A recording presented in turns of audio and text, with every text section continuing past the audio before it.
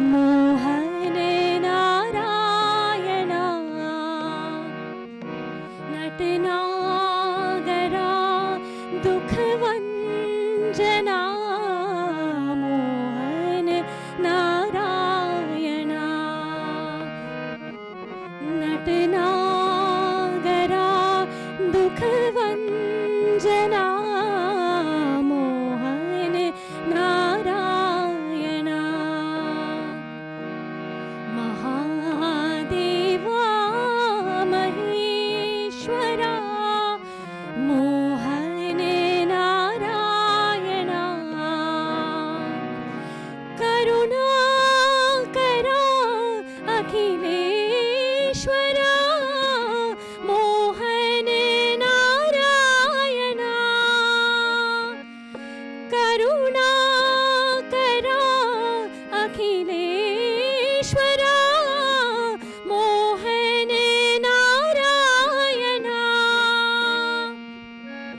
अल्लाह तुम महावीर येशो मोहन नारायणा अल्लाह तुम Mahavir Yesso Mohan Narayana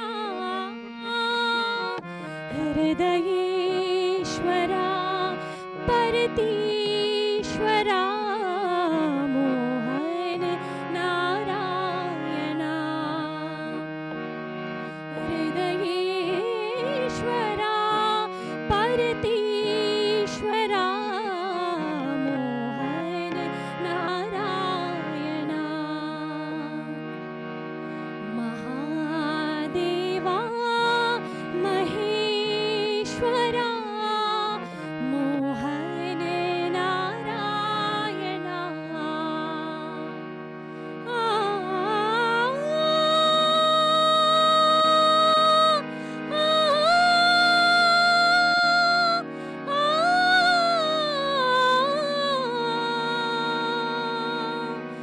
Mohan Narayana.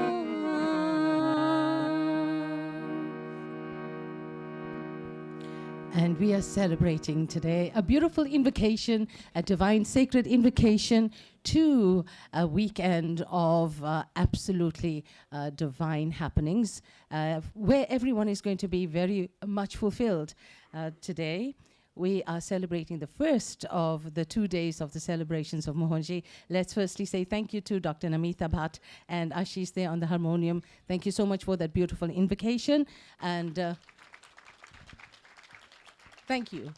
Welcoming all the great ones, the spiritually divine ones. We welcome everybody, ladies and gentlemen, dear beloved family and friends, our beloved Mohanji, Amma, Devi, and all family and friends. Thank you so much for joining us today in the rarefied realms of the Maha Kumbh Mela 2025 with Mohanji. And it's not only that, we are celebrating Mohanji's 60th birthday, a milestone birthday over these 2 days. Today, we are celebrating his nakshatra birthday, meaning his star birthday. More about that later on. But before we actually go into the celebratory items on the agenda or on the program, I call upon our dear Subhashri. We remember Acchan, and Subhashri is going to lead us into a beautiful invocation, actually. It's a prayer in remembering Acchan. Acchan is very lovingly and affectionately, he's known as Acchan, Mohanji's dad.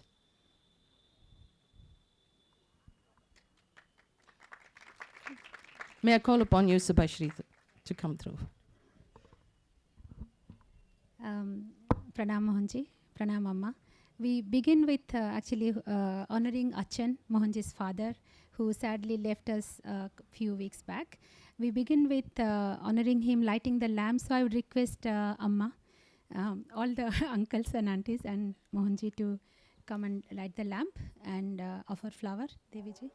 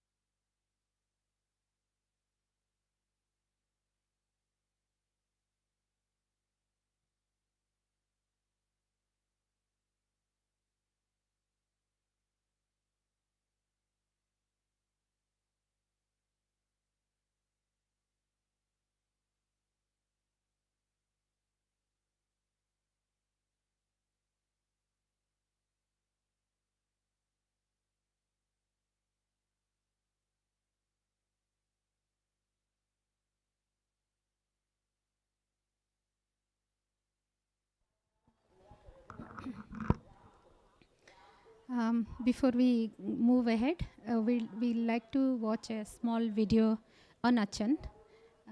If you can play that, please. Thank you.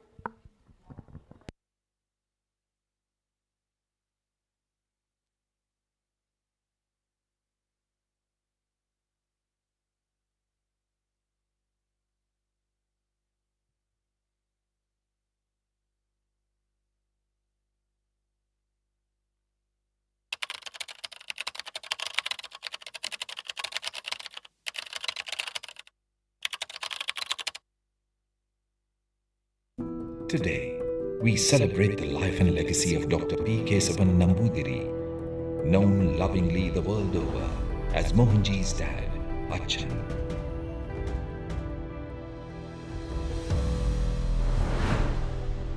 Born in 1933 in a Nambudiri family in Muringu, a small and picturesque village by the Chalakudi River in Kerala, to loving parents Uma Devi and Kesavan Nambudiri.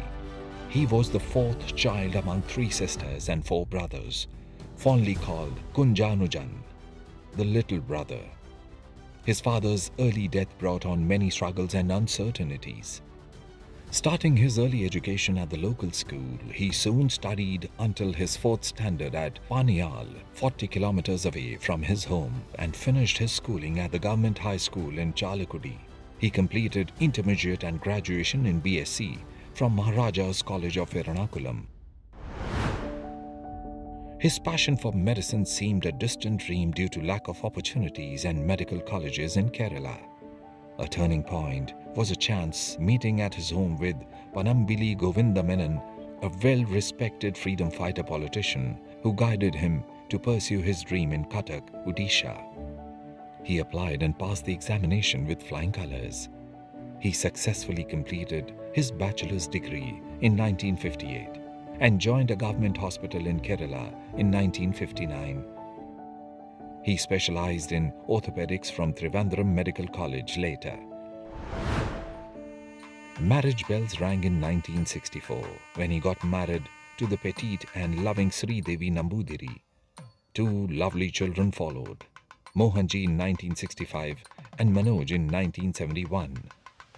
He served as a medical practitioner for 3 decades in various capacities in the government across hospitals in Kerala, finally retiring as Chief Police Doctor and Chief Orthopedic Surgeon at District Hospital Palakkad in 1988.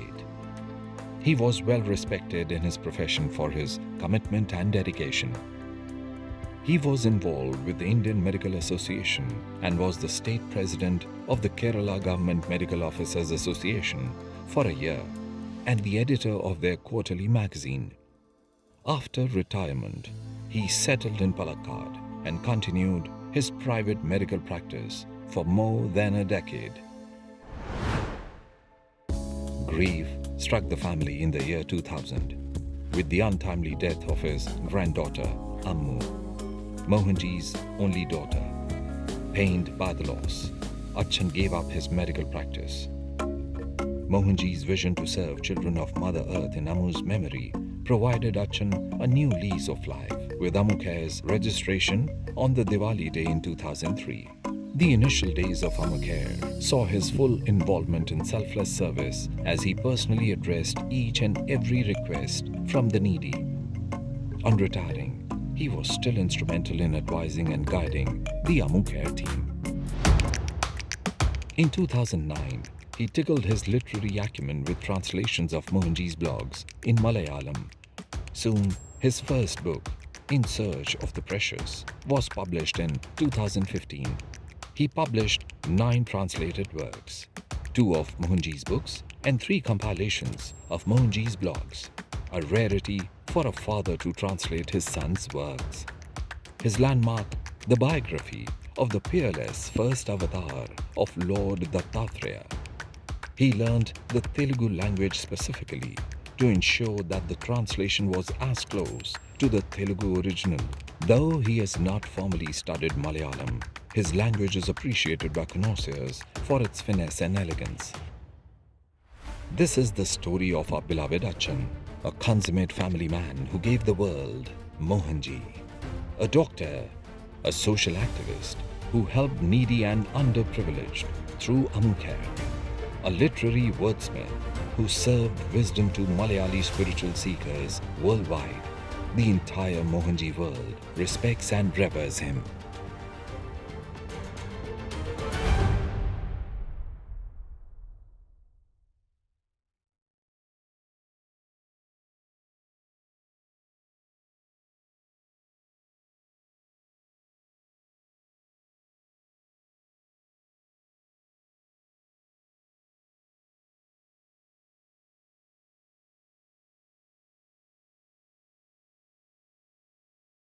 Who are connected to him closely. Thank you, everyone. Thank you for that beautiful video. It encapsulated a beautiful story of Acchan. And then, Mohanji, you have brought us all here together from far and wide, and love pulled us here together. You always say love is our nature. Our nature and love indeed has magnetized us to this place for the Maha Kumbh Mela and also for this grand celebration of your 60th birthday, a milestone indeed and very significant. But to talk to us about this milestone birthday, the 60th, call upon Madhu, who is going to be, I beg your pardon? The book release. Oh, okay. So before we call Madhu for, to talk to us about the significance of the 60th birthday of Mohanji, Subha is going to be releasing a few books. Thank you, Subha. This is just to actually continue with completion. I have to give it to Acchan, Amma. Okay. Sure. Yeah. Apologies for that. I'm just trying to shortcut some space. After that beautiful video of Acchan, we know most of us, Mohanji's global family, who call him Acchan, not just for the namesake, but also we all felt him as our father. Today is a very special moment for me from my heart, because as you saw that Acchan did so many book translations, even when he was so old. Just before he passing away, maybe few months back, he decided to do his last translation. The translation he started last few months back, and on his own. And this is a book called Jagamohana, which I had compiled with few other people on a very special occasion that happened when Mohanji came to Puri for the first time, bringing Acchan and Amma and all his uncle, auntie as well. And Odisha was close to Acchan because this is where he did his medicine, he did his medical studies. And that is when he used to also go to Puri to serve people when he was a medical student. And for 62 years after that, he had not gone. Mohanji, after 62 years, took father and mother both. And after that trip, we had this book that was compiled. This was so close to him, not just he did a foreword in the English book, if you have, you can see that. Few months back, he proposed himself that he would like to translate this in Malayalam. That's when his eyesight was poor, he was not very well. And that itself was a great honor, and I felt very overwhelmed. The book he completed, the translation he completed, when he completed, he even messaged and told me that I have completed. So we said we will, we would release this book on Mohanji's birthday, and I would offer this book to him. Of course, he fell sick, and the day before he actually left his body, the last thing he spoke to Mohanji is about this book. He said, I would like to see this Jagamohana book. And after that, he didn't speak, and he passed away. Unfortunately, he couldn't see this book in his hand. But we know that he is seeing it, and what he left, this memory for me is a lifetime memory. And this honor, I don't think I can get any more honor than that. So today, I'd like to dedicate this book and offer this book at Amma's feet. So I'll just come down because Amma cannot come up.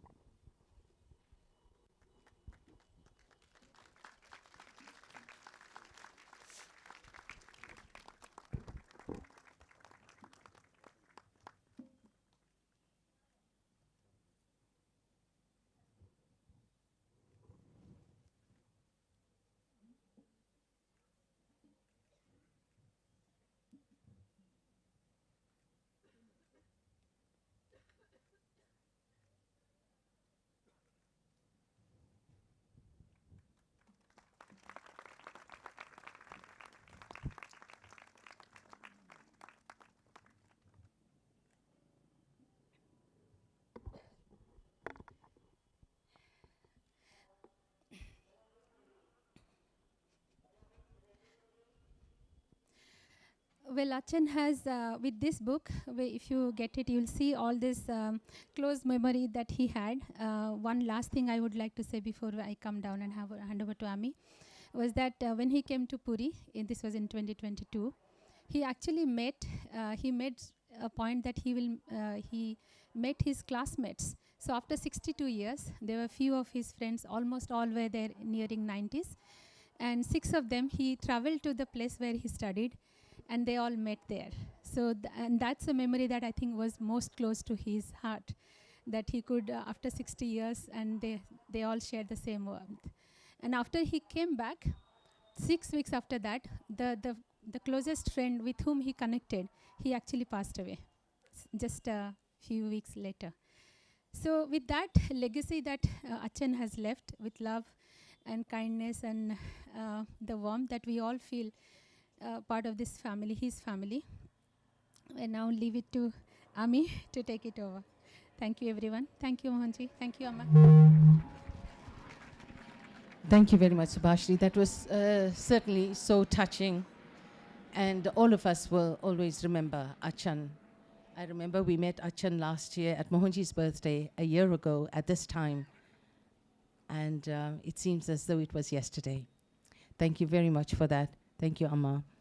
And now we were talking about a milestone birthday, Mohanji, a 60th birthday, something really, really significant. And our CEO, Madhusudan, is here, and he's going to be talking about that. What does the Nakshatra, celebrating the Nakshatra birthday today? Thank you, everyone. Let's welcome Madhu.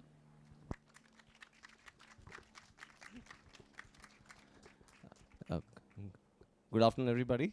It gives me great pleasure to welcome all of you to the 60th birthday of our dear Mohanji. Today, the 22nd of February, happens to be also the birthday of Mohanji as per the Hindu Vedic calendar. 23rd, of course, everyone knows, that's traditionally been when we've always celebrated Mohanji's birthday. It's the start of our planning year. It's like a milestone every year. You turn one more page in terms of how much more impact Mohanji is making on the world and how much value we are adding. But we realized after we started the planning that 22nd is actually the birthday, as we call it, the Nakshatra birthday, or the birthday as per the Vedic calendar. Now the 60th birthday for a person has very special significance. In Sanskrit, it's called Shashti Abda Purti. So it's the completion of 60 years. It is, why it is very significant is because the Hindu calendar has 60 years. So it's a cycle of 60 years. So when a person has completed his 60th year, the stars are believed to be in the same position as they were at the time of the person's birth, which is why it's very special. It is also a milestone because traditionally, that was the time when people would, in the olden times, think about Vanaprastha and so on and so forth. Much of that is not really relevant to Mohanji. But that's another reason why that is special. For us, why this particular birthday is extra special is that it's not just the cycle of 60 years, it is coinciding with a cycle of 144 years at the Maha Kumbh. So we are celebrating the birthday of Mohanji. The theme, as Ami mentioned earlier, is Mohanam, a life lived beautifully, and a life that is making so many lives in the world beautiful. And that's happening in the space of the MahaKumbh, which is a cycle that happens just once in 144 years. It's a truly, truly rare opportunity. So I'm very glad that all of us are here to celebrate this occasion. I'll pass with one other, I'll pass on to the next section with just one other mention. Normally, in our custom, on the 60th birthday, it's also an opportunity when the husband and the wife get married again. I have to suggest this to Mohanji. So we've skipped that part of the traditional rituals and gone to things that are more in keeping with Mohanji's style, which is what work we are doing in the world, what more we are planning in the world. So I think, and more Annadan and helping more people. So that I think suits Mohanji's flavor better. So we skipped some parts of the traditional ritual. But look forward to a evening of celebration today and continuing into tomorrow, where we truly bring Mohanam to life. Thank you.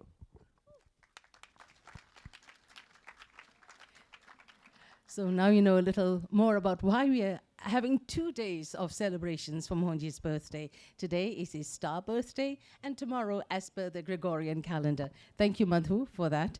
Mohanji, it's there are various emotions running through, so many different thoughts, ideas, everything being put together, and looking at this hall, which is so full of love that is flowing through.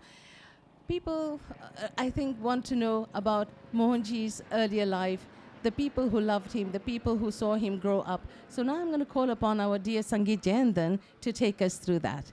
Around for Sangeet, everyone. He is of the MahaKumbh Mela Diaries fame now. If you haven't watched it, please go watch on YouTube, the MahaKumbh Mela Diaries, if you haven't. So, Sangeet? To correct Amy, I don't know much about Mohanji's childhood, but I'm going to get somebody very special in the Mohanji family, somebody whom we call as Anujan Ammaman. So it's my great pleasure to welcome Ammaman here to the stage. And Ammaman has been, of course, a part of... When the first time, there's a personal connection in that regard, because when I started to know Mohanji, one of the interviews which I saw was actually with Ammaman back, and it was such a lovely, I think you should look it up if you haven't seen. I'll have one more chair, actually. So there, it was such a refreshing connection, and the vibe is like, he's the cool Ammaman whom you want. Ammaman in Malayalam is uncle. Again, once I became a part of the Mohanji family, I realized that he's not just Mohanji's Ammaman, he's everyone's Ammaman. So, please, Ammaman. Can I have one more mic, Ami? Thanks. So we haven't scripted this because, of course, obviously we wanted it to be informal. So what the intent of this discussion is also to get an understanding. 60 years of transformation. New members of Mohanji family have been in long-time members of Mohanji family, but it's always great to know the childhood of Mohanji. So, Ammaman, thank you for agreeing to come and talk to us today. To start, our first question would be, what are a couple of things you really remember about little Mohan? Thank you. Remembering my Dr. Acchan, that is Mohanji's father now. Mohanji, I call him Mohan or Mon. In our family, everybody calls him Mon. That is the short form of Mohan. Actually, the age difference between us is about 7 years. So, when he was a small child, I know him. And when he grown up, we, even though uncle and nephew, but we are like brothers. So, when I was studying, Mohanji was also studying in the high school classes. So, I had an opportunity to live with them in several places. Especially when his father, Dr. P.K. Namburi, was working as a doctor in Kannur District Hospital. I had an opportunity to live with him for about 1 year. At that time, Mohanji he completed his SSLC and he joined in college for pre-degree or +1 now. Manoj was a student of a school at that time. From the early time itself, Mohanji, as a child, as a small child, when he was studying at Palakkad Lions School, very, very small. At that time, he was very small, not no height. Very small boy. And when his father is a government doctor, so after 3 years, he will be transferred to different places. And he was transferred to different places such as Kottayam, Charayangal, Palakkad, and Kannur, Calicut, etc. At that time, his growth or growing of Mohanji, I was with him, and so I know him very well at that time. As a boy itself, he liked small pets, that is like dogs, cats, then rabbits, then dogs, and then some hen, whatever. He liked to grow them in their house, and sometimes he may be busy, but his mother continued to do the work of Mohanji. At Kannur, he had so many hares, the rabbits, in his home, and we both went outside to get the eating carrot is the favorite of a rabbit. A carrot and some leaves of a particular tree plant is used for that.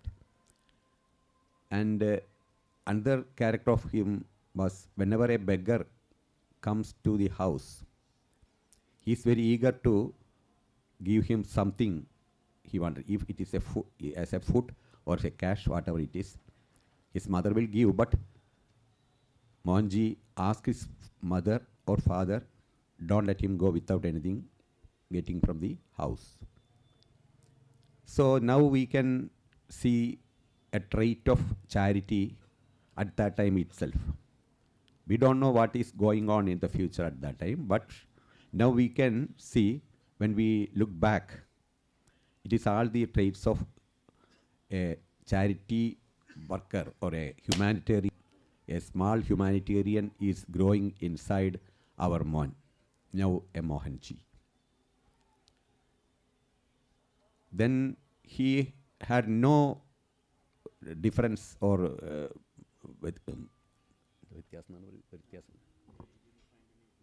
yes, no difference between any people, whether he is poor or whether he is rich, whether he belongs to any caste or religion, whatever it is. He had a friendship in all types of men at that time. And he will try himself at his own capacity to help them whenever they need a small help from him, because he's a small boy or he's a student. Then after becoming, or he got graduation, his college education was from Kannur, then he went, father was transferred to Calicut, and he finished his degree graduation at Calicut. At that time, he had so many other friends also. He became a member of Leo Club, I think, Lions Club's small youth club of Lions Club. He was working in that club. So he has so many friends, classmates, not other than classmates. He is always roaming here and there with so many activities at that time. Then after the graduation, he went to Cochin for his post-graduation. At that time, he was living with his uncle, Professor T.M. Shankaran, and he had his post-graduation studies there. After post-graduation, he went to New Delhi for MBA studies. Whenever he still says that he was not a brilliant student. He's a normal or an ordinary or below ordinary student, he says now itself. But he's a man looking around, hearing all around, and he is studying. Maybe we can see now he may be studying the circumstances and the people's life, all other animals or other creatures' life. Maybe. And he completed his study at New Delhi and got employed at Cochin in a shipping company. And he went to abroad Gulf countries for as a shipping CEO, etc. Mama, sorry, on that point, I want to go back before on the childhood bit. I have something to ask you. Okay. This is again something which Mohanji himself had shared, his connection with his maternal grandfather. Okay. Could you talk a bit about that? Okay. Yes, that is another point. My father, that is Mohanji's grandfather, he was very fond of him, and similarly, Mohanji was very fond of him. Even though there is an age difference, they talked so much in the evenings.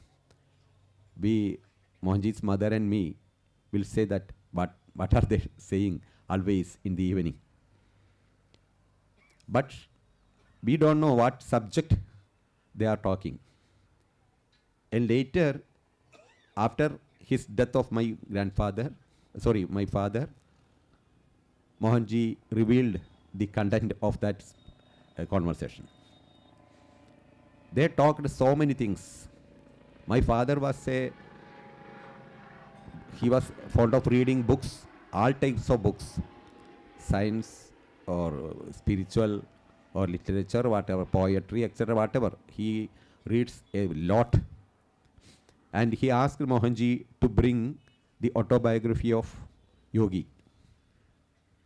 At that time, it was not available in Kerala bookstalls. So Mohanji searched in Delhi old books market, and he somehow got it and gave to my father. He was very happy to have that book. And at that time, a incident was also, Mohanji's mother was complaining about Mohanji because so eager to study, is doing this and that, not except studying. So Mohanji's mother was very anxious, or was very concerned about what is going on, what will he become in the future, and asked my father, that is her father, my son is not eager to study, he is wasting time, so what can we do? So my father, that is Mohanji's grandfather, laughed and said, don't worry, one day will come, the whole world will know him, the whole world will respect him. So don't worry about him. He will study, or he will become a great man. That I can see. My father was an astrologer also at that time. He was an astrologer, not a professional astrologer, but he is fond of looking horoscopes and telling the future of people. So by studying the horoscope of Mohanji, my father predicted that he will become a man knowing throughout the world. That we can now understand his prediction.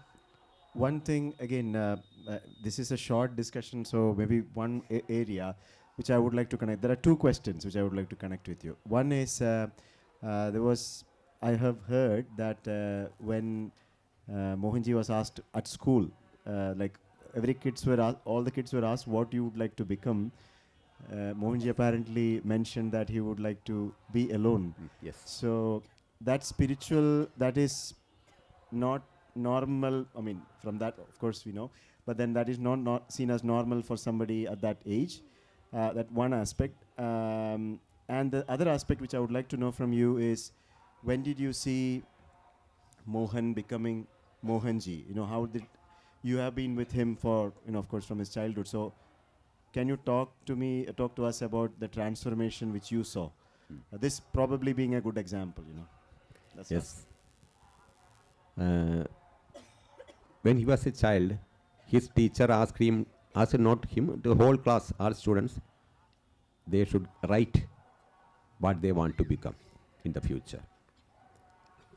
Some students wrote about, I want to become a doctor, I want to become an engineer, I want to become a policeman, or I want to become a driver, etc., etc. Mohanji said that I want to sit alone. He want to sit alone. The teacher read it and she was alarmed. and she was worried about him because it is not an ordinary answer. And so she complained this to Mohanji's mother that this boy has some problem.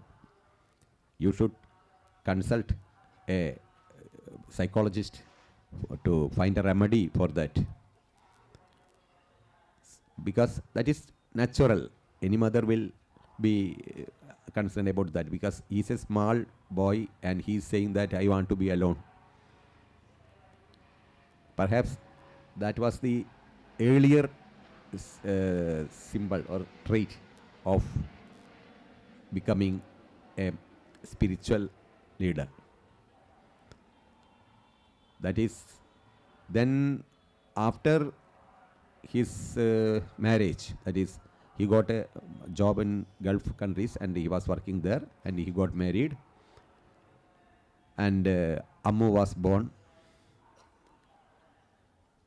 But some problem was there, and unfortunately, when Ammu and her mother was going to her wife's house, Mohanji was not with them.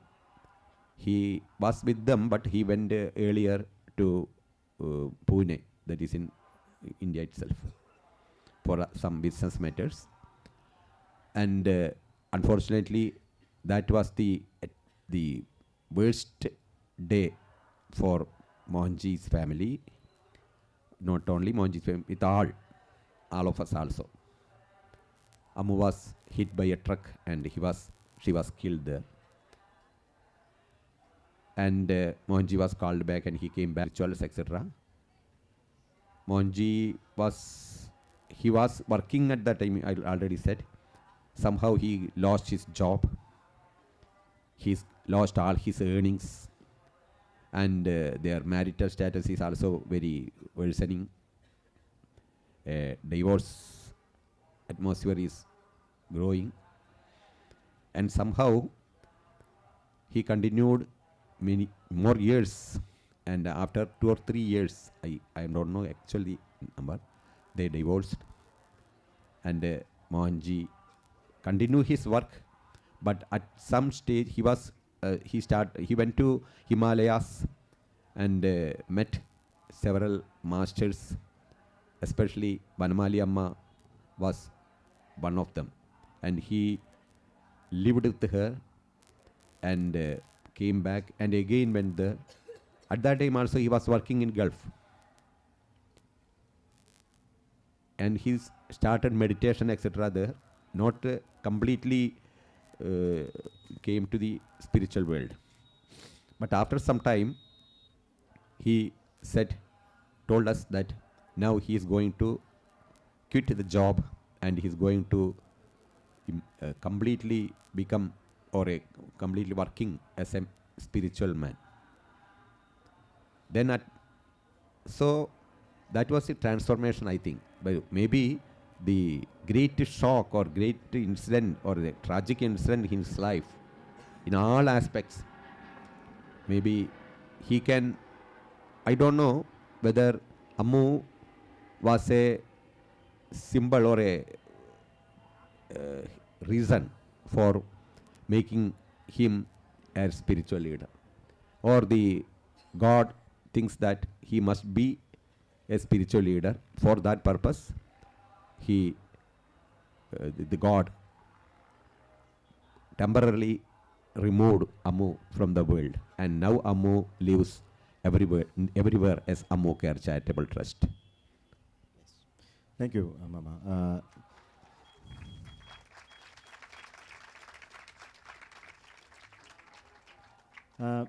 Last question. We are short of time. So, last question. How is your relationship with Mohanji? Because for somebody who is a spiritual leader, of course, you know, I saw recent pictures of, very lovely pictures of your trip recently. So how is can you talk about your relationship or friendship, or how do you see that relationship with him? You know, a bit about that. Yes. I already said that I am his uncle, but we live like brothers. So even I know him all his stages closely. And I can understand him and he can understand me. So at first stage, that is true, his way of going to this field, that is spiritual field, actually we were happy.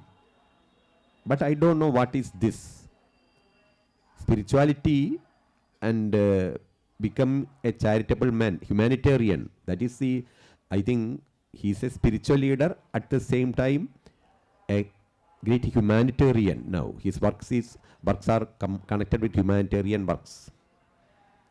Spirituality is also there, no doubt. But at first stage, in personally speaking, not so much know anything about his spirituality, etc. But whenever we meet, he speaks or telling something about that, but I don't know what he speaks in that aspect. But I know the initial stages of Ammukar Charitable Trust, as the first, Dr. P.K. Namburi was the first president at that time, helping patients, helping students, poor students for studying, etc. He was doing. I was very much happy to know that, because it is a great thing in this world. Spirituality is there, but after some time or some years, etc., we also, we means myself and my wife, also began to think him not an ordinary humanitarian, but something special in him. And that is when we, Sangeet said that when we went to Europe, Australia, etc., Mohanji was the only reason why we went there. Otherwise, we cannot go, or we didn't go there. I didn't think about going to Europe or Australia. Mohanji asked us to come, and we are very happy. And he completely, every step, he was attending us. No problem for at any stage, at any day. No problem for us. And it was a great event. So that's I just mentioned this only to say his peculiarities in this relationship. We speak all things. He say there is no, and my problems, I have so many problems in my life, and I have some official duties also there. Whenever a problem arises in my mind, first I will call Mohanji and ask the problems and tell the problems, and Mohanji will give me accurate answers, and his reply or response will be a great medicine for my mind. This time also, 2 days before I reaching here, we had such a talk, and he gave me advices. So that is, now I am sure so many instances are there, small or big. The coming to this Prayagraj, it is not easy. The last day when we started from Palghat, Anand said that it is not easy to go to the Prayagraj airport with the 2 cars, only 1 car. It is also very difficult. You have to come by motorbike. I am ready, but my relatives all are not so ready because health problems are there. But 2 cars are ready, and we came here very, very speedily. That is not a human task, we believe. Similarly, so many small or big, and our going to Europe was also. Tomorrow we have to start actually, but I didn't get the visa today. Today at 8 o'clock, the visa office said that your visa is under process, and 9:30 visa is ready. Tomorrow you have to start. I don't know what to do. Mohanji said that you must start. How? I asked him, no, the day after tomorrow I will try. No, tomorrow you must at 7:15, you have to, the plane starting from Coimbatore, So it is now 9:30. Tomorrow morning, then 7:30 I have to start at 3 a.m. etc. or 4 a.m. So and bag is not ready for a big trip. No, whatever the answer, you must be there. And somehow we both tried very much, and only 1 hour we slept, and again started our work, and 7:45 we reached Coimbatore, then Coimbatore to New Delhi. Then visa is there at the New Delhi visa office. Because if the visa is going to be sent by post, it will take our weeks. So the tour cannot be, we cannot attend, we cannot accompany Mohanji. So he asked the other official help, and he got it within 15 minutes. We got the visa, and Advocate Sai Krishna sir made all arrangements at New Delhi. And then from there, Venu Rajamani sir, the ex-ambassador of Netherlands, was also very helpful. And Monica came to Delhi to take us. And next morning, 4:20, flight to Amsterdam. Then from Amsterdam to Paris, Paris to Rome. And the next day at 8:15 p.m., we reached near Mohanji. It was a miracle, no doubt. No, I am sure no ordinary man can do that without the help of Mohanji. So this is, so many examples are there. I taught one or two. Thank you, ma'am. Thank you so much, ma'am. And I know we can go on and talk for hours here. Thank you for giving us a glimpse of the compassionate humanitarian, the absolute and intense pragmatist, the deep, profound spiritual master beyond words. Thank you for giving a glimpse of Mohanji. Thank so you, much. thank you.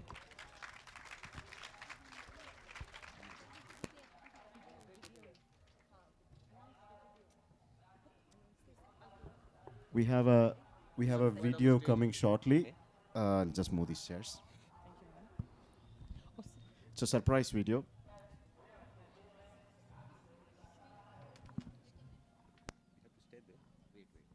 60 years of transformation.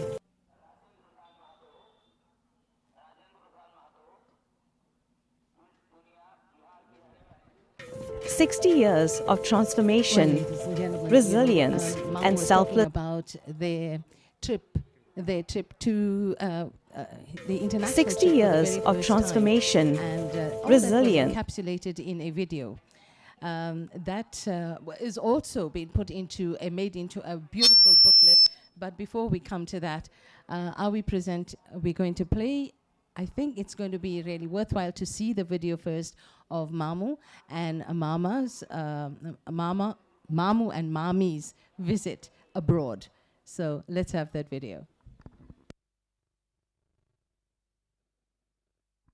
Mama, and Mami. The Mamus, Mohanji, it does get pretty confusing. So we get Mamu and Mamis. I think we finally got that right. Okay, we have a video clip of the international travel coming up.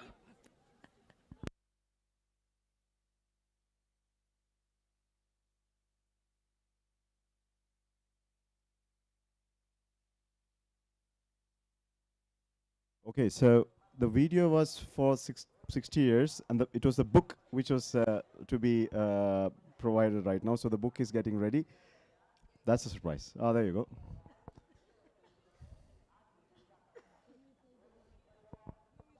Hold on. Madhu, can you call the people, whoever is there involved in the making of this? So there are people here. So yeah, there's Thea. We have a little bit of a surprise for Anujan Mama, not Mamu, Anujan Mama. Ami was trying to cause a little bit of confusion in the Mohanji family, but to clarify, Mamu is thinking, when did he travel to Europe with Ma? But Anujan Mama and Mami went on a somewhat of a world tour. glimpses of which Anujan uncle just briefly explained now. So, Thea will explain what is happening right now. Thank you, Madhu. So last year, Mohanji took his uncle and auntie for a tour around Europe. First time out of India, starting with Australia, and then come everyone.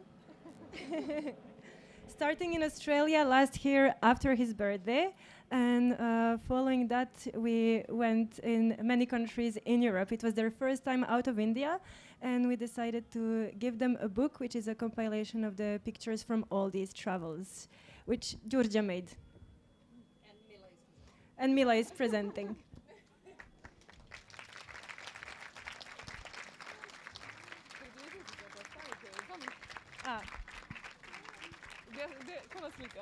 Kara, you can come in front.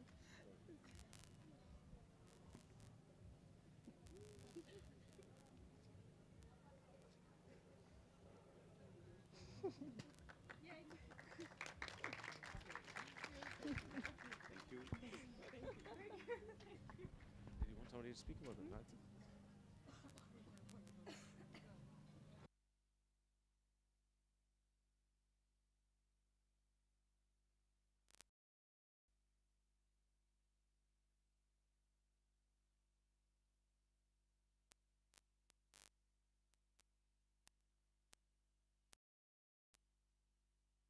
Okay, now we got all that confusion sorted out, but I think for a person like myself coming from South Africa, so we'll just simply stick to uncle and aunt. I think that will do it.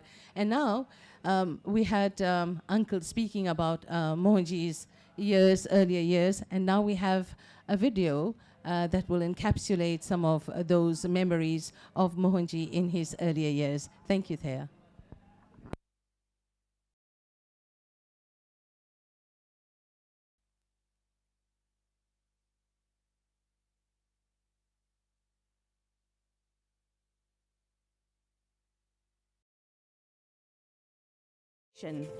Resilience and selfless service. This is Mohanji. Born on February 23, 1965 in Kerala, India, Mohanji was always different. Deeply introspective, yet mischievous, his kindness knew no bounds. When asked what he wanted to be, he wrote, "I want to be alone." But his grandfather saw what others missed. One day, he said, the whole world will respect him. A thriving corporate career in the Middle East brought success until August 23, 2000. The sudden loss of his beloved daughter Amu shattered everything. His job, health, and investments disappeared overnight. But from the depths of despair, he found his purpose. Seeking answers, he journeyed to the Himalayas, only to realize true peace must be found amidst life's chaos. Deep sadhana led to profound communion with higher masters, unveiling his mission to raise human awareness. In 2003, with just 1,200 rupees, he founded Amukhe in his daughter's name. People thought it wouldn't last even 1 year. Today, it spans 84 countries, touching millions of lives. In 2007, he met Bilyana, who would later be known as Devi Mohan, who encouraged him to step into his public life. What began as a personal quest soon became a global movement. Consciousness Kriya, Power of Purity meditation, Maitri method, Empowered, and so much more powerful tools for inner transformation emerged. In 2011, Mohanji and Devi's daughter, Mila, was born. By 2012, he left his corporate life, entirely dedicating himself to selfless service. Mohanji's path is boundless, not confined by religion, ideology, or dogma. He redefined the Raja Yoga system that accommodates all paths. Whether through service, knowledge, devotion, or direct experience. His teachings break barriers, guiding people toward full consciousness. Through the Mohanji Foundation, ACT Foundation, World Consciousness Alliance, Early Birds Club, World Tribal Alliance, and many more platforms, thousands of volunteers drive global change. Mohanji's mission is transformation. His methods empower thousands to live with stability, purpose, and service. From global forums to grassroots initiatives, from conscious business models to reviving traditions, his impact is as limitless as consciousness itself. His efforts have earned prestigious awards, including an honorary doctorate. Yet for Mohanji, titles and recognition hold little meaning. What truly matters is the transformation of every soul who walks this path. 60 years, countless lives transformed. This is not just a journey, it's a movement, and it has only just begun. Happy 60th birthday, Mohanji.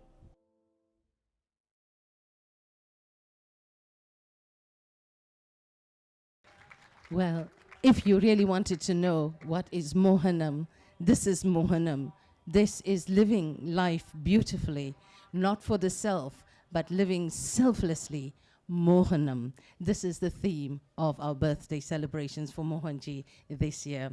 So thank you very much for that. It was so beautifully done. And thank you, Delo, for that narration, our Delo governor from South Africa. And now it gives me the utmost pleasure to call upon Devi Mohan. And we are going to talk to Devi not as a disciple or as an ambassador for ACT or the Mohanji Foundation, but we are going to talk to her as a wife and how she met Mohanji. But let's get Devi seated. Can we have a chair here, please? And we'll call Mila a little as well. I'm going to talk to Mila. Thank you. Thank you very much.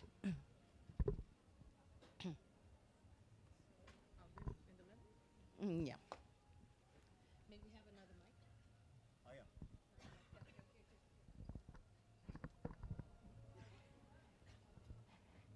mic. Devi, as we sit here today, what are you actually feeling now as you see people coming from so far and wide to celebrate Mohanji's 60th birthday?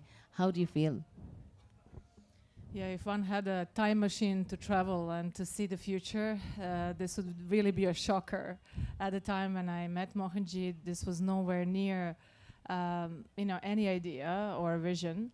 But it did come through in 2012 when he decided to step out of the corporate life and give himself to the world, as he says. It's a powerful lesson for all of us. Be open for the magic that future brings. And I feel that Mohanji's message is, he's mirroring our highest potential. He's showing that all of us can do this. And that's what's really beautiful. Now that we know that the world actually knows Mohanji, the Mohanji world is really growing by the day in leaps and bounds. And it's largely thanks to you that you actually brought him out of his silence, Devi. So can you take us back to that time, to where we are now? Yeah, I really don't have a sense of doership for this, what you're saying. It kind of came really natural.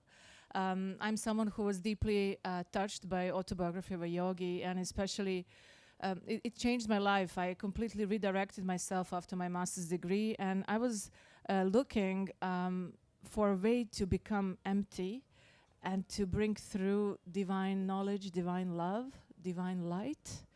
And I thought, that is the greatest vision of what I could ever do in life. But to bring through knowledge through what I came to know later on from Mohanji is called Ridambara Buddhi, so that highest intellect, not from our own little knowledge from the books or something we have understood ourselves. First time I ever saw that happening was with Mohanji. And it gave me a really deep fulfillment. We just had our little ordinary daily activities, and then I would enter a room and see him seated with spine straight and typing something very fast. And I had this childlike curiosity, what's gonna come out, what's gonna arrive. And then at that time, these were beautiful blogs. So he was not known, he was just simply a man in Dubai writing blogs, But the way these blogs came out was just so beautiful. And then the next thing that came when we already moved to Muscat was power purity meditation. And that was a turning point, because blogs and writings are for everyone to read. But meditation did not come for us to just have it. It came with a subtle message, this is to be shared. So this is when that key moment came, when Mohanji simply said that, you know me, I'm introverted. I don't see myself going out to people and saying, hey, you come here, I'm gonna teach you something, I will conduct a meditation for you. He just simply could not see himself doing that. And I just stubbornly pushed, in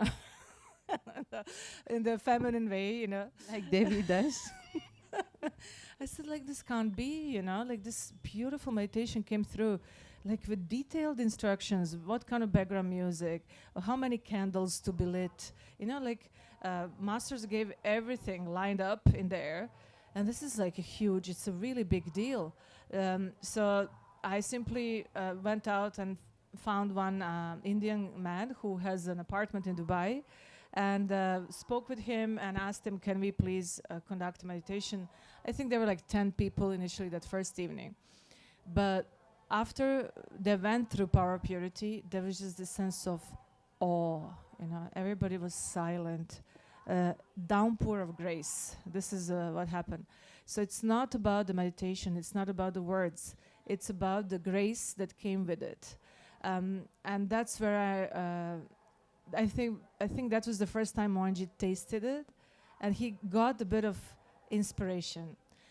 So some people say, as women, our core value is the energy we bring through. What is the nature of Shakti energy? It's to support from the back, to give the wings, right? So I cannot really take credit, but I just feel that was when I first understood the power of my own Shakti energy and the importance of that, just being there for someone and doing this kind of just a little bit of support for a higher good.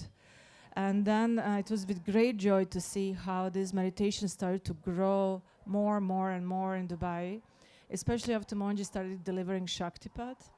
That was another turning point. So meditations with Shaktipat and satsangs. This is what started. And from there on, it just continued throughout the world.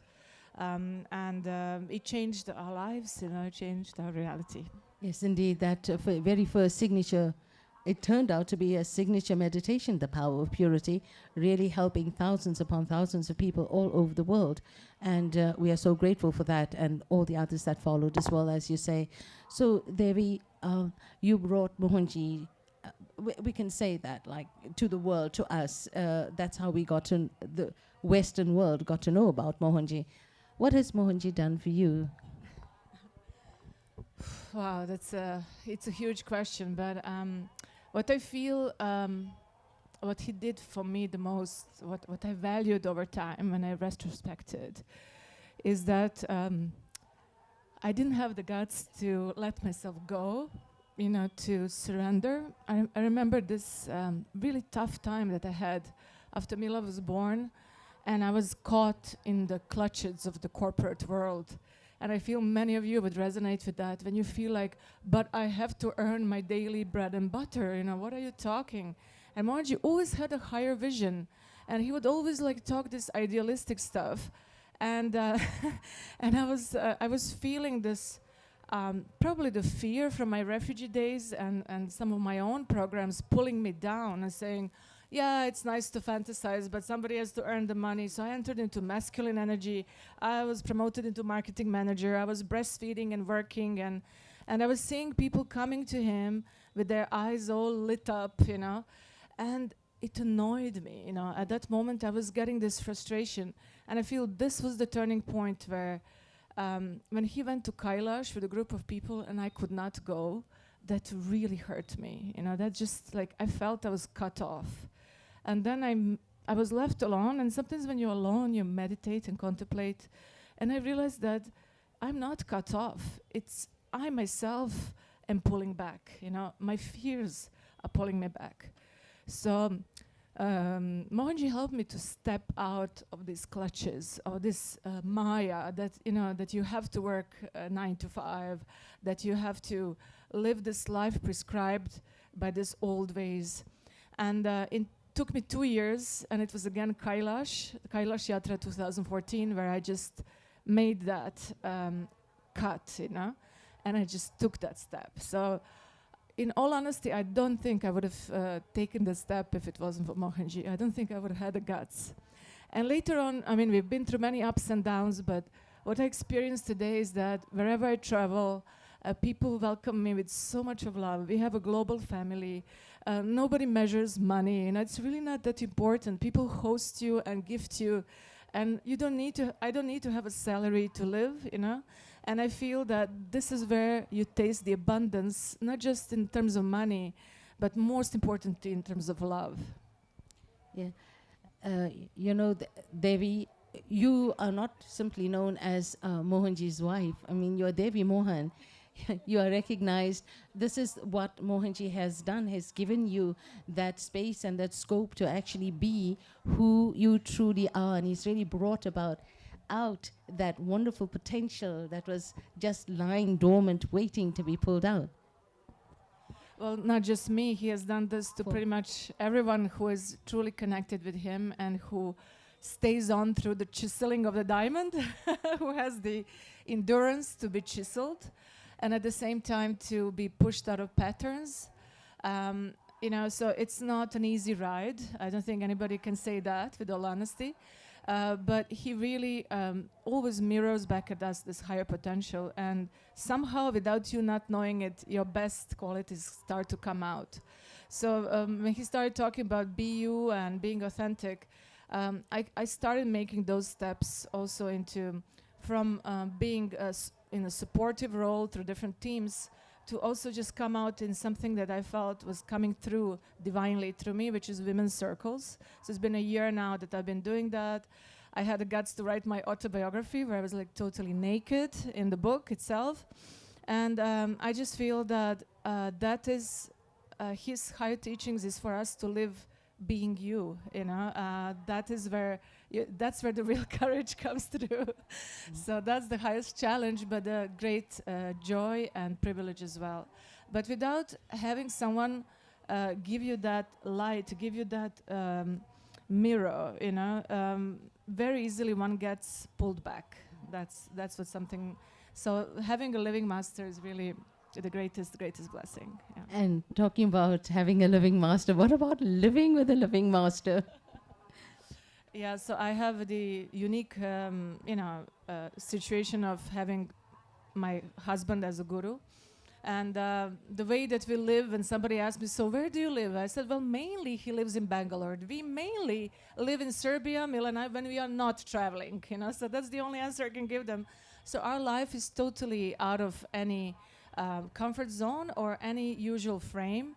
And I feel that's what makes it special, because I feel that very emotional. I feel that the Master has blessed this family to be different, to bridge East and West, to really bring out the light in a new way, which was never done before. And that's why there was a lot of challenge as well. But the blessings that we experience and what I feel that we give to the world is so special that it kind of blows my mind. It just opens the heart. So sorry.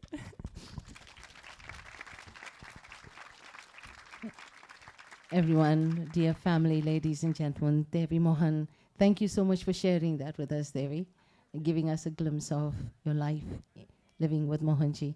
And now, it is such a privilege to be talking to our lovely Mila Mohan. Mila, it's your yes, go on. Give a round of applause. Thank you.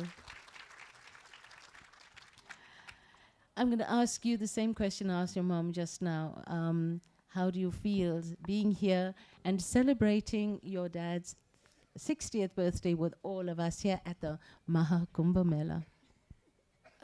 Well, it's a pleasure, and I'm really happy to be here with my family and with everyone else. I always knew my dad, that he was different than everyone else.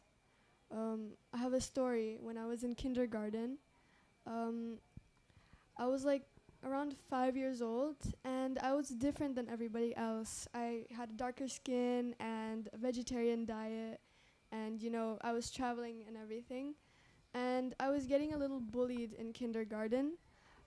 So I remember this one time when I stood up to one girl, and I told her, "You don't know who my father is." Everyone loves him. And at that age, I knew that even if you're short or tall or weak or strong or, rich or poor, that without love, you can't, be powerful. That was a very powerful answer you gave that little girl. And now thinking back about it, hopefully she's had a chance to think about life a little bit more. Mela, it's not an ordinary life that you live. You're not an ordinary child, even sharing your dad with the entire world. How does that make you feel? Well, he's not only my dad, he's everyone else's. So everyone calls him father and I call him papa, so that's the only difference. Have you had a chance of wishing your dad today? Or your papa today? Tomorrow. Tomorrow. So, do you call your papa Dr. Papa? Not really. Just Papa. Yeah. Is there anything else you would like to add before you go? Well, I think I really said everything. Mela, it has been such joy speaking to you. One last question, right? How do you feel about the Kumbh Mela, being here and taking your dips in the holy river? I feel very delighted that I'm born at a time that Kumbh Mela is happening, and taking dips and everything is just so empowering. And I'm really happy to be here. It's not like everyone has a chance to be here, so I'm really happy about that. Awesome. Thank you very much, Mela. We are so very proud of you and we love you so dearly. Thank you, everyone. And now let's take Devi, Mela, thank you so much. Okay. Let's take a break, a musical break. We call Dr. Namita Bhatt to sing. Would you like that, everyone? Yes? Great. Thank you.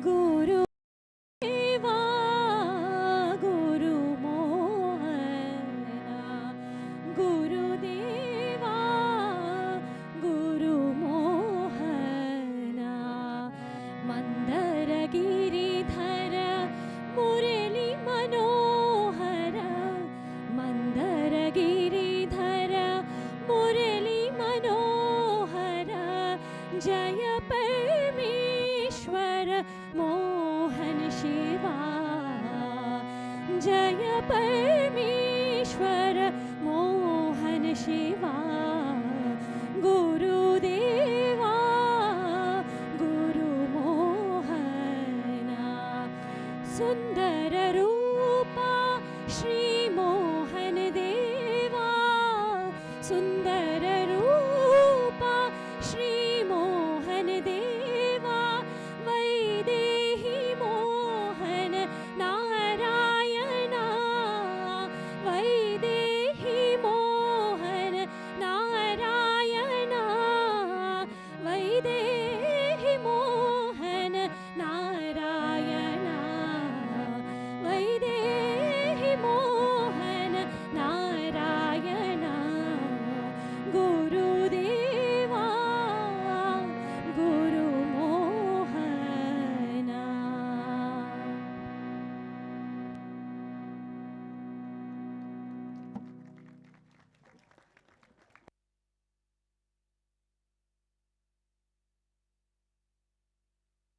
a perfect song to celebrate our Guru, our dear beloved Mohanji. Thank you.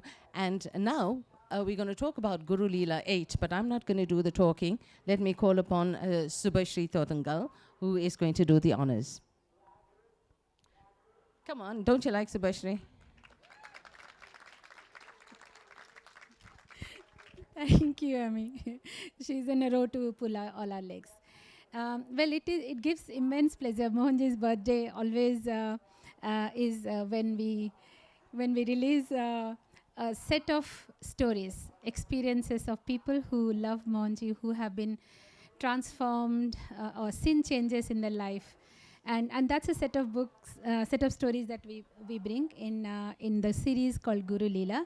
How many of you have seen Guruleela books, which is displayed in outside? Can you say yes loudly? Yes. Okay. So anybody knows how many Guruleela books are there? 7. So far we have had 7 Guruleela books. We started the first one in 2019 January. But today, again, we will do one more Guruleela 8. But this is a special one in the theme that we are talking today. You heard about Mohanji's early life, his childhood, and we should know about his work life as well, right? You all saw he was a CEO and country head. So what has come in this book, Guruleela 8, is where we talked about Mohanji not as a guru bringing transformation, but Mohanji as a leader, a true leadership skills, management skills. And what we have done is bringing stories, really unheard, unread stories from his work time. So one of his ex-colleague who has written, of course we can't reveal his name because he had a contract with his company. But many stories, and when we were compiling, we had goosebumps. And what we then thought that along with his story, which is Mohanji's life or his leadership skills before he became Mohanji, and then his leadership style or management style after he became Mohanji. So many people in our family here who have been working with Mohanji experienced him not as a guru, but how Mohanji guides each of them as a leader. So this is coming from people, his ex-colleague, and also some of the people from the current Mohanji family. So I would like to actually call upon with my complete humbleness, Mr. K.D. Raoji to come up on the stage to do the honors to release Guruleela 8, Mohanji who transforming lives.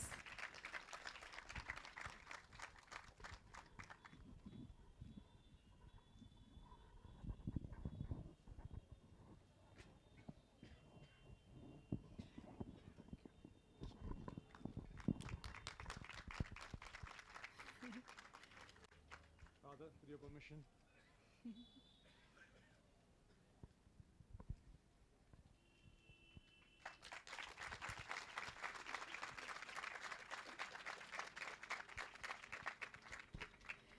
Raoji has been the ex-chief director of Air India. I didn't just, we just didn't take a name just like that. As I said, this book is about Mohanji as a true leader, as a true manager, and this could almost be considered as a management handbook for people who are studying management or want to become manager.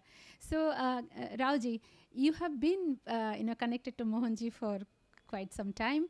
You have seen him not just as a guru, but you have seen him in as a visionary role. Would you like to just speak few words? Ladies and gentlemen, esteemed dignitaries in the audience, like all of you, I am one more of those who are blessed by the love of Mohanji. From the day I had the honor and privilege to know Mohanji, it has been 4 letters, LOVE. Every act of my Guru is embalmed with love, covered with love. And it's been an amazing journey. When I was abroad one day, I had a problem. I sent a message to Father that I envisage certain problems. He said, don't worry, go ahead. The problems were solved. And when I sent my heartfelt thanks to him, his cryptic answer was, I know.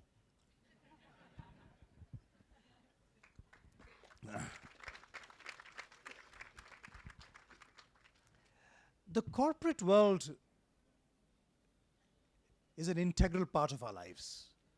So many of us have come to where we are today because of our corporate life. It has made what we are. But the beauty of Mohanji's example is that we are able to look back and understand what was right, what was not so right, and what was wrong. And the beauty is that today we learn to contribute and share, as Father has said. And that is most important. For me, the message from Father is learn to share with others. In whatever little way we can, we must do so. Thank you, Father. Immeasurable thanks to you for all that you have done for all of us here. And I know I speak for every one of you here in giving our heartfelt thanks to you, and happy, happy birthday.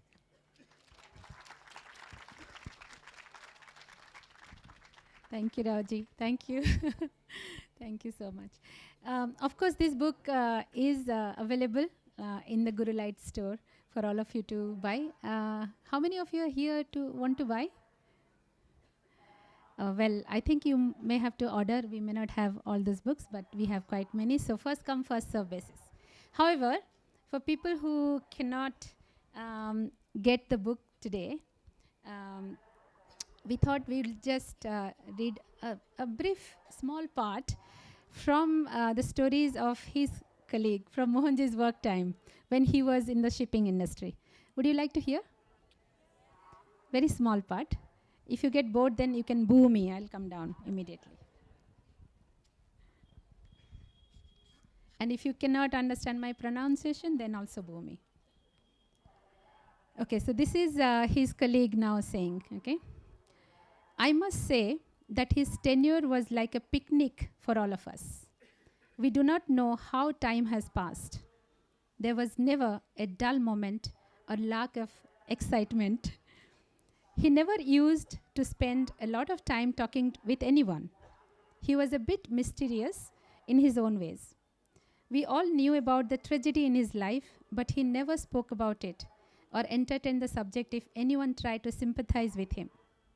His standard answer was, "This is my personal tragedy, personal sorrow. I don't want to talk about it." He always encouraged a discussion about two things. What else can we do to improve our standards and revenue? How can we best optimize our resources? Mohanji never entertained any gossip, unwanted criticism, or the act of blaming other people. He never tolerated neglectful mistakes, usually caused by absent-mindedness. Is it sounding familiar?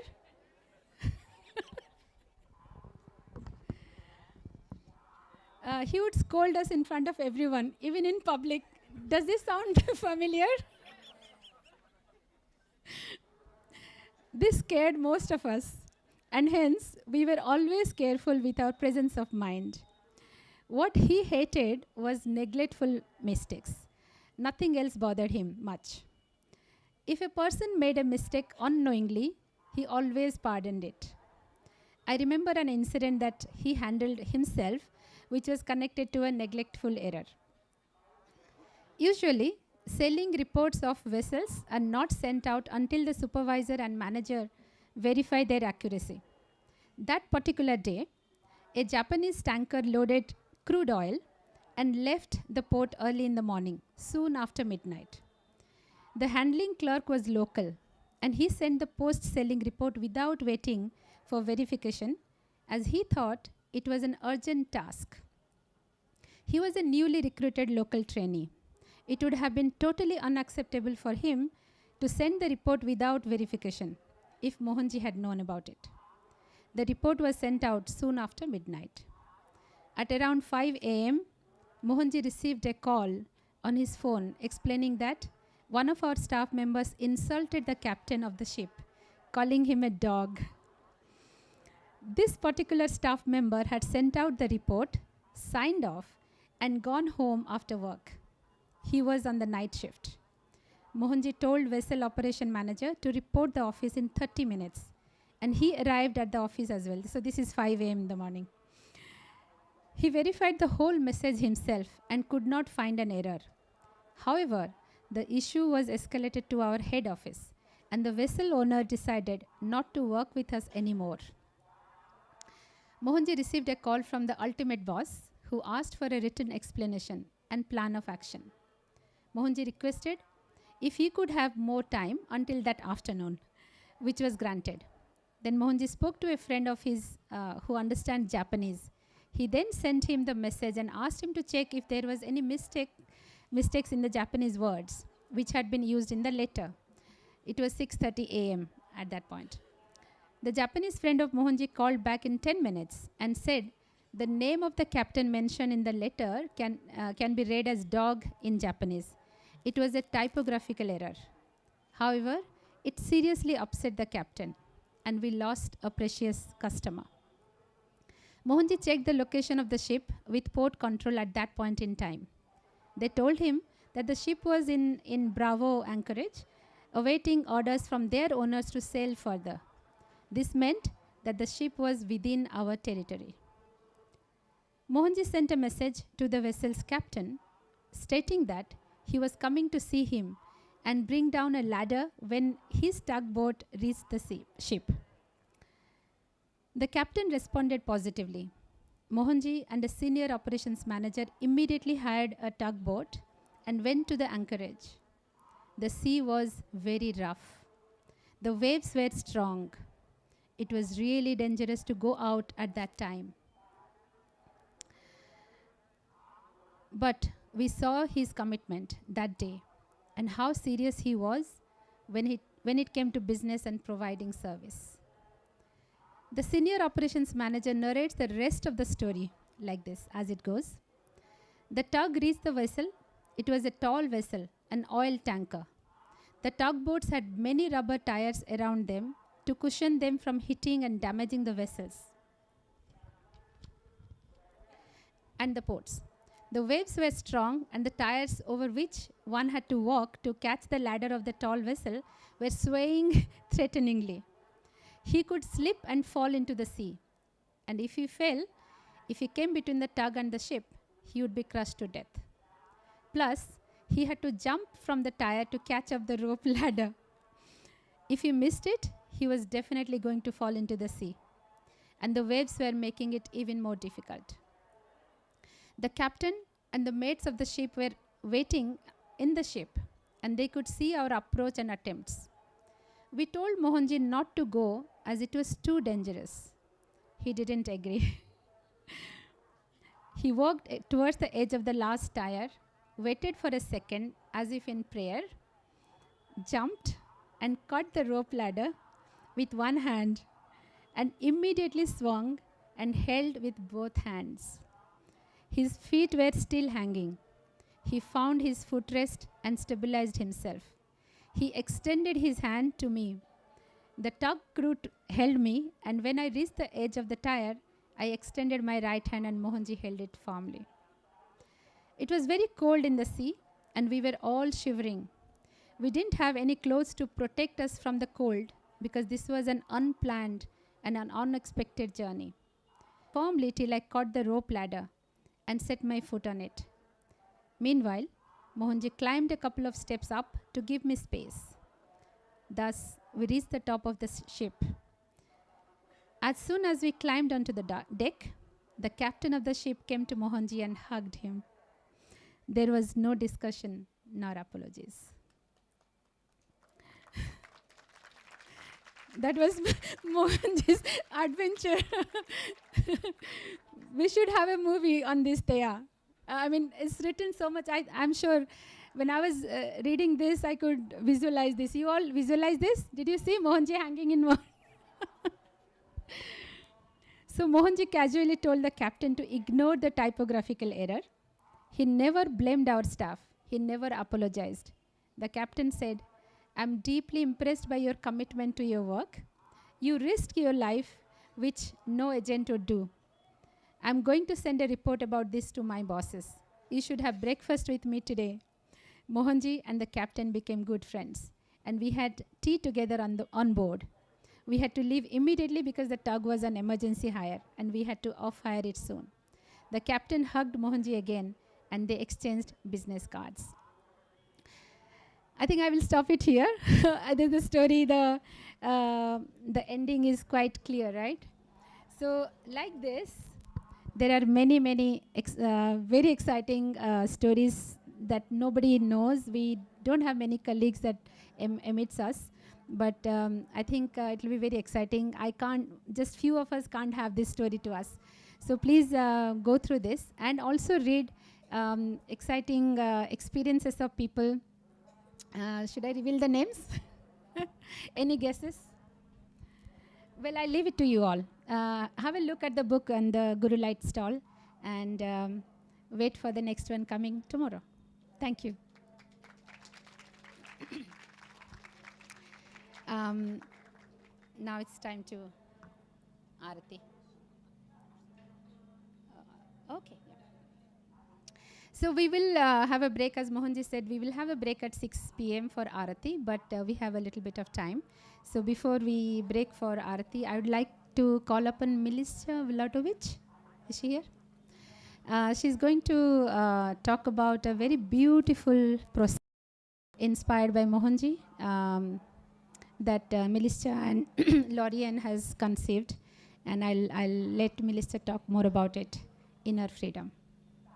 Welcome, Milica.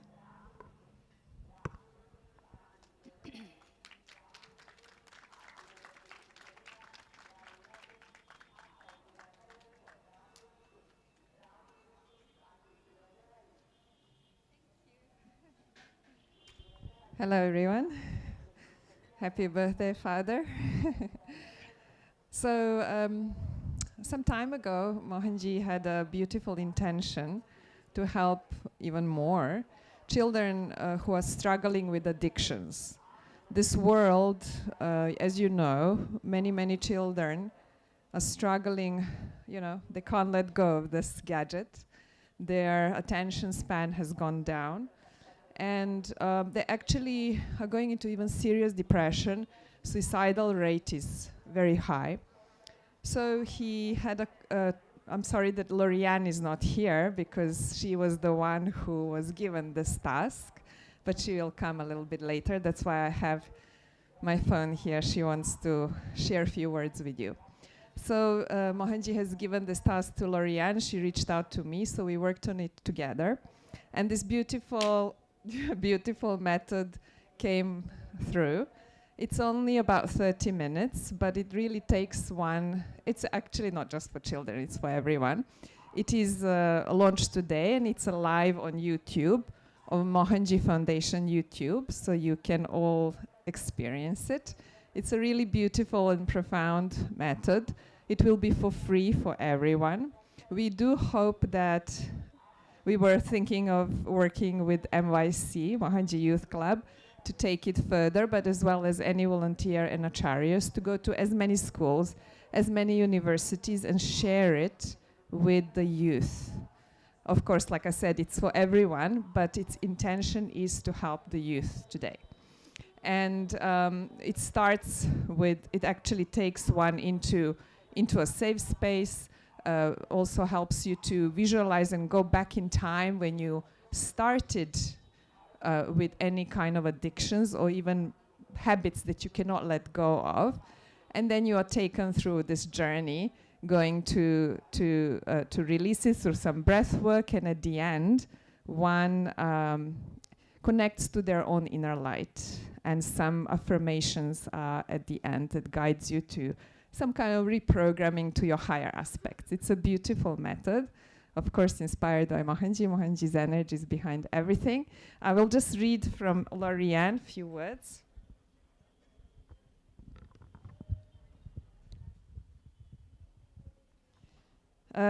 She would like to say, as someone who sees people with addictions transforming with Mohanji's teachings and presence every week, the opportunity to bring awareness to young people even before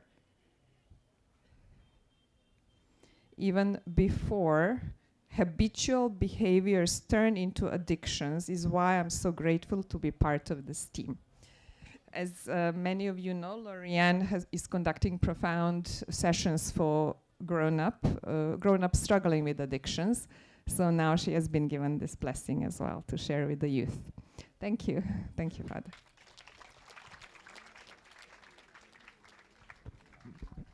Thank you, Melitza, for that beautiful process. And I know so many people are going to be benefiting from that. And Lorianne is, I think she's now called Sai Prabha, if I'm not, no, that's Lorianne. Oh, okay. That was really beautiful. Thank you so much.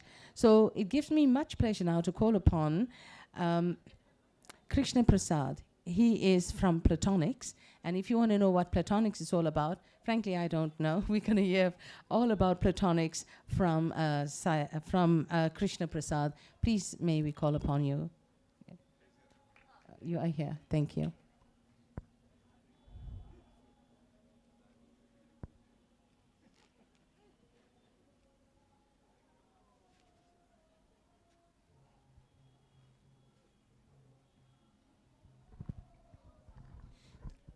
Thank you, everybody. So, before I get into Platonics, I would like to say something which Mohanji says. Guru is not just a teacher. He is a giver. And he is the one who influences brightness into people or society by his presence and actions. Thank you so much, illuminating my path and giving me the confidence to go forward. Thank you. Shashtribhurti Ashamsagal. Thank you. So we'll get to what is Platonics. So, so this is the first interactive OTT platform, which is getting the spirituality or soul space be the center of well-being, along with mind and body. So probably this is the first platform which integrates all the three elements into one platform. So here, where the soul leads, the mind and body follow. Okay, go ahead. So, how many of you look for well-being aspects online? Just raise your hands. Not so much. So, how many of you look for mental well-being? Like, okay, at least one. And how many of you look for physical well-being, such as fitness? Oh, you're everywhere. And how many of you look for spiritual well-being? Okay, see, a lot more. So today, I'm going to launch Platonics on a very special occasion. That occasion is, today is the Maha Kumbh, which is like the planetary constellation alignment which happens every 144 years. More importantly, everybody says today on this time, all the past ancient gurus and everybody is here to bless you spiritually. And also, we are on the river, banks of Ganges, or all the holy rivers together. Yeah, Saraswati, Brahmaputra, and this Ganges. Okay. I'm sorry, a bit on the river. Okay, so that's even more important. But most importantly, for me, to have this occasion to, let's say, launch the platform on Mohanji's 60th birthday, that's the most important fact. And most importantly, also with all of you who are seeking a spiritual path. So what more can happen to me than have this divine, day to do so. Okay, so let me explain to you what we believe in platonics. So platonics is all about, giving you information, instruction, and interactivity in one place. Say, for example, you have a issue related to your mental well-being, right? You go to YouTube, Google, search around, then you get tons of videos or information. And by the time you find something that is useful, it's taken ages for you, right? Once you get that, do you have an ability to get some instruction on it? Again, that's another difficult task. Now, once you get an instruction, can I interact with that specific, let's say, expert or a spiritual guru to take it to the next step? So here, we are stitching all that together into one platform. So here, you come with a problem, and a query, interactive query model, will take you through an answer, and a content will be given back to you, which are the shortcuts for the content experts and spiritual gurus for you to get informed first. Then once you see that, you can then take an instruction like a DIY, let's say for a yoga, or you want to consult somebody or a psychologist, that is also available. Or you seeking a spiritual path, then you see the events or ability to connect with your spiritual guru. So what I'm trying to do is, my earnest attempt is to bring all the spiritual wisdom into one place so that the seeker can find all the information that you need, along with aligning your mental and physical well-being. So here is a platform which will give you everything that is under one roof. Along with this, it is not there right now, it will be launched next year, a marketplace for well-being products and services, and institutions who are having, let's say, on-site events, all will be into one platform. So you don't have to go anywhere to attain a complete well-being journey. So let's move on here. One step back.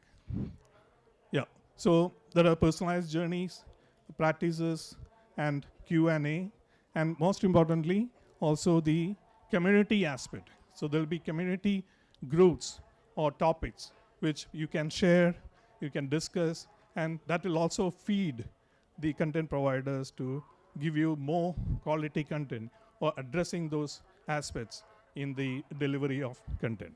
Okay. Yeah.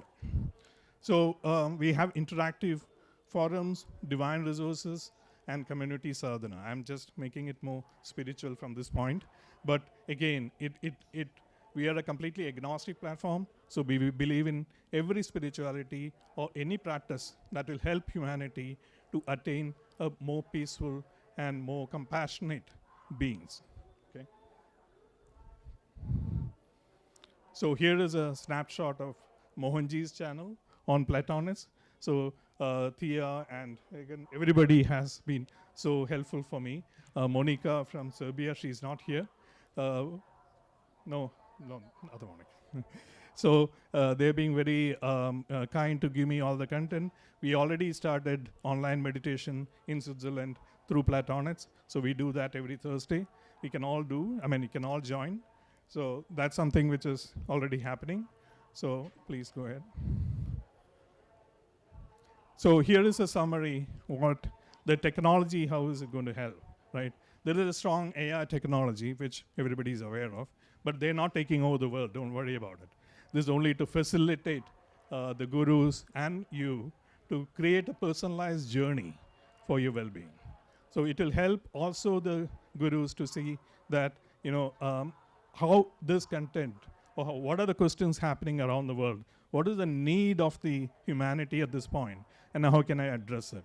So all that will be delivered through the platform. Okay.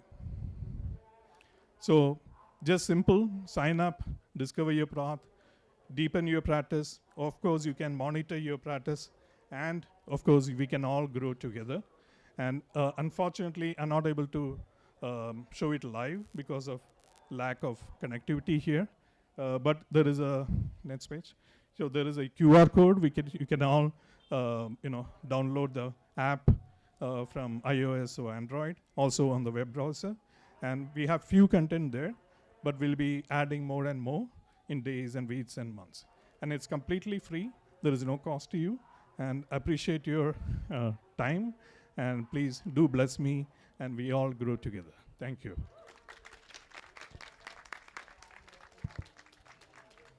Ami, just one quick plug-in. Sangeet here. Quick plug-in. So I had the opportunity to actually see the app, and it's pretty cool. So if you have the opportunity, please look it up. Yeah. And that's, ladies and gentlemen, that's Platonics, and shared the information there by Krishna Prasad. Thank you so much for your time here today. Yes, it is a beautiful platform on which to launch it. All the best to you from all of us. So now, how many of you know of little Mihir Bhatt? How many of you have know Mihir Bhatt? How many of you have heard him sing? Would you like to hear him sing?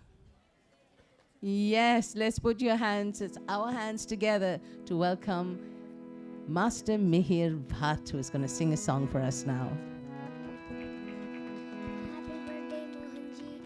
Happy birthday, Mohanji. Manasa bajore Guru Charanam. Manasa bajore Guru Charanam.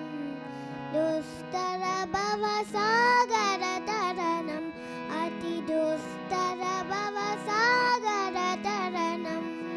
Manasa bajore Guru Charanam. Dostara bhava sagara taranam. Ati dostara bhava sagara taranam. Guru Maharaj, Guru Jai Jai. Guru Maharaj, Guru Jai Jai. Mohanaya Sad Guru Jai Jai. Sai Mohanaya Sad Guru Jai Jai.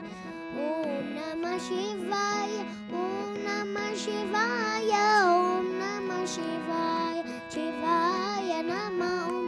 Arunachala Shiva, Arunachala Shiva, Arunachala Shiva, Aruna Shiva Om. Omkaram Bhava, Omkaram Bhava, Omkaram Bhava. Om Namo Baba. Manasa bajore Guru Charanam. Dostara bhava sagara taranam. Ati dostara bhava sagara taranam.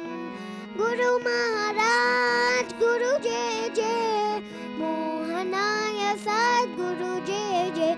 Sai Mohanaya Sad Guru Jai Jai. Om Namah Shivaya, Om Namah Shivaya, Om Namah Shivaya, Shivaya Namah Om. Arunachala Shiva, Arunachala Shiva, Arunachala Shiva, Aruna Shiva Om. Omkaram Bhava, Omkaram Bhava, Omkaram Bhava. Om Namo Baba. Manasa bajore Guru Charanam. Dostara bhava sagara taranam. Ati dostara bhava sagara taranam.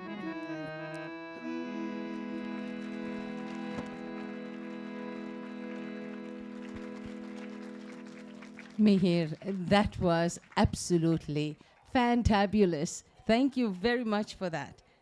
And Mihir, now we're going to take a break. It's coming up for Arati.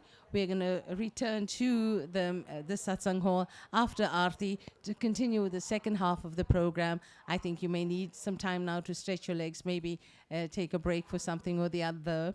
And then we will be back promptly at 6:30. 6:30. Thank you, everyone. Hope you enjoy the first half of the program. Mohanam.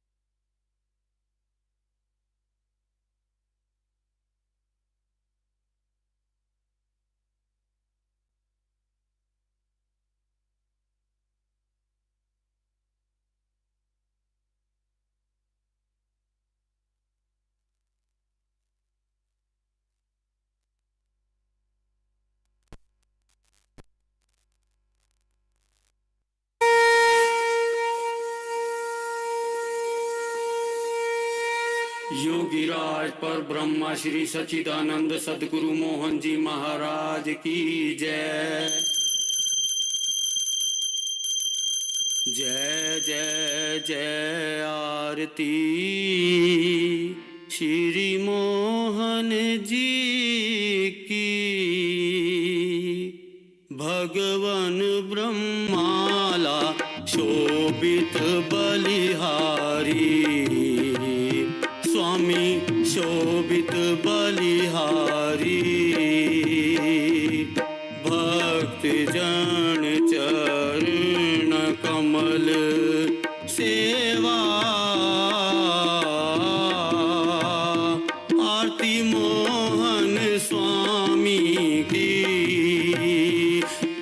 भोग लगावे सब मिल, भोग लगावे सब मिल, स्वामी मोहन की। स्वामी मोहन की। विश्वनाथ धरत ध्यान, शरण है तुम्हारी, शरण है तुम्हारी। सुन कर दीन प्रार्थना, सुन कर दीन प्रार्थना, विपत हरी हमारी। स्वामी विपत हरी हमारी।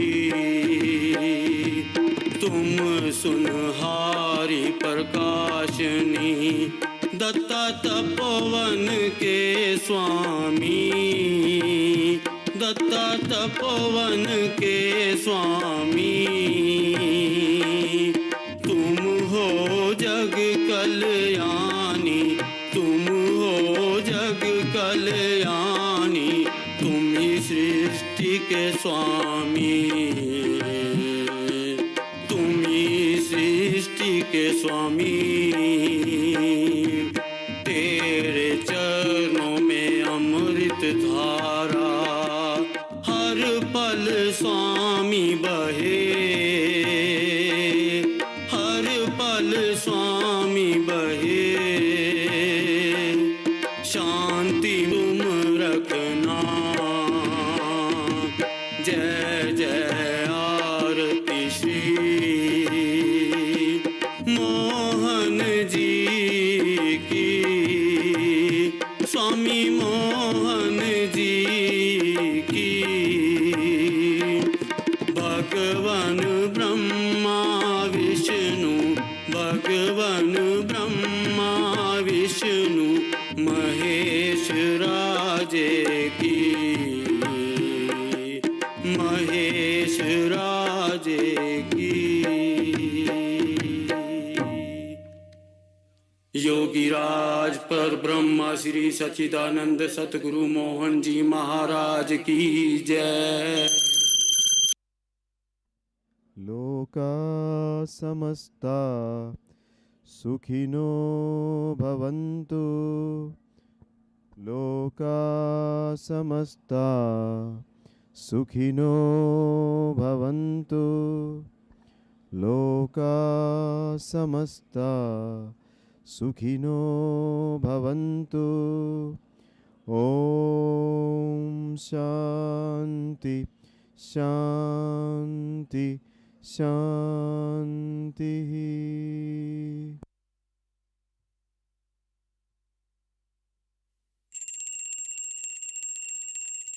श्री सच्चिदानंद सद्गुरु साईनाथ महाराज की जय। भारती साई बाबा सौख्यदातार जीवा, चरणार जातली द्यावा दासा विसावा, भक्ता विसावा। भारती साई बाबा जाळूनी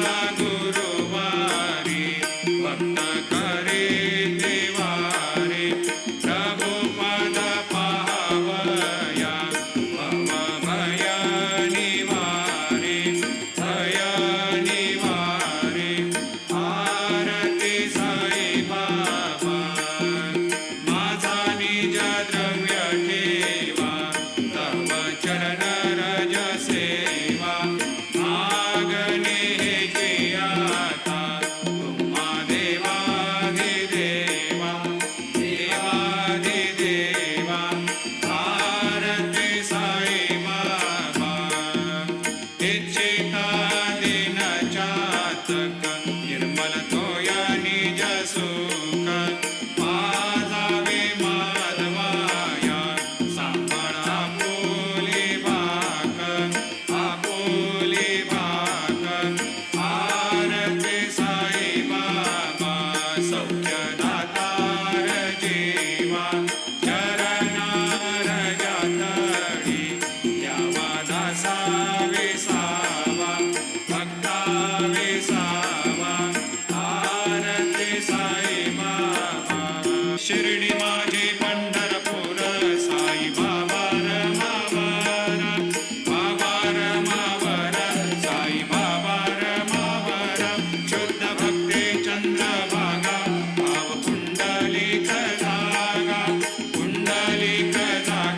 भाव पुंडलिक जागा याहो याहो अवघे जन करो बाबा शिवंदन साईंशी वंदन करो बाबा शिवंदन गणू म्हणे बाबा साई धाव पाव माझे आई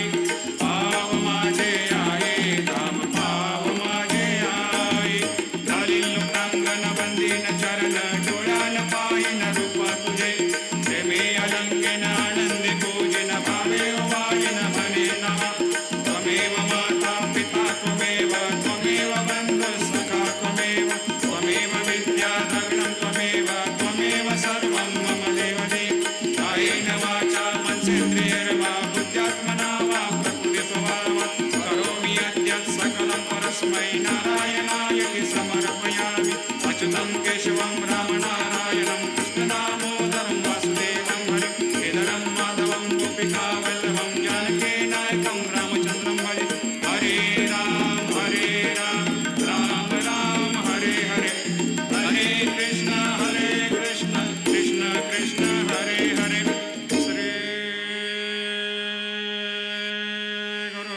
गुरुदेव दत्त अनंता तुला ते कसे रे स्तवावे अनंता तुला ते कसे रे नमावे अनंता मुखाचा शिनेशेष गाता नमस्कार साष्टांग श्री साईनाथा स्मरावे मनी त्वत्पदा नित्य भावे पुरावे तरे भक्तीसाठी स्वभावे तरावे जगातारुणी मायताता नमस्कार श्री साईनाथा वसे जो सदा दावया संत लीला किसे अज्ञ लोकान परे जो जनाला परे अंतरे ज्ञान कैवल्य दाता नमस्कार साष्टांग श्री साईनाथा वराला धला जन्म हा मानवाचा नरासार्थका साधनीभूत साचा धरू साई प्रेमा गळाया अहंता नमस्कार साष्टांग श्री साईनाथा धरावे कडे सान अल्पज्ञ बाला करावे अमाधन्य चुंबो निघाला मुखे गाल प्रेमे कराग्रास आता नमस्कार श्री साईनाथा सुराधिक ज्यांच्या पदा वंदिता ते शुकाधिक जांते समानत्व देते प्रयागादि तीर्थे पदे नम्र होता नमस्कार साष्टांग श्री साईनाथा तुझ्या ज्या पदा पाहता गोप बाले सदा रंगलेचे स्वरूपे मिळाले करी रास क्रीडा सवे कृष्णनाथा नमस्कार साष्टांग श्री साईनाथा तुला मागतो मागणे एक द्यावे करा जोडितो दीन अत्यंत भावे भवी मोहनी राज हातारे आता नमस्कार श्री साईनाथा ऐसा येई बा साई दिगंबरा अक्षय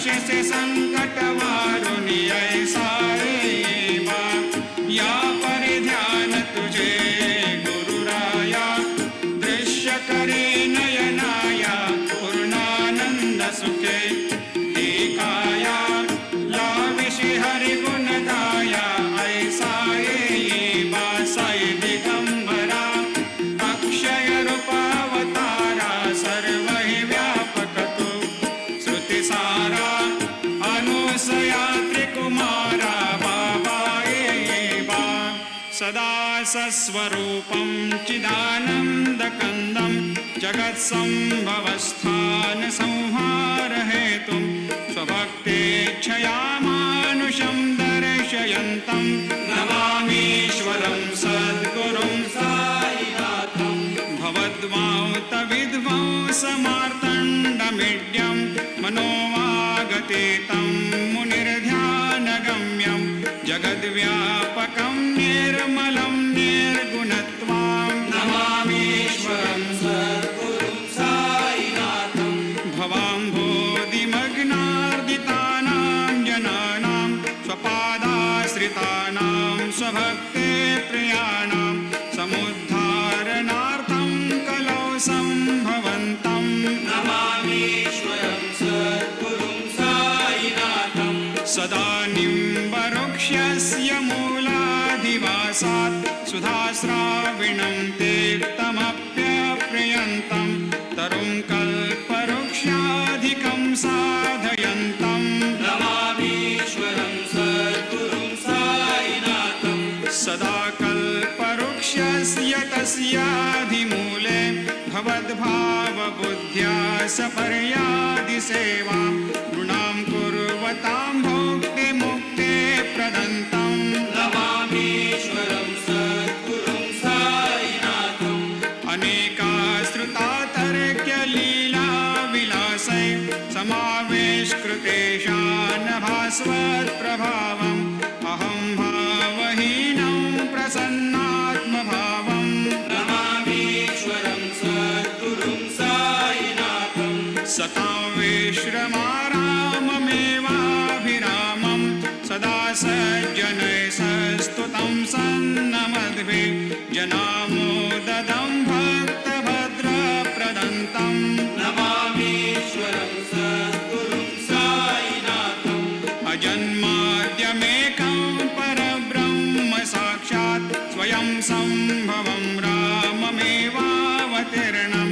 भवद्दर्शनात् सम्पुनीतप्रभोऽहं नमामीश्वरं सद्गुरुं साईनाथम् श्रीसाईश कृपानिधेऽखिलनृणां सर्वार्थसिद्धिप्रदां युष्मत्पादरजप्रभावमतुलं धातापि वक्ता क्षमः सद्भक्त्या शरणं कृताञ्जलिपुटा सम्प्रापितोऽस्मि प्रभो श्रीमत्साई परेशपादकमलान् न्यान्यच्छरण्यं मम सायिरोपधर रागोत्तमं भक्तकामविबुधद्रुमं प्रभुं माययोपतचित्तशुद्धये चिन्तयाम्यहमर्निशं मुदा शरत्सुधांशुप्रतिमं प्रकाशं कृपातपत्रं तव साईनाथ त्वदीयपादाब्जसमाश्रितानां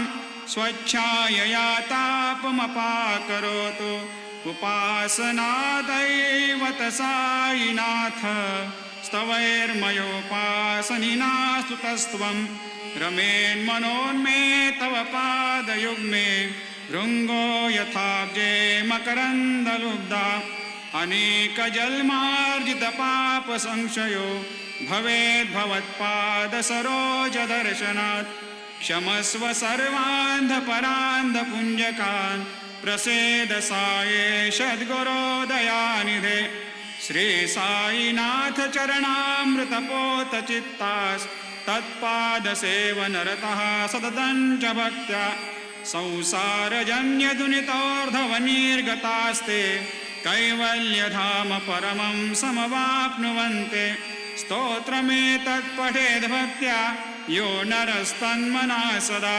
सद्गुरो साईनाथस्य कृपापात्रं भवे ध्रुवम्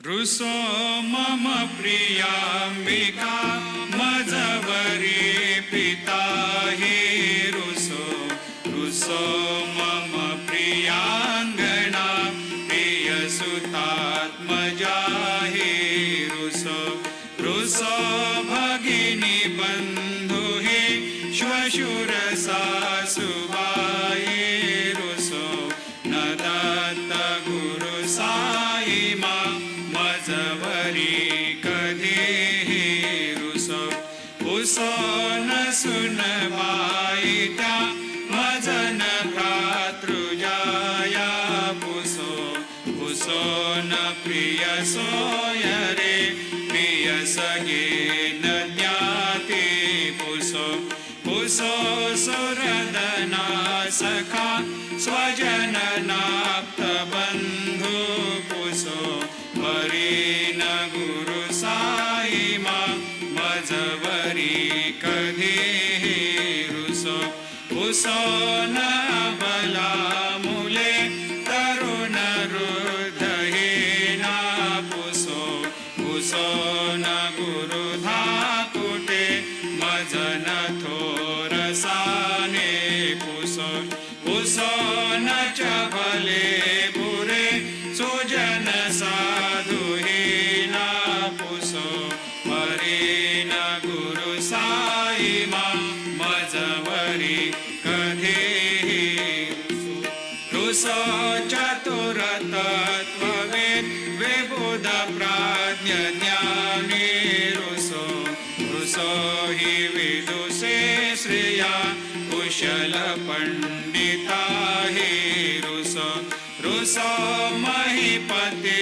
यते भजक तापसे हे रुसो न दत्त गुरु साई मा मजवरी कधी हे रुसो रुसो कवि ऋषि मुनि अनघ सिद्ध योगी रुसो रुसो हि गृह देवता निकुल ग्राम देवी रुसो रुसो खल पिशाच हे मलिन डाकिनी हे रुसो न दत्त गुरु साई मा मजवरी जीव जंतु रुसो रुसो विटप प्रस्तरा अचल आपगाब्दे रुसो रुसो खपवनाग्निवार अवनि पंचतत्वे रुसो न दत्त गुरु साई मा मजवरी कधी हे रुसो रुसो विमल किन्नरा अमल यक्षिणी हे रुसो रुसो शशि खगादे गगनि तारका हे रुसो रुसो अमर राज हे अदय धर्म राजा रुसो न दत्त गुरु साई मा मजवरी कधी हे रुसो रुसो मन सरस्वती चपल चित्त ते हे रुसो रुसो वपुदिशा किला कठिन काल तो हे रुसो रुसो सकल विश्व हे मयि तु ब्रह्म गोलं रुसो न दत्त गुरु साई मा मजवरी कधी हे रुसो विमूढ मनुनी हसो मजन मत्सरा हे डसो अदाभिरुचि उल्लसो जनन कर्दमीनापसो न दुर्गधुतिचा धसो अशिव भाव मागे कसो प्रपंची मन हे रुसो दृढ विरक्ती चित्ते कसो कुणाची घृणा नसो न च स्पृहा कशाची असो सदैव हृदये वसो मनसि ध्यानि साई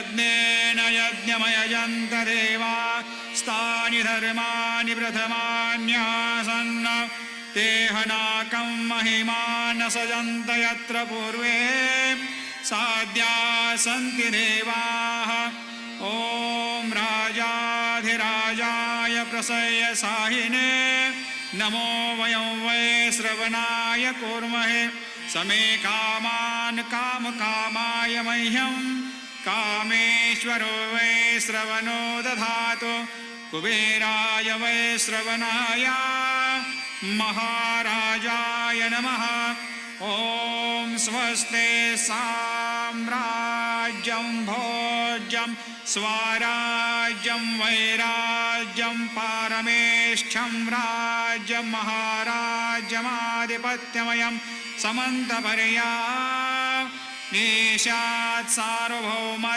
सार्वायुषान्त्रादात् परार्धात् पृथिव्ये समुद्रपर्यन्ताय एकराळिति तदप्येष श्लोकोऽभिगीत मरुतः परिवेष्टारो मरुतस्यावसङ्ग्रहे आविक्षिदस्य कामप्रेर्विश्वे देवा सभासदैते श्रीनारायण वासुदेवाय सच्चिदानन्द सद्गुरु साईनाथ महाराज की जय करचरणकृतं वा कायजं कर्मजं वा श्रवणनयनजं वा मानसं वा अपराधं विहितमविहितं वा सर्वमेतत्क्षमस्व जय जय करुणाब्धे श्री प्रभो साईनाथ श्री सच्चिदानंद सद्गुरु साईनाथ महाराज की जय।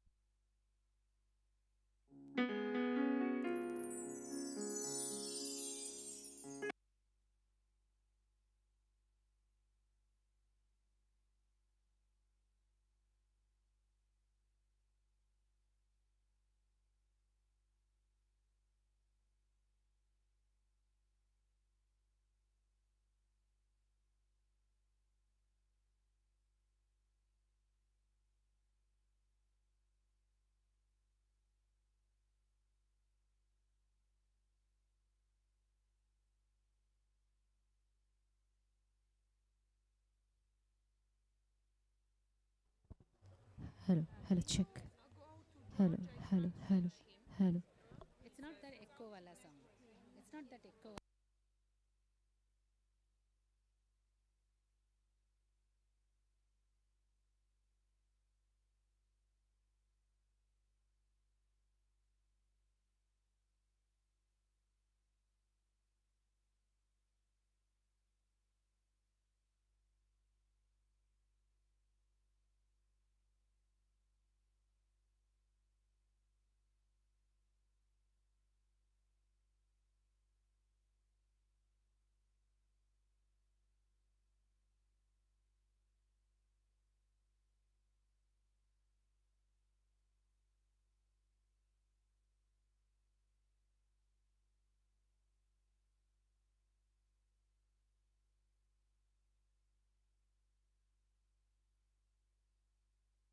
Test, test, test,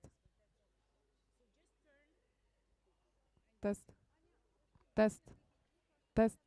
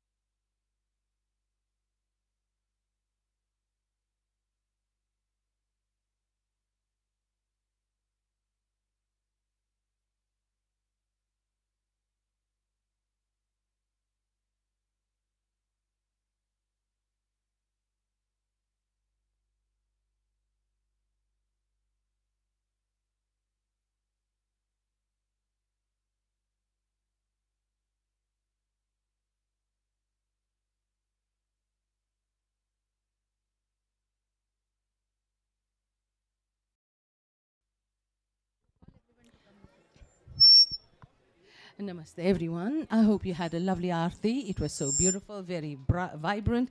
As soon as you take your Arati, please may we invite you to take your seats in the satsang hall.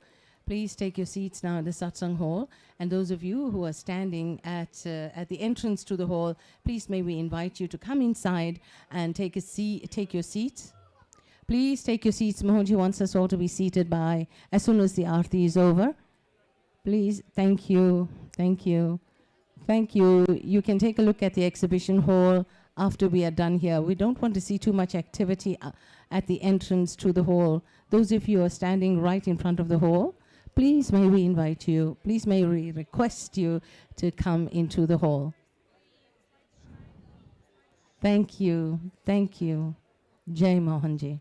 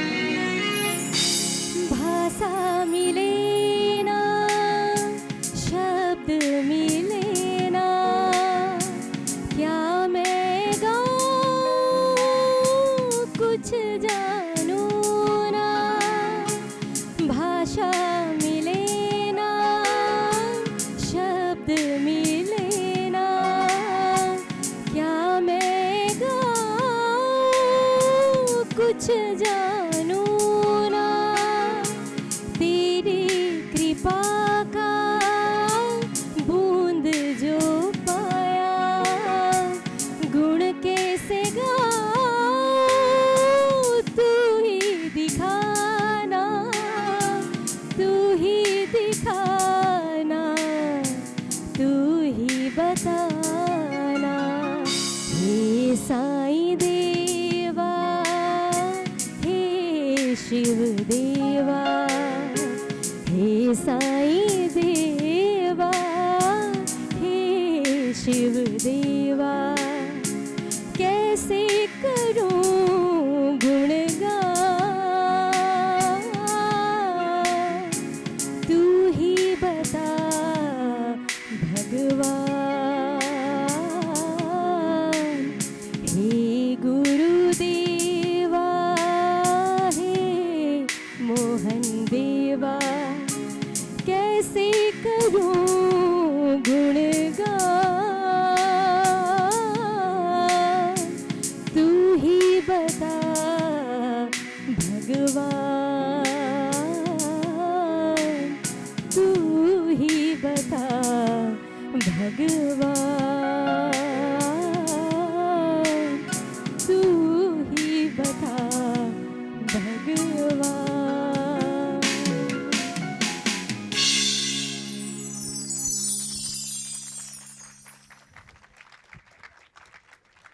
Ladies and gentlemen, that was Manaswini with a beautiful song to the Guru. Thank you. You can do much better than that, right? For Manaswini.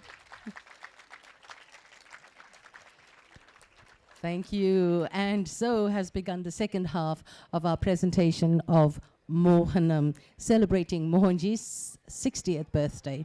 And this is over 2 days. Tomorrow we are going to be having another day of celebrations and thanksgiving and loving and sharing. Right now, though, I'm going to call upon the leader of the EBC club. And the EBC, the leader is Pratibha Nair. May we call you to the stage, Pratibha.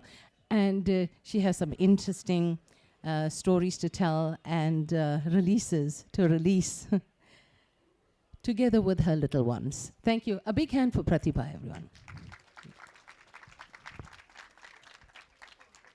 Hello, everybody.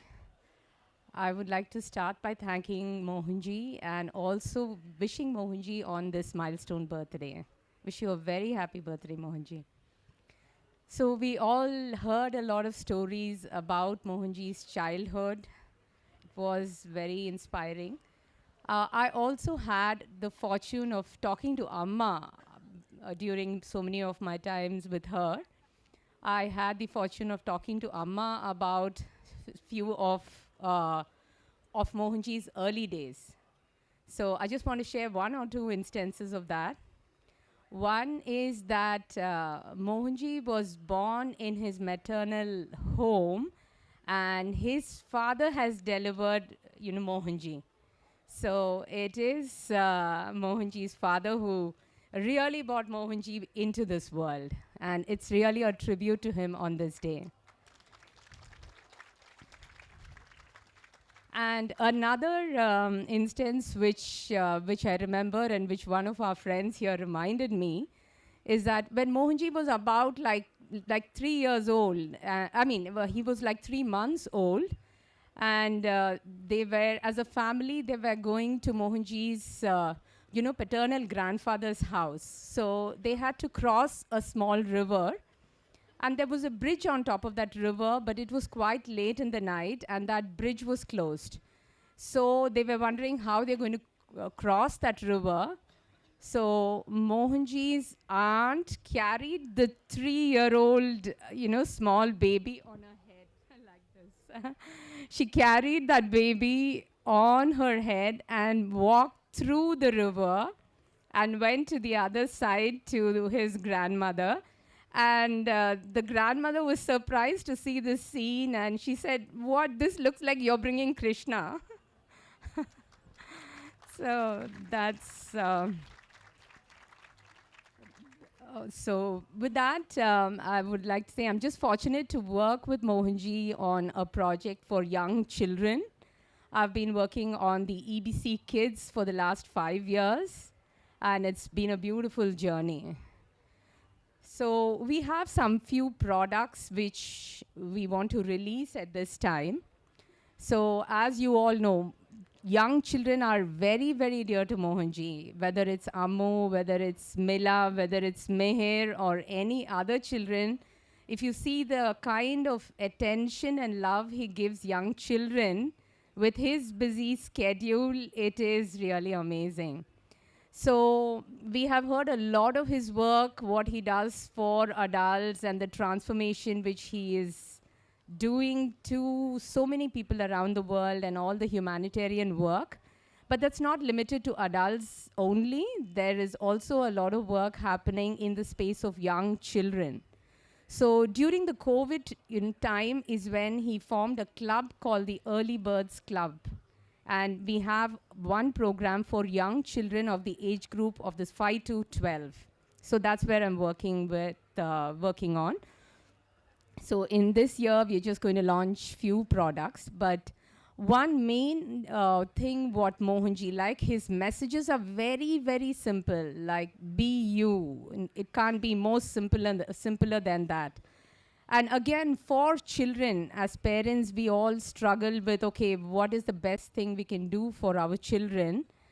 And his message is very, very simple. Just get the children to wake up half an hour earlier than what they are currently doing. And then follow a simple morning routine with some physical activity, with some affirmations, a short meditation, and a very simple planning for the day. And just that small routine is enough for their mental, physical, emotional, psychological, and all those well-being. So his message is very simple, and which is why he's named the club Early Birds Club.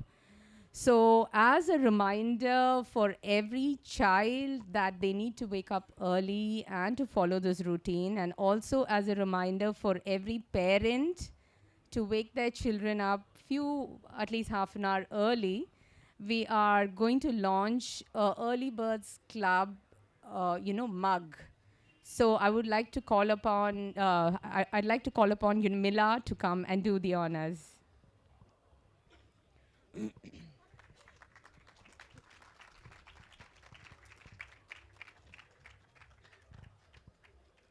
can remove this and show everybody there.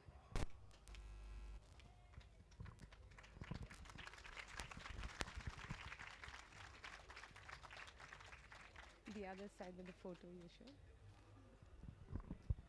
So I think every child, when they drink their milk or water in the morning, they must be reminded that, yes, I need to wake up early. Mohanji says that. So the next thing, what we realized during this COVID time, when we started this program, is that the school is providing education in one particular direction, intellectual development of children.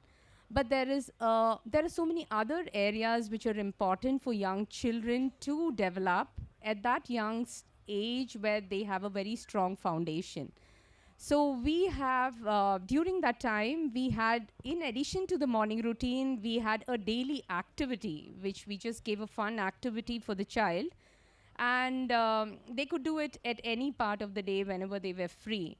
And what we observed is that just a combination of the early morning routine and the daily activity, which the children did over a period of 2 months consistently, transformed their life drastically. So nowadays, it's not easy to get the children online because it's not the COVID anymore. So what we did is we have developed the same activity cards as a copy which everybody, every child and every parent can own, and also we can keep it in the MCBs where they can have their own activities for families. So I would like to call upon EBC child Swadha to come and do the honors for this.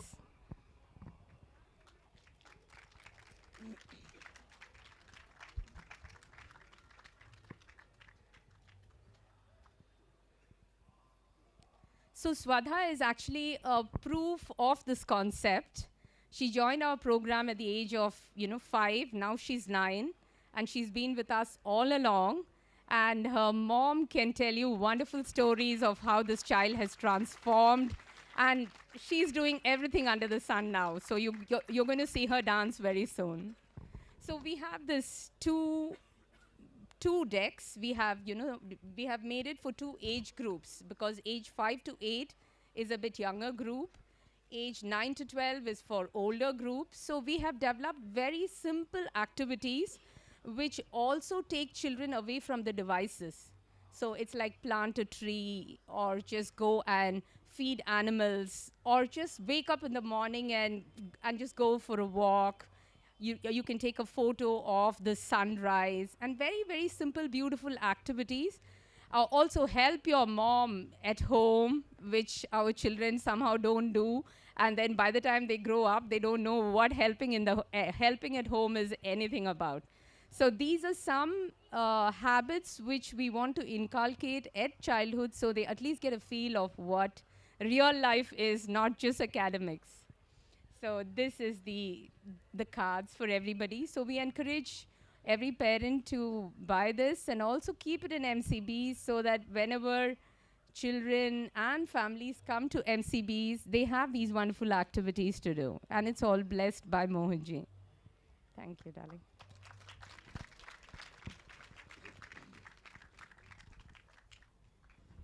Yeah, and then we have another beautiful thing which we have developed. Mohanji's message, like I said, is very, very simple, but we all forget for whatever reasons. He says be you, but we don't know how to be you, and we try to be somebody else. He says be love, and we just forget because we are so hassled with so many things. Especially for young children, they go through so much these days, but we want them to remember his message every day, every time. So we have come up with simple posters which children can put in their room, which has Mohanji's message. So every time they walk into the room, they can see these posters, they can be reminded of them, and they can also walk the path. So I would request Ajna to come and do the honors.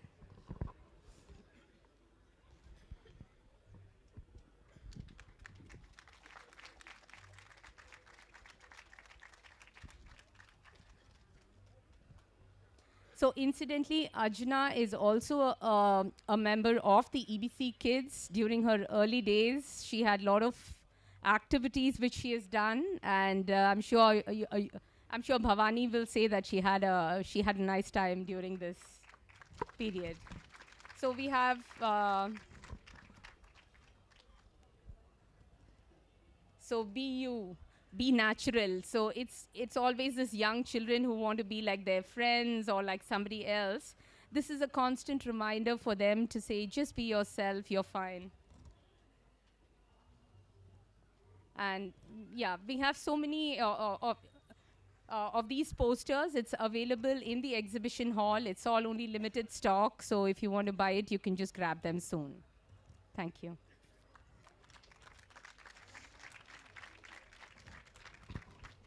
So we are lucky that we have another product as well. So we have a book release in this year. So over the last few years, we are doing an Ignite the Spark program. I'm sure a few of you may at least have seen that program online. It's an online program where Mohanji answers his questions of young children. As basic or as simple as it can be, he takes the time out to hear them out and to answer them. And those messages we have just compiled in books. So this is the 3rd edition of the book. So I would like to call upon Mihir to do the honors. Come this side.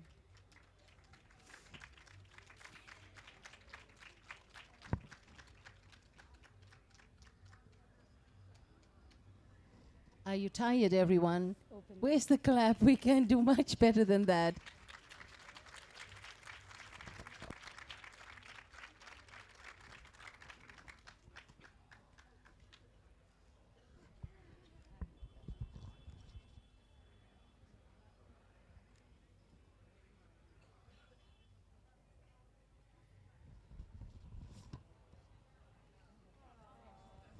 And guess who's in the book?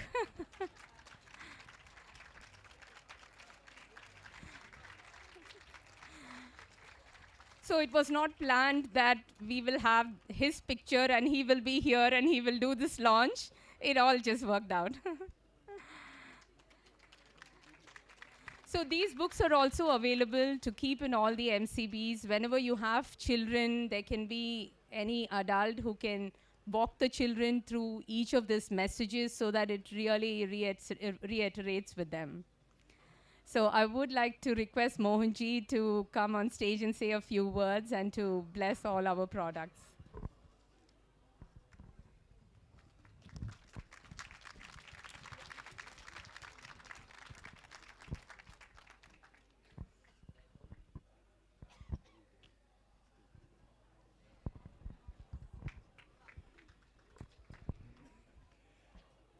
It's the will of Pratibha and her team, which is moving Early Birds Club.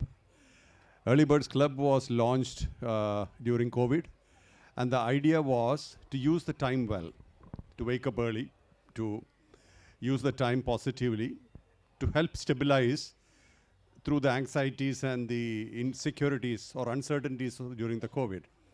But it has snowballed into something much larger and much more deeper. That's thanks to you and the team and people like this. Early Birds Club is a reminder that when you start early, meaningfully, important, it has to be meaningful start, then you can be very much aligned to the day, also be effective in the day. Simple message. And it's working. I wish these products reach people, and I wish all of you great success and ability to reach out to more people. All the very best. We can have a photo, Mohanji, with all the children. Yeah, thank you, everybody. So we'll take the photo down. Thanks. That was such an amazing output from Pratibha and the children. They are of such high quality as well. Mehir. I just had a look at the book now and just flipped through the pages. They are at such a high quality. Really, you can feel the vibration of those words. You know, Mohanji always tells us, feel the words, feel life, feel the water, feel the Maha Kumbh Mela. Just keep feeling, and the energy behind the matter will start opening up to us. So just start feeling, and feeling also for your own divine self within. Photo time, for beautiful, and thank you to all the children. Thank you to dear Pratibha. As Mohanji said, she is so consistent and working and diligent and working with the children and absolutely creative, divine inspiration. Thank you very much, Pratibha Nair, for all that you do for the children. Thank you for your claps, everybody. Dinner is not too far away, I promise. Okay, we continue with the presentation of Mohanam, and it is my pleasure now to call upon Subhashri. Well, we heard about Mohanji's early childhood. Now, got this right, Mohanji? Mamaji. Okay. Mama spoke earlier about Mohanji's childhood. We heard about Mama and Mami's trip abroad, etc. But now we're going to hear about Mohanji, the visionary. And there are several people who have been connected with him for over a period since 2011, 2015, 2018. And Subhashri is going to call upon them to talk about Mohanji as the visionary. You may have heard about how this place started. It was all underwater.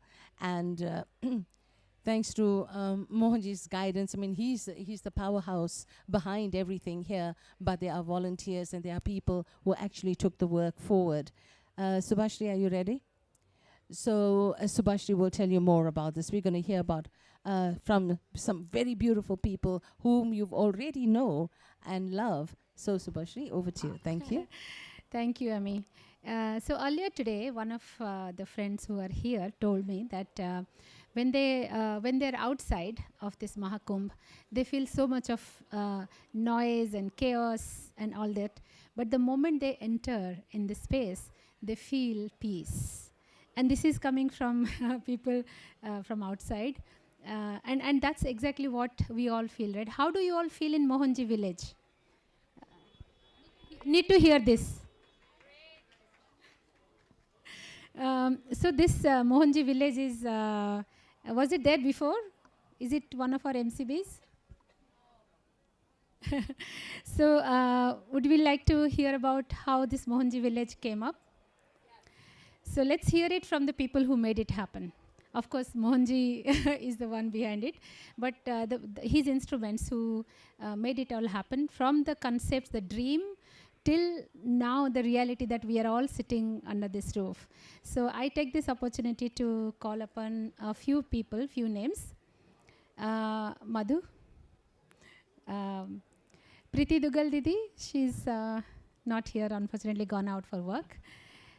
Mamu, our Mamu.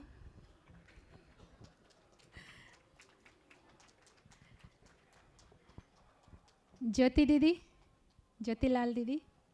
She's here or she's busy cooking? She can take a 10-minute break. Can, okay. She can come. Yeah, can somebody just go and fetch her from the kitchen, please? Thank you. And Monica, D. The reason why I have taken only these names, there are not just 4 people, there are a lot many people. The way that we logically just took it, Priti Dugal, who was the, she had this dream, she had this desire that she expressed to Mohanji few years back. So I won't steal the thunder by telling the story, but she was the dream that she saw.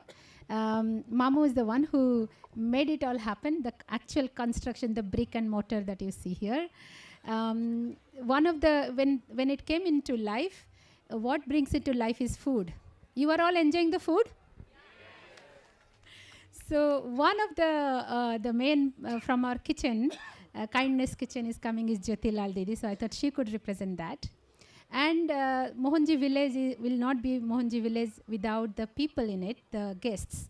So we have numerous volunteers spending day and night managing and treating guests, so the hospitality management. Monica is here to represent that. And Madhu, the CEO, he will give the overall. So with that introduction, I'll now hand over to Madhu. If you want to speak, because Priti Dugal Didi is not here. So you want to just speak that and then Mamaji. Thanks, Subhashri.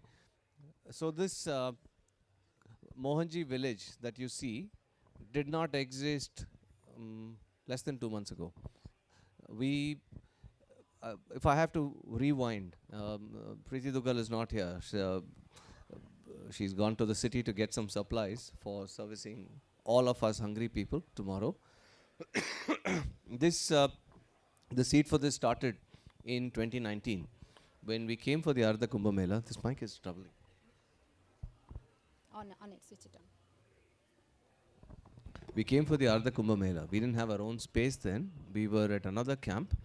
And Priti Dugal belongs to this town. So she grew up in Allahabad, that is now Prayagraj. And she said, one day I would like to have Mohanji have his own space. So that was a dream that she had. And that dream stayed dormant for a long time.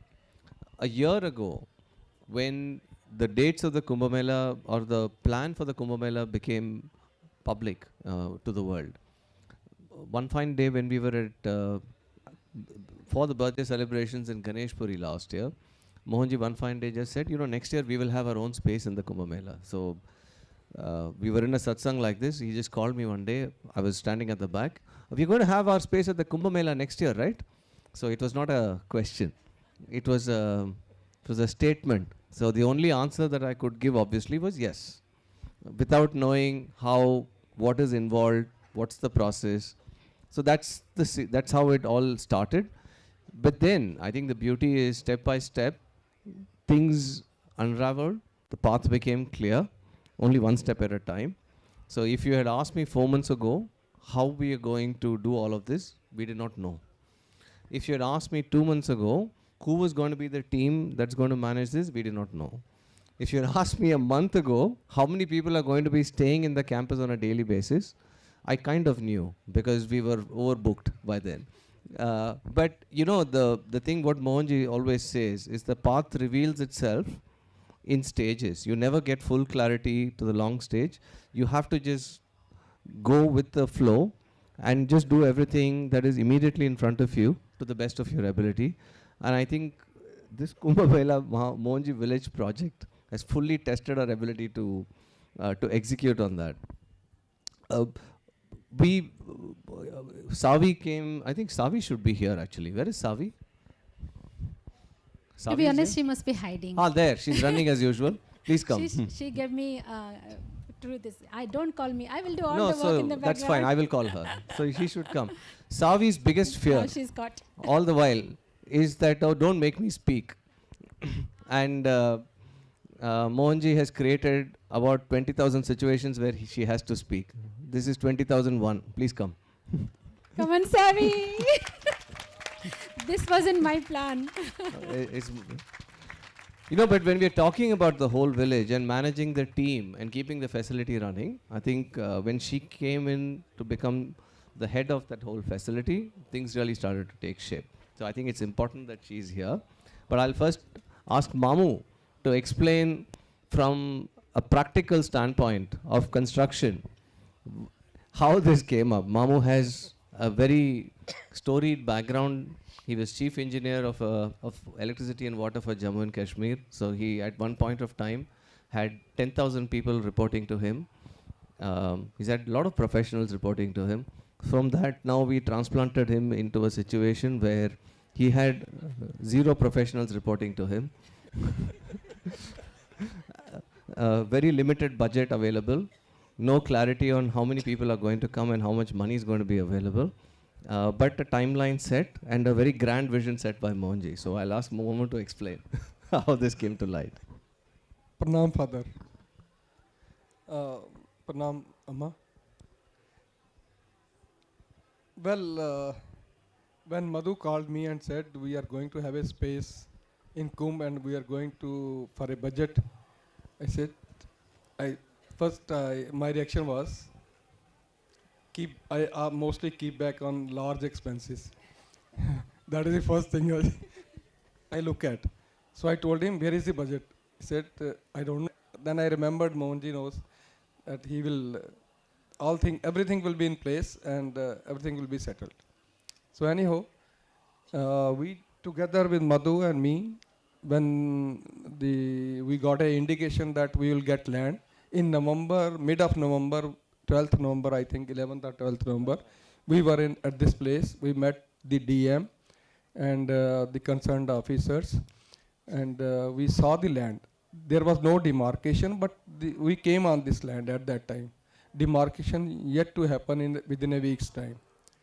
So we met a few of the contractors who were the leading contractors over here. We got their estimates, and finally we landed on a person where everything clicked, and we started looking at it. And that was the only 2 days we stayed here and we fixed everything. Then we left. And because contractor said, I will start the work in the first week of, late November or first week of December. So when the first December came, we got a allotment letter, and then he said the subcontractors are further busy, and then he will start by first week of December. He started the work, and the deadline was 22nd of December, that he will hand over everything within 22 days, and we can further develop the other things which are allied works related to the camp after that. But it so happened the work started on 7th of December, and because there was a lot of fog here, we could hardly see beyond 5 meter, and the working hour was from 11 a.m. We used to reach here at 9:30. Our subcontractor mate used to come here at 10:30. Labor used to come at 11 a.m. This was the situation on daily basis. And go for lunch at 1 p.m., come back at 2 p.m. and leave at 5 p.m. And we would be here till 6 p.m. And this was everyday routine because it was chilly cold working, and they have to put the nails and the tin sheet. So that cannot be done during night time. So that's why no night working was here.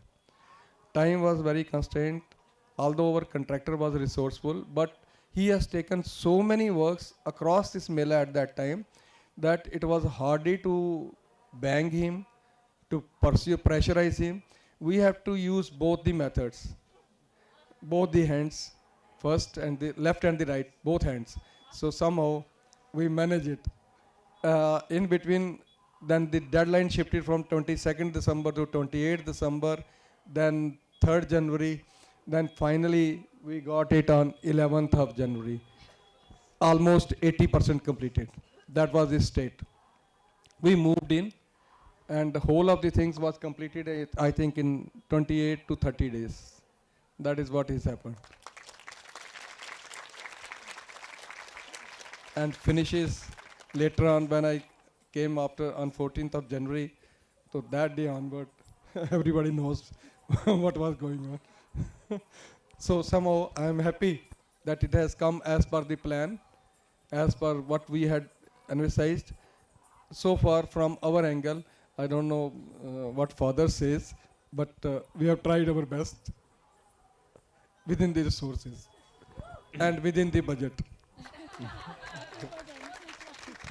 No, I think just to add to what Mamu has said, see, this is of course how things played out. But for me, reflecting on that journey, I think what was the biggest source of strength for us is that at every step, there was a very micro level of detail of visioning that Mohanji gave. So for example, how the layout should be. Even months before we came here, he had already said, why is this very tinny?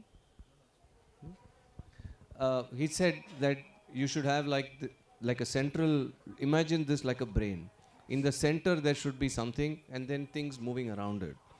At that point, we didn't know the shape of the land, we didn't know how it is. But if you see how our setup is now, that's actually how it has happened. So little things he said actually came to life, although that wasn't our original layout. If I show you our original layout, the temple and the satsang hall were supposed to be about 20 feet further left. But the contractor made some mistakes. And it so happened that when you enter the gate, straight you go into the temple. So Baba is literally watching the Ganga, he's watching the gate. So, so that worked out. Then the early part of Jan, about 5 days before we were to start, Mohanji said, no, we should also have a Shivalinga. So next 3 days we spent figuring out how to get a Shivalinga here. That also worked out. It came exactly on the day that Mohanji was landing in Prayagraj on the 12th of Jan. So I'm seeing little things. So that's at a macro layout. He also said, in every bathroom, you should have bottles with shampoo and this and that, but everything should be branded. You should not have a single thing doesn't have our branding. So end of December, we are figuring out what should be our logo, how do we print these little stickers. But the beauty is everything happened. If you look back now, practically everything that Mohanji said as an intention or as a direction has happened. The point I'm simply making is that we might have been the hands and the legs, but if you look at the number of resources that have actually worked on this, it's very, very evident that Mohanji's energy is kind of propelling everything forward.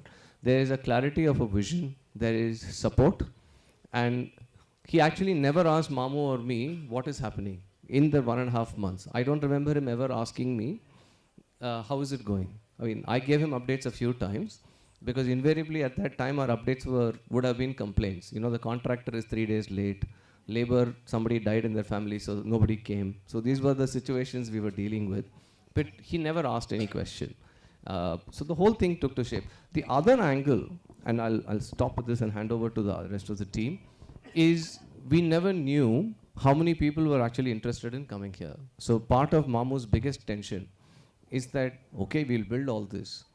Will people come? Will they pay money? How will we actually make ends meet? But what we were pleasantly surprised, Mohanji wasn't, I had to be, that we, today in our campus, we are 290 people that are staying in the Mohanji village. So we didn't anticipate this. Our capacity is 140. So we have Mohanji village, we have Annex 1, we have Annex 2, we have Annex 3. We have taken over 3 other complexes simply to allow people to experience the grandeur of this occasion. And one thing that Mohanji said is don't deny anybody, don't say no, do whatever it takes, accept everybody. And we took that as a guideline, and somehow we've managed. There's been shortcomings here and there, but I think overall we've been trying to do as much justice to this as possible. At an aggregate level. I will ask Jyoti to talk about the food side, and Monica is and the front desk, part of the team that's welcoming people and making them feel at home. So I will ask them to share how they have seen this whole journey. But before they start, I want to ask one question to the audience. From what Madhu just said, there is just one word that you can explain this with.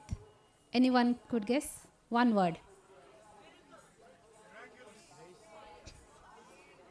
Anyone?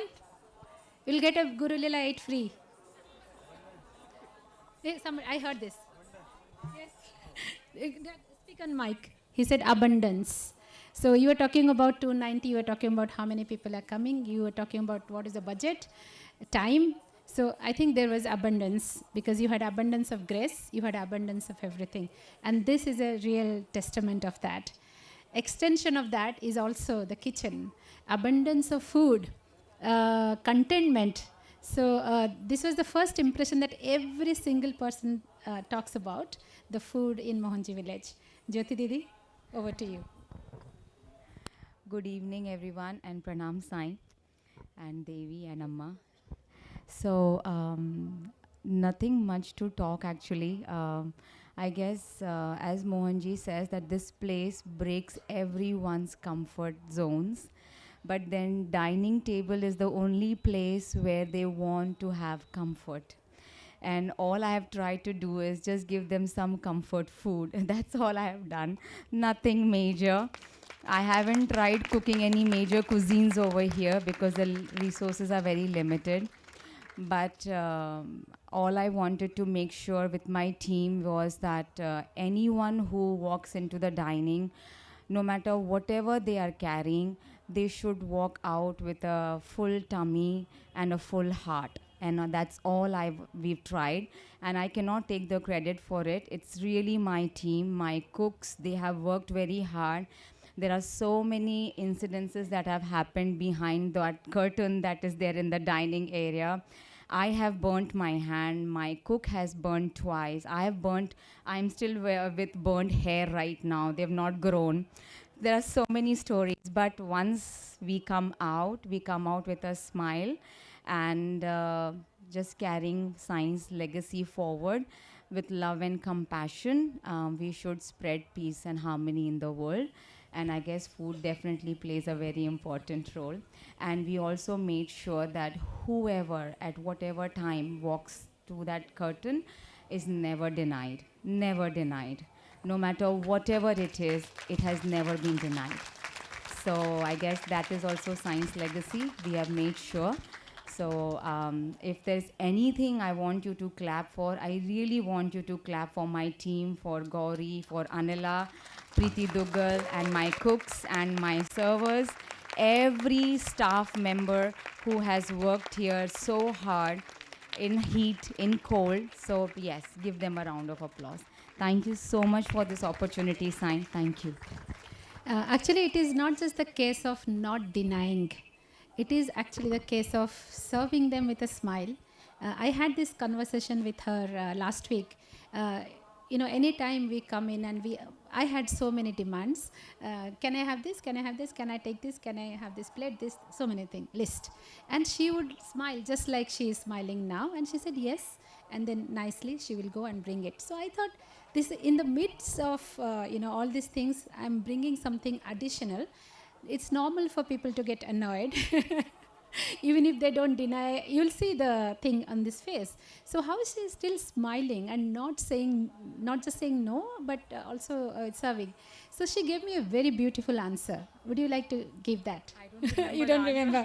She said that, because what else can I do? I have been put here to do exactly that. How can I deny? It's not me who is doing it. And how can I not smile? Because every person that I see is Mohanji for me. Sai for me. So she is, I think everyone, we see smiling of Savi, you always see her running, you never see her walking. And so is the girls in the front, Monica, everyone. They're smiling because they are actually presenting Mohanji themselves. So I'll now pass it on to Monica, please. I actually want to say that I learned a lot from her.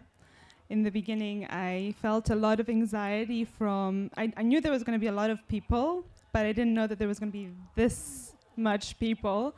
And for someone who has actually worked in prestige hotels for 4 years with VIPs, dignitaries, presidents, I have to say that this was more demanding than working with them, because there we were not allowed to say no to the guests. But we didn't have a budget. We had unlimited amount of money. Here we have to say no. We're not allowed to say no to the guests, but we have a budget. So we have to always find a way to resolve situations. But coming back to her, I came to her in the beginning, and I saw how she's accommodating everyone with such a smile, even in crazy situations in the restaurant area. And I really asked her how. And she was like, just don't take ownership of anything you're doing. And that was for me like, oh, I think I'm taking ownership of everything I'm doing. I feel like this is why I have anxiety. This is why I'm running around. So thank you. You were actually one of the ones that really helped me a lot. So I can see a big difference in me.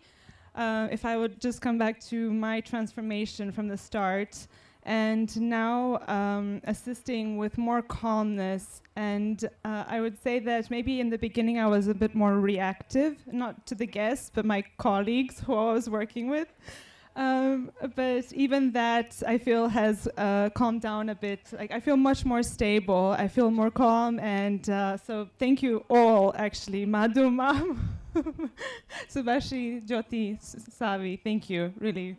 So, yeah. Monica, you, before that, she actually spoke to, is she? Priti Dugal, Didi, please come.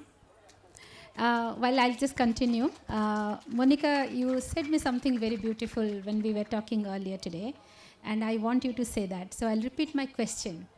I asked you, amidst all this anxiety that you had, you were out of your comfort zone, you were completely churned. Why did you decide to stay back? You could have always gone back. What made you to stay? Well, okay, I do have to admit, in the beginning when I came, first before I came, I was so happy and excited I will be here. But then when I came, the first 2-3 days, I was questioning my life because nothing was in place. It was freezing cold, it was dusty and dirty, and yeah, I was just not comfortable. So I was just thinking, okay, I'm going to go. What I actually thought to myself is, before I came, I didn't think about any transformation or anything. But then I thought, okay, I'm sure I'm here for a reason. Mohanji is probably putting me here for transformation.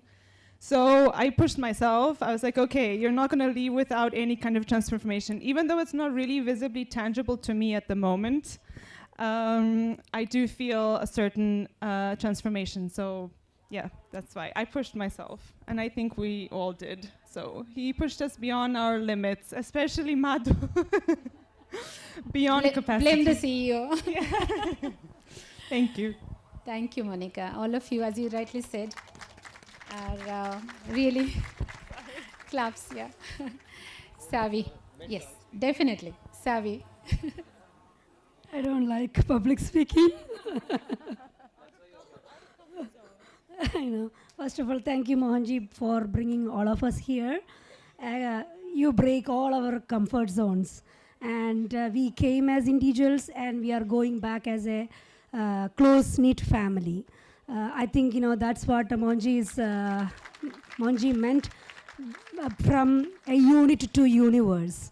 I think Mohanji really is proving through his life. And thank you so much. Wow, you're good. Who said you're not good at public speaking? Thank you, Savi. Now, I wanted to start this session with Priti Dugal Didi because we heard Father the story. called me back. I went in a rail ghat and I was turned around to come He back does his home. job always, you see. Even for this. This was your dream. Please.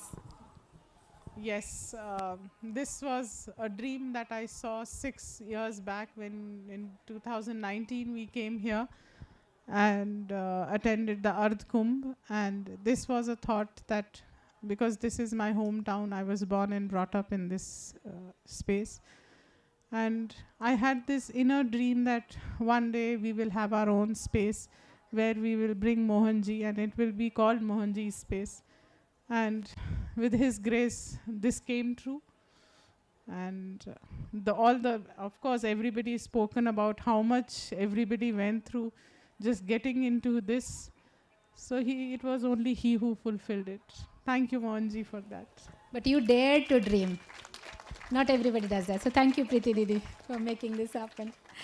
Okay, I think Mamu wanted to say something more. Add? Or Madhu will add? No, what I wanted to say two things to add to what Monica and Jyoti and others mentioned. When we started, the first 2 days that Mohanji came here, some of us, I think many of us went to him and asked him, what should be, if you had to tell us in brief, what should be our goal? He said, one word, everyone should go back contented. Your job is to make sure that everyone who's coming here goes back fulfilled, goes back contented. And that was such a simple, and the other thing he also said, which I think one of them referred to, anyone who's coming, imagine that you are serving Mohanji. You're not serving person X, you're not serving person Y, you're just serving Mohanji in various versions. So I think this is just two things he said as a macro picture, which then became like a lighthouse, right? Whenever you're in doubt, whenever you're in a very difficult situation, if that person were to be Mohanji, how would you deal with that situation? That became kind of a guidance. So you can't say no. When he asks you to do something, you can't say no. So likewise, somebody says, I want to stay for 2 nights tomorrow. Can you do something? We learned that, okay, we'll say yes. I have 24 hours to figure out how to make it happen, right? So, so everybody who asks me for, can I come today, can I come tomorrow? I say yes now. I don't know how, but we say yes.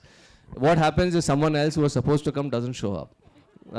So that's how I've seen it all work. But the thing is that Mohanji is given very simple guidelines, and then the rest, I think it's a test of your faith. The other thing he also said, which is good to remember, is that you have no idea what's going to happen when an ashram comes up, because this is a miniature version of a fully functional ashram, if you think about it.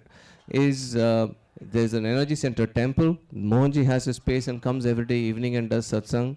Sometimes in the day you're lucky to have darshan when he's walking casually. We do annadan every day. We have merchandise. We have display of various platforms. We have a beautiful canteen. We have people staying. You have core volunteers. This is an ashram. And on the Kumbh Mela. So that's literally what has been created, the global village. And this is literally for everyone that's been here, how Mohanji ashrams are going to function in the future. He's given us a taste of life in an ashram. So for that, I'm eternally grateful. And I also want to end by saying that tomorrow, this birthday celebration will not be complete if we don't call out all the volunteers that have made this happen. I mean, some of us are representing the whole team, but we have a team of around almost 35, 40 people that have worked to make all of this happen. And we will call out all of them and recognize them tomorrow. The list is long, so I don't want to do that in a hurry. and deny some people the opportunity to be recognized, because everyone who's worked on it, whether they are here, there's also a big team of people that has been working from outside, getting merchandise, handling bookings, handling queries. There's a large team of people, and many of them are unsung heroes. So we will spend time doing that tomorrow, because I think it's very important to thank everyone that has made this whole thing come to life. That's all I wanted to say. Thank you. No, definitely this making of Mohanji village, this segment was really important, and we wanted to bring that story from people. Gratitude will definitely come, but that I will end with one line, understanding that I one day thought when I was sitting in London, that Kumbh Mela is Mela of all the sadhus come from various lokas or various places. Pilgrims come and take a dip for one day and walk and go away, like us, yatris. But the people who stay here for the entire Mela are the sadhus. So when I thought of our people who are staying in the village, they cannot be yatris, they are not pilgrims. They are the sadhus, serving all the yatris. So when I thought that, I said, what Mohanji has created, not just a village. Mohanji has created, in a normal way, akhada as they call. So this is another akhada that has been created with all these sadhus, and I made sure that when I come, I touch their feet, because they are all sadhus. So what Mohanji has given us, not just the village here, but all the sadhus. So thank you from the bottom of my heart. Thank you. Thank you to Mohanji.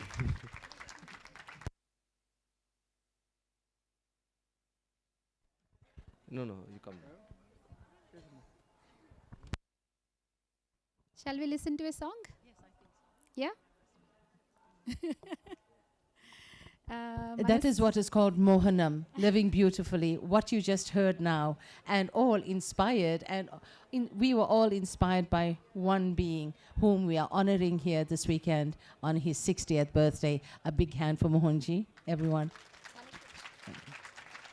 So we had Manaswini begin the second half of Mohanam, our presentation, birthday celebration to Mohanji. We're going to get Manaswini now to sing us another song. Would you like that? Let's welcome with love. With love. I know you're tired. Okay, Manaswini, thank you. So while Manaswini gets ready, I just quickly want to remind you that there's a raffle happening.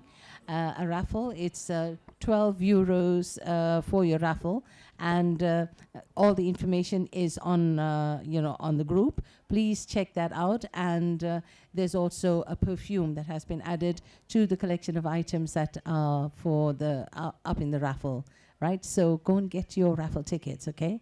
Yes, Manaswini. Thank you, Manaswini.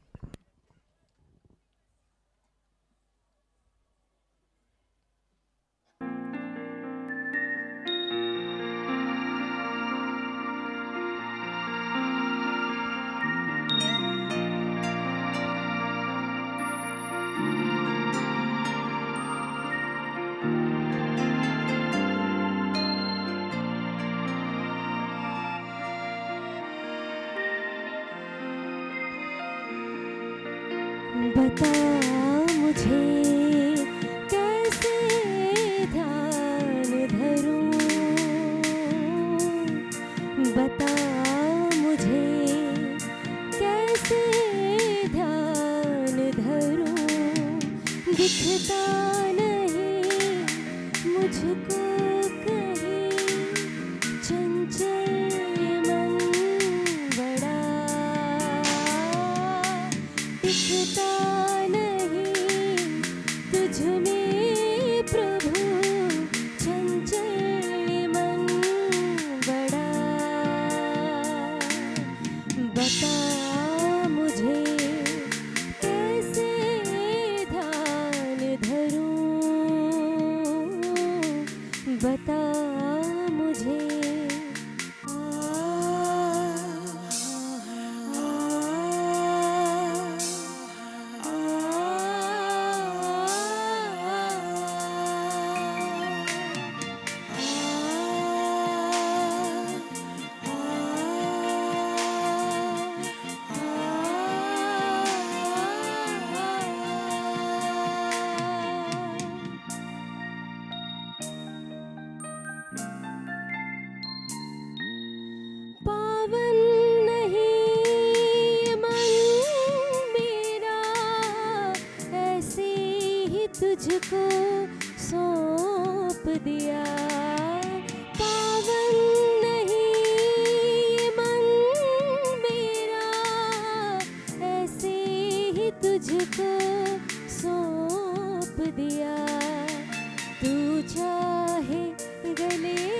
लगा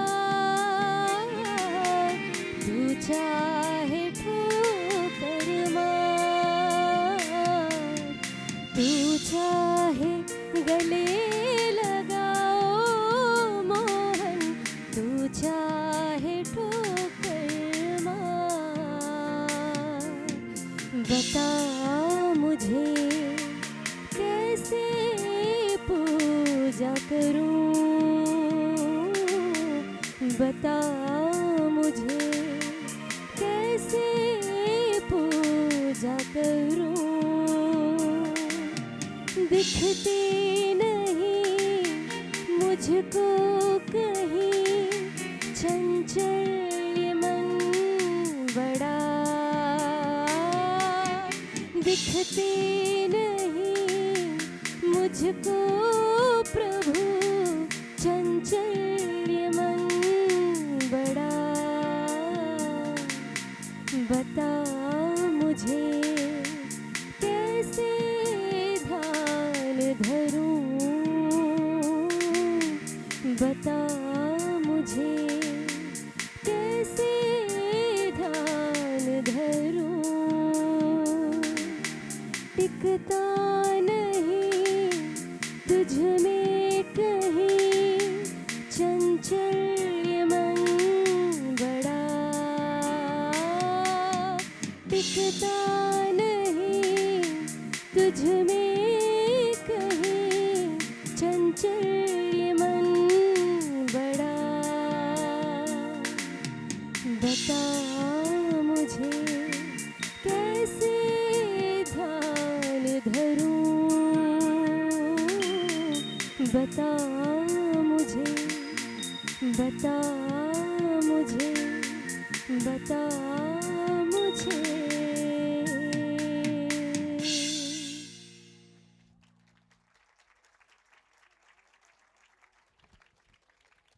The voice of an angel, Manaswini. Thank you very much for that beautiful rendition.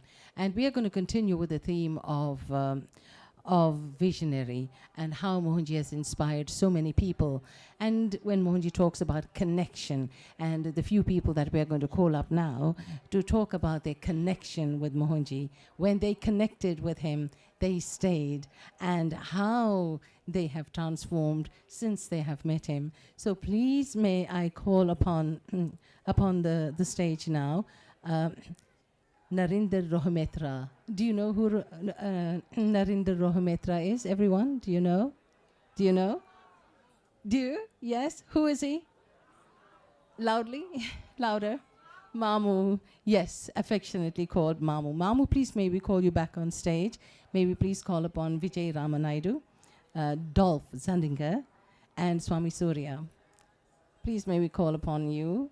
And this is where we're going to be talking to you about your connection with Mohanji since you met him.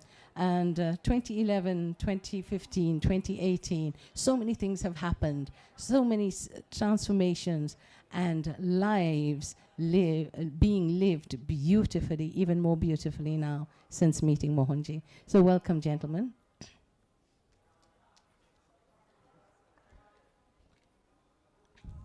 Mamu, welcome back on stage. How are you feeling celebrating Mohanji's 60th here today in the Maha Kumbh Mela? I am Mohanji, so I am celebrating very happily. It's that simple as that. Mamu, your connection with Mohanji goes back to 2011. How would you describe your relationship with him today? I call Mohanji as my father. So he is father of fathers. So my relationship with Mohanji, when I met Mohanji for the first time, I went there to prove he is a fake master. So that was my understanding at that time.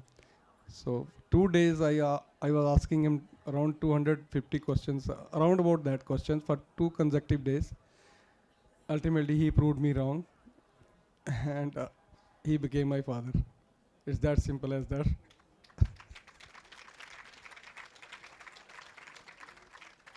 Regarding Mohanji visions, which I think my connections, all these things which are coming up, which you are seeing, his platforms and all these things, he has already described me in 2012. He already told me that all these things will happen in future. I used to be very skeptical about it because we hardly had few thousands of rupees in our bank account, and I used to wonder how it will happen. But he said, Mamu, don't worry, money will follow. It will happen. Then all these platforms, believe me, whatever platforms are today, they are just tiny part of very small, bigger iceberg. More things are yet to come. And the basis of all those things was that betterment of mankind, that is including plants, birds, animals, water plants, everything. Everything is planned, what he has told me, that will happen in future. And I now see that it is coming up. And we have ashrams where at least 20,000 people will be fed at one given time for one meal, breakfast, lunch and dinner. That means 60,000 people will be there per day.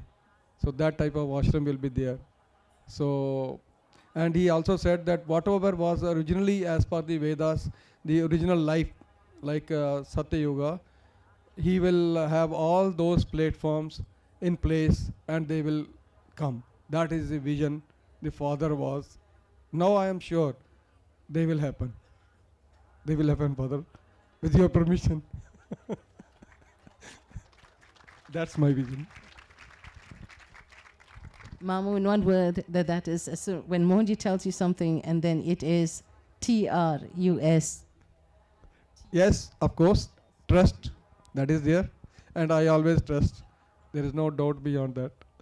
Even this happening of the Mela itself and this, when it was conceived, I was very, but later, within 2 days, I was back to normal that it will happen. It is going to happen.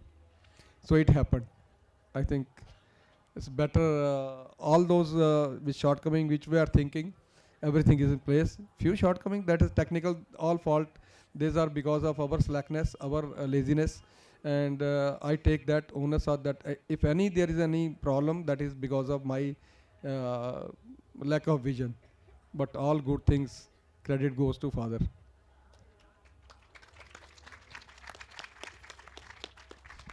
Mamu, thank you so much for that. Okay, Vijay Ramanaidu, your connection with Mohanji, if I stand under correction, goes back to 2011, right? And it has been quite a journey.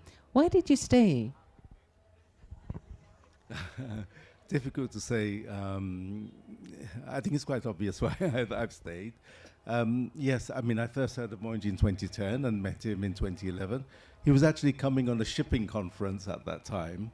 And I said to my friend, can you ask Mohanji, if he's happy to stay with me? And I hadn't met him, but, very graciously he agreed. And I remember I used to go on the tube with him on the train to the shipping conference, and then used to come, pick him up and then come back on the train or car.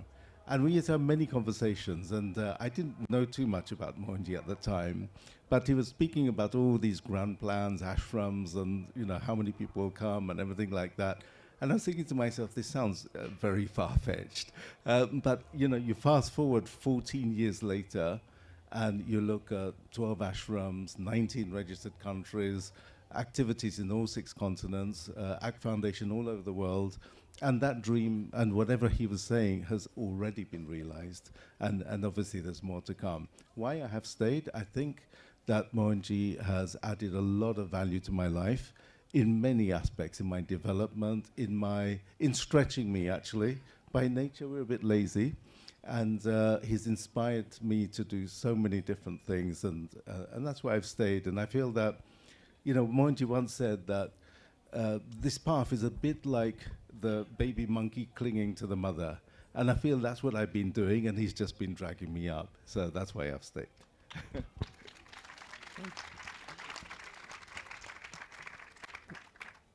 There's Mike. Mike, can I have some volume, please? Thank you, Vijay. And that was really something, you know, and also doing Kailash 2014, 2016, inner Kailash as well. And thank you for that. Swami Surya has been is still very deeply connected with the Scandervale Ashram down in Wales in the in UK. Swami Surya, you met Mohanji in around about 2015. What has that connection been like for you? Well, we first met Mohanji through, actually through Vijay, when Mohanji was taking a group to Kailas in 2014 and invited one of the members of the community to come along with him. And Mohanji also visited the ashram at the same time with Devi. And we just had a meal together informally. And it was a very beautiful, open conversation. Mohanji was himself.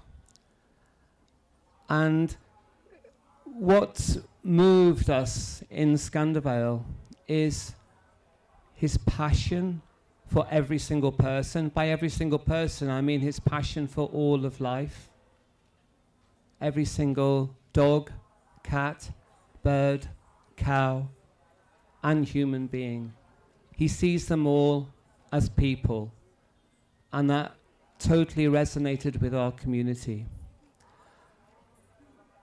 On a personal basis, the most profound thing I feel that Mohanji has done for me is to accept me for who I am, and that I am able to. It was interesting in the satsangs he was talking about. We all have three faces: one that we give to the world, one we give to our close ones, and one we keep to ourselves.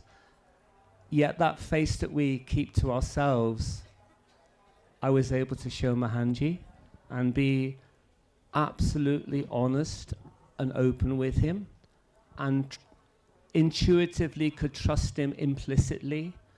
And there was no judgment, total acceptance. And that helped me personally to accept myself. And he was also incredibly pragmatic, incredibly practical. And that as well enabled me to go through many personal difficulties. Everybody has difficulties in their lives. And Mohanji's grace and his accessibility was always available. Whenever I messaged him, whenever I spoke to him, he was always there. Always with practical, pragmatic advice. And whenever he visited Scandervale, there was his presence just brought a harmony, harmonized the vibration. And that was something very, very tangible that all the members of the community feel whenever he comes to our ashram. Each person has grown in their relationship with Mohanji from Scandervale, each in a different way. And we treasure that. We treasure his connection with our community. I'm here not just for myself, I'm here on behalf of our whole community. All of those people would long to be here at the Mela with Mohanji. And I can really say, we love you.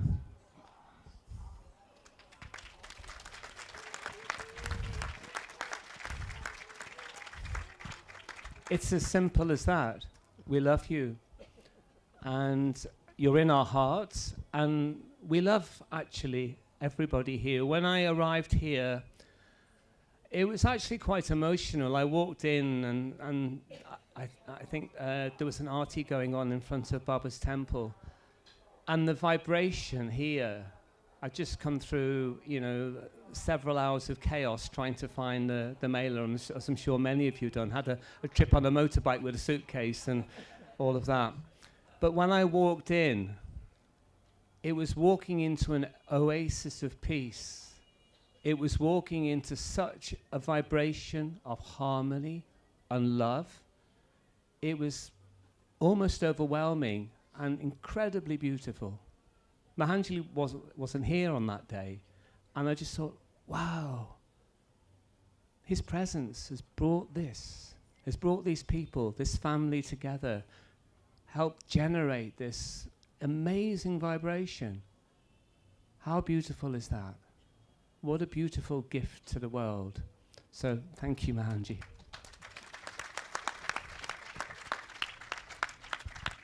Thank you so much, Swami Surya, for that. What you said encapsulated, I think, most of our sentiments as well, all of you. And our dearest Dolph, it is such a pleasure to have you here, to talk to you now briefly on this such a special occasion. What attracted you to Mohanji when you met him in 2018? Well, when I met Mohanji for the first time, it was in Italy, and there was a gathering of a lot of spiritual leaders.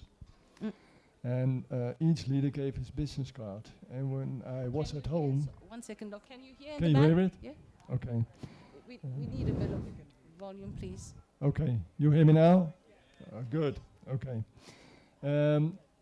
I've never told this to Mohanji, but when I collected all those business cards from those spiritual leaders, and I got the card from Mohanji, and then suddenly I said to my wife, it is Mohanji. There was a vibration, a connection, I can't explain, but this is really true. And I immediately called my wife, I said, oh, we have to connect to Mohanji. And that is how it all started. And you still stayed, and you did a lot of work together, especially where water is concerned. How has Mohanji assisted or aided you in this regard? Well, what you recognize, I'm coming from the corporate business, but also from science. And when you speak with Mohanji, you immediately notice that he also has a background in corporate business. You immediately notice that. He's to the point, no nonsense, very critical, but always honest, incredible honest. And he can give you a direction, and that is something that it is worth so much, and you really embrace that. You really follow that, because you understand that this man can be trusted. 100%.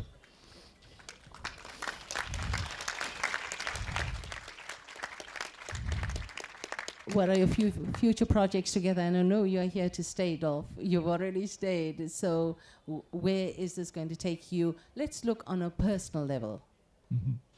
Your association and connection with Mohanji. For a personal level, with Mohanji, when you talk with Mohanji in private, he lifts you up. It is as if something from back home is a feeling that comes back to you. And that is really true. Me and my wife, every day we talk about Mohanji, because you won't have that feeling. That's it. I can't explain it, but that's how it is. What a beautiful way to share on Mohanji's birthday. Thank you to Idika, dear Idika as well. Thank you, Vijay. Thank you, Swami Surya. Thank you so much. Okay, everyone. Did you enjoy that? Very interesting facts, right? So we heard now about the visionary, right? Now, there are those special souls, very blessed ones, who live with Mohanji, who work with Mohanji, who travel with Mohanji. So we're going to bring you some really fun facts about Mohanji and living with Mohanji by some very beautiful people. And I'm called upon Sangeet Jendan to present this part of the program. Sangeet?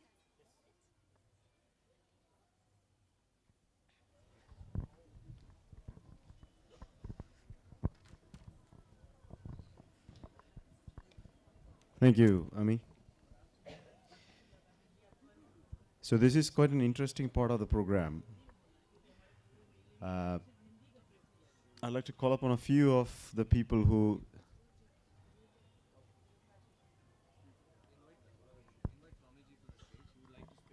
Swamiji, please come.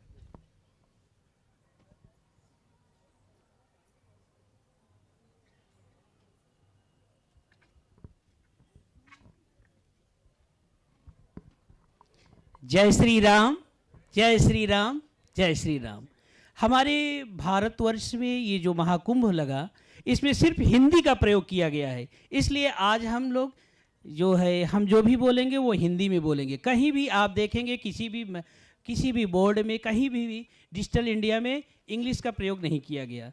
हम अपनी मातृभाषा पे गर्व करते हैं, इसलिए हम अपनी मातृभाषा से प्रेम के साथ हम मोहन जी को हिंदी में अपने शब्दों के द्वारा कुछ भी जो भी शब्द बोलेंगे हिंदी में बोलेंगे। आपसे इसके लिए अगर आपको कोई कठिनाई होती है, कोई भी परेशानी होती है, इसके लिए हम क्षमा प्रार्थी हैं। कि आपको अपनी भाषा में गर्व है तो मुझे अपनी भाषा पे गर्व है। क्योंकि मैं also I am MBBS MD medicine AIIMS new Delhi, but I want only love to Hindi because it is my मातृभाषा। सो मोहन जी जैसे श्रेष्ठ व्यक्ति जो हमारे सनातन धर्म के प्रचार के लिए पूरे भारत में ही नहीं पूरे विश्व में इन्होंने जो डंका बजाया, इनको हम तहे दिल की गहराइयों से, इनका ये जन्मदिन नहीं है, ये हमारे जीवन का एक बहुत बड़ा अमूल्य समय बीत गया। जो 60 साल बीत गया उसके लिए हम जो है इतने जीवन का जो इन्होंने समय बिताया, सनातन के लिए जो कार्य किया, उसके लिए मैं इनको कोटि कोटि धन्यवाद देता हूँ कि इसके बाद भी ये जीवन को अपने अनुसार चलाते रहें। I am happy wishes the wet wishes of the all over my Ganga Saraswati and Yamuna. So great blesses for the heartly I like to you. Happy birthday Mohan ji.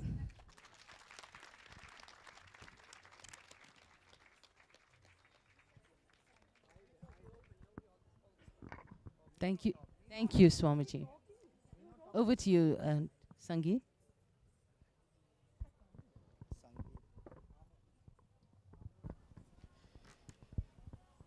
Okay. Thank you, Swamiji. Shukriya. So we are going to start the program. This is a special program. Again, a bit of interviews. This is going to be a special group of people. These are individuals who had the pleasure to work as personal assistants to Mohanji. All of them have gone through the grind, and they're going to share some instances. Not all, we are calling a few of them because we have quite a few. So Kamat, can you come over? Kamat, Militsa, Aditi, Chris is here. Chris, Thea, please come. Okay, so you guys can share this mic. No, you're opening.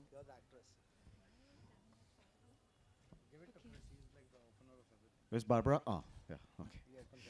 Thank you. Monica.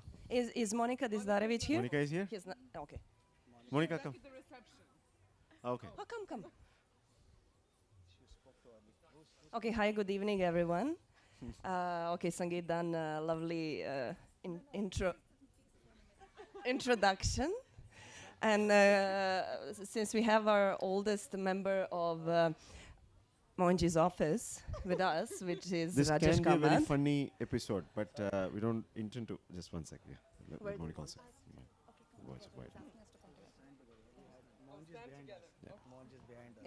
Is this fine? Thank you. Okay. So Rajesh, would you like to start with your experiences? So let me start this because I know it's easy that way because we have so many people. Oh no, keep the mic with you. So essentially, what I would like you to think about. See, one of the things which, as I mentioned to you earlier, interviews and all, we didn't fully prepare. Of course, I mentioned, okay, this is what we are going to do. But this one, we already mentioned to them, okay, this is the basic topics which we can talk about. The reason why, because there are so many things to talk about, and every incident which they share is so interesting. So, what I would like you to think about is those instances where maybe a serious topic where you felt the multi-dimensionality of Mohanji. So what you come across as a human being goes as a master. So those instances, some of you can think about. Yeah, want to start briefly first. Hello. Yeah. So over the years, I've been associated with Mohanji for over 10 years. And one of the things, like you mentioned, multi-dimensional, I don't know what that means, but what I feel is a lot of the focus with masters also is about miracles. And, this whole thing that they do, a lot of things which are out of the ordinary. But over the years, I think even in the initial parts, I used to document that. I've written a couple of books on that. And what I feel is that's like the very tiniest part of a real living master. Because at the end of the day, what the master does and affects over the entire world with this footprint is much bigger than what a few miracles can do. And over the years, what really gets me in awe with Mohanji is just the sheer work that is does through the day. So that's for me is much more miraculous than anything else. And the passion with which he does it and the way he executes it is something that really leaves me in awe. So when somebody asks me to speak about miracle, I think the true miracle is just his presence. I'm not as around him as I used to be in the past, but I still feel that the amount of effort that he puts in, yeah, thankfully for him. So the amount of effort he puts in is just incredible. I mean, the smallest example I can give is this Kumbh Mela. So unfortunately, I'll just use a few more minutes. When I left, I was the one who took Acchan to the hospital. And when I went to the hospital, he was perfectly fine. I mean, he was perfectly fine, and he was supposed to get discharged the next day. And when I left, and then Preeti Duggal and all of us, the entire team of the Kumbh Mela came here. And a few days later, his health went down. And then when Mohanji was supposed to travel here, there's expectation of all the participants of the Kumbh Mela, because everybody expected to be on Mohanji. People are traveling all over the world to see him. And that time he said that I have a, what you call a dharma sankat is like a dilemma, a huge dilemma, because on one hand, I have my responsibility towards my father. On the other hand, I have this responsibility towards all these people who are coming for me and, who are coming to the Kumbh because of me. And when me and Madhu spoke when he came here, the thing that was decided was that because of the criticality of his father's condition, Acchan's condition, that he would return back straight from the airport. But something happened and Mohanji said, no, I'll come down because it was a huge effort just to get to this camp. And we were wondering whether he will be able to make it back in time. So Mohanji still chose to come here. And when he came here, he spoke to Dr. Wazir. Dr. Wazir spoke to the doctors there. And they said that it's possible that, it's not something that's going to happen immediately, but we'll monitor it closely. So he just postponed it. Now, on the outside, it may seem like a very simple thing.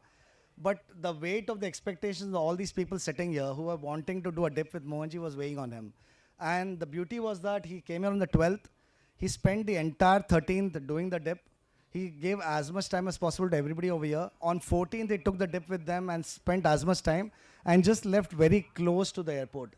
And the other thing I feel is, like, when you look at it from the outside, it seems that, he held Acchan long enough for everybody to come here. So whether it's Preeti Duggal, Madhu, or any one of us, most of us are very closely connected to Acchan. And if Acchan's health were, if there were even a slightest possibility of anything being wrong, I would not have traveled, Duggal would not have traveled, a lot of us would have stayed back. And then it would have been impossible for, say, Madhu or Mamu to hold it together, because a lot of us would come here. Not me, obviously, I don't do much over here. But the others, I think the others, if they're not showed up over here, it would actually have put a lot of pressure on people who are already under a lot of pressure. The second thing I feel is, once they came here, Mohanji gave clear instructions saying, I'm going back alone. He just took George, and that's interesting because he took the people who had a connection with. George went the next day. So because George had some connection. So he ensured that anybody who had a connection with Acchan could go back and close it with him. But he ensured the entire team stayed here to hold the fort. So when you look at dharma, right, dharma has multiple things. So a lot of people, I think, even within his family, criticize him for not taking care of his father. But I think that's, if you look at his stature, when he says Mohanji family, actually means it. It's not just his family. Every one of us who travels over is part of his family. And he considers his duty to be beyond that. So I think when you say multidimensionality or larger things, I think that for me symbolizes master in action. Okay. Thank you, Kamal. I'll make it a bit more simpler, because then if it's not, let's talk about transformation, because one of the things Mohanji always says is the opportunity is given to you. You have to experience it, so you can also, so you have a choice of either talk about multidimensionality, or you can also mention about instances which you felt from that point onwards you were different than you were before, so just to make it easier. Melissa, do you want to go? Okay. One of my favorite events with Mohanji, and I have many of them. Many of them are quite funny, as we know. But one of them especially moved me. So we were in Brazil at that moment, and Thea and myself were with Mohanji at that time. Unfortunately, Mohanji was going through physical health issues, so he was going through gout.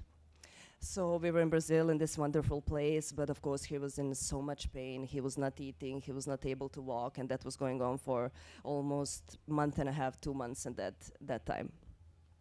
So one of these days, I was going to his room to bring him tea. And of course, when the person is in so much pain, you're always trying to be mindful, even if it's master in question.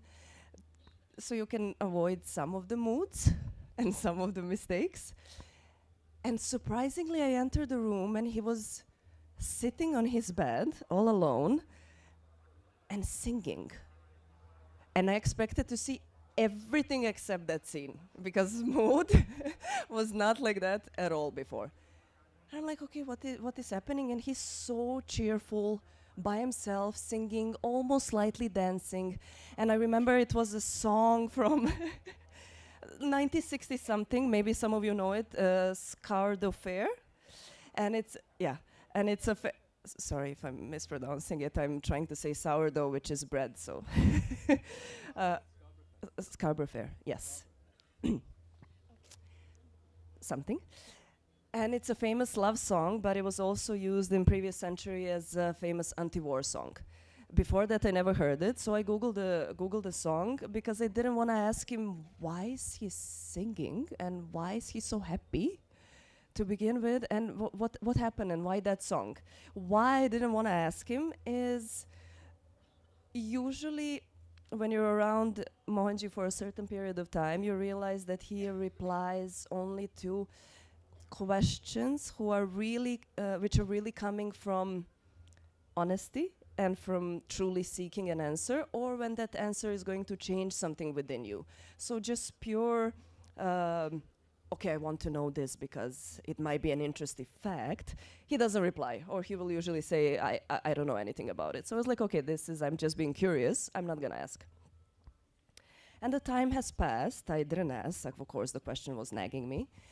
And we came back to Serbia, and one of those days I had a call with one of my dear friends, and she was really, really disturbed with the situation that was going on in Gaza. Yes, the only thing that I asked Mohanji in Brazil was, why are you singing? What is going on? And he said, I'm singing to the people of Gaza. They're in pain. They're very deeply suffering. Then, going back to Belgrade then a month later, and my friend is calling me, and she's like, Milica, can you believe what is happening in Gaza? I'm like, I know, I'm following, I know what's going on. And she said, okay, so the latest news is they lost all the medical supplies. The doctors, many of them are killed, many of them are dead, kidnapped, whatever, and they're also dead, they don't have any ways to treat the people, so you know what they're doing? And I said, no, I have no idea. And she replied, they're singing to the patients so they can stay alive or to cheer them up. And in that moment I froze. I was like, oh my God, I got the answer, not from him directly, but through someone else. And I was really wondering, how did he do it? You know, what was, how does he operate? But probably he on some metaphysical level inspires people and knows how to touch lives, and yeah, that was really one of my favorite moments. Thank you. Thank you, Melissa. Yeah, welcome. Thank you so much. Okay, we'll let the mic travel all the way there. Aditi, and then Barbara. Yes.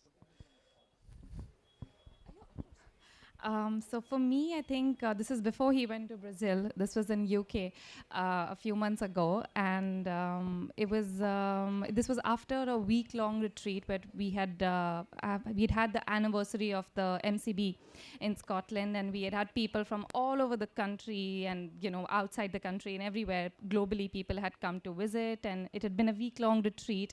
And it was a particular day when it was just me, Thea, and Mohanji in the whole of the ashram. And he decided very casually to like go and see Baba. And so we went along with him, and he walked out, he went to the temple, he paid his respects, and we were on our way back.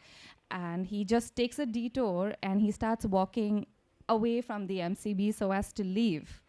And we didn't know what was happening because we were not prepared for like a walk or anything. This is Scotland. It was anyway gloomy, dull. And he walked towards the signboard from where the MCB, you can see the MCB.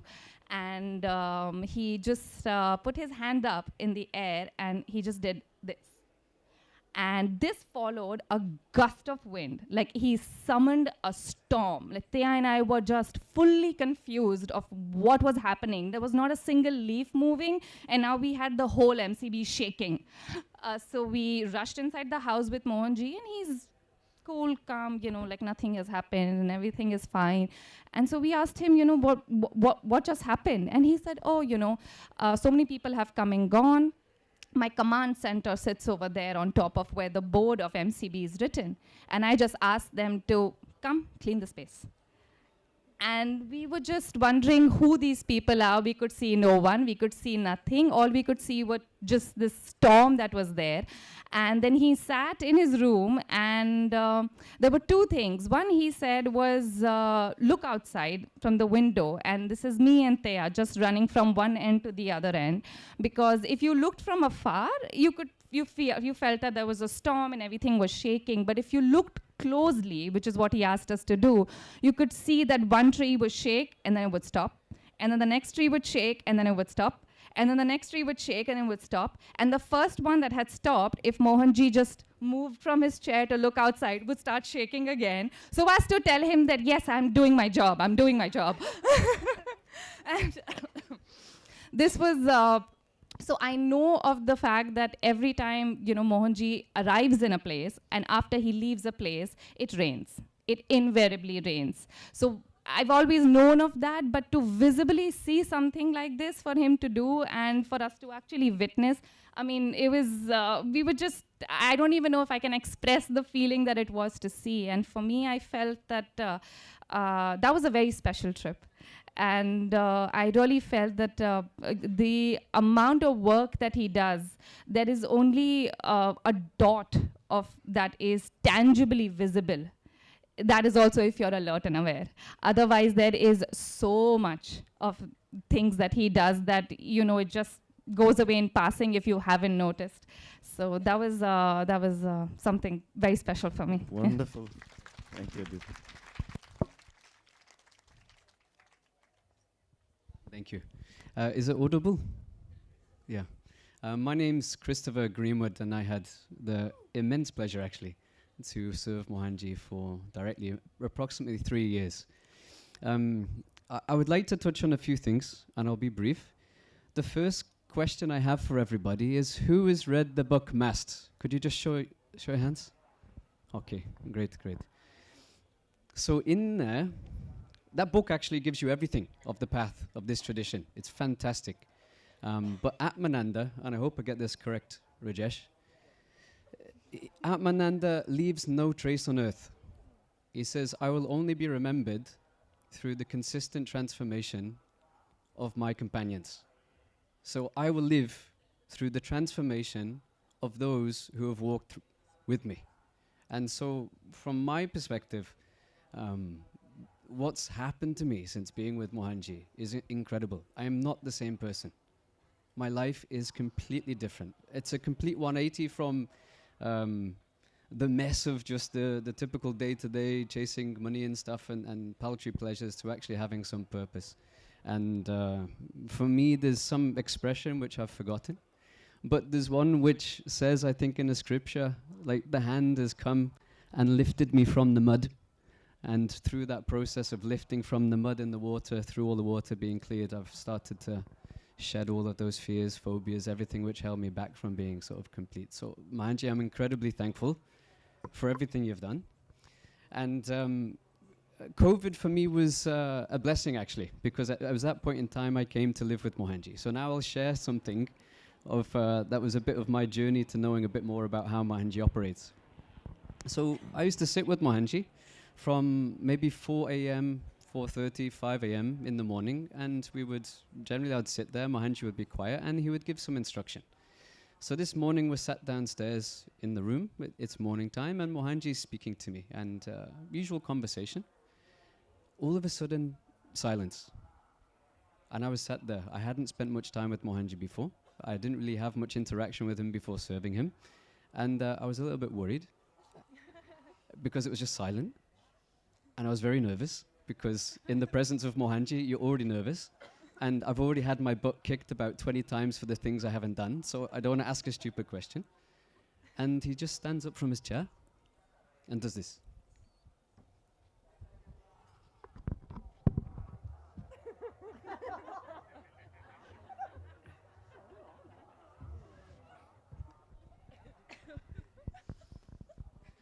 Sit back down, silence. And I was like, I have Is to this- add. is- I was like- have to add that Mohanji usually physically never works out. that's what I mean. That's what I mean. I was like, I actually don't know what to do. Am I meant to do exercise now? Is this the time for like physical stuff? Is yoga happening? And I finally started to, as I was asking the question, I think this happened, he sort of looked at me and said, "You will not understand," and continued anyway like this. And I was like, what the hell is this? Like, where am I? Like, what's going on here? This is not what I expected. I thought we'd be having satsang, talking and stuff. I said, what the hell is this anyway? Anyway, later, this is not through me. This is, I think this is exactly how it is. It's broadly like this, but this is the message. What happened is one lady had called somebody to tell Mohanji thank you. And she'd called to tell Mohanji thank you because her father had been admitted to hospital with a heart attack and he had survived. So Mohanji didn't tell me this, but I sort of got the message, and that was for me was the moment when I started to watch a lot more closely, because when you're with him, as Aditi said, many things are happening, some of which you've got no idea, but sometimes if you're lucky and are alert and aware and active, you catch a glimpse of something much larger. You know, something much, much more different. And I think just coming back to the transformation aspect, all of the people that I just look out here, and I was just checking on some of them, I know how they've changed since being connected to Mohanji. And I just think grateful again. Thank you, Mohanji, for my own transformation. And also just for having you in all of our lives and being able to celebrate some of this time with you today. Yeah.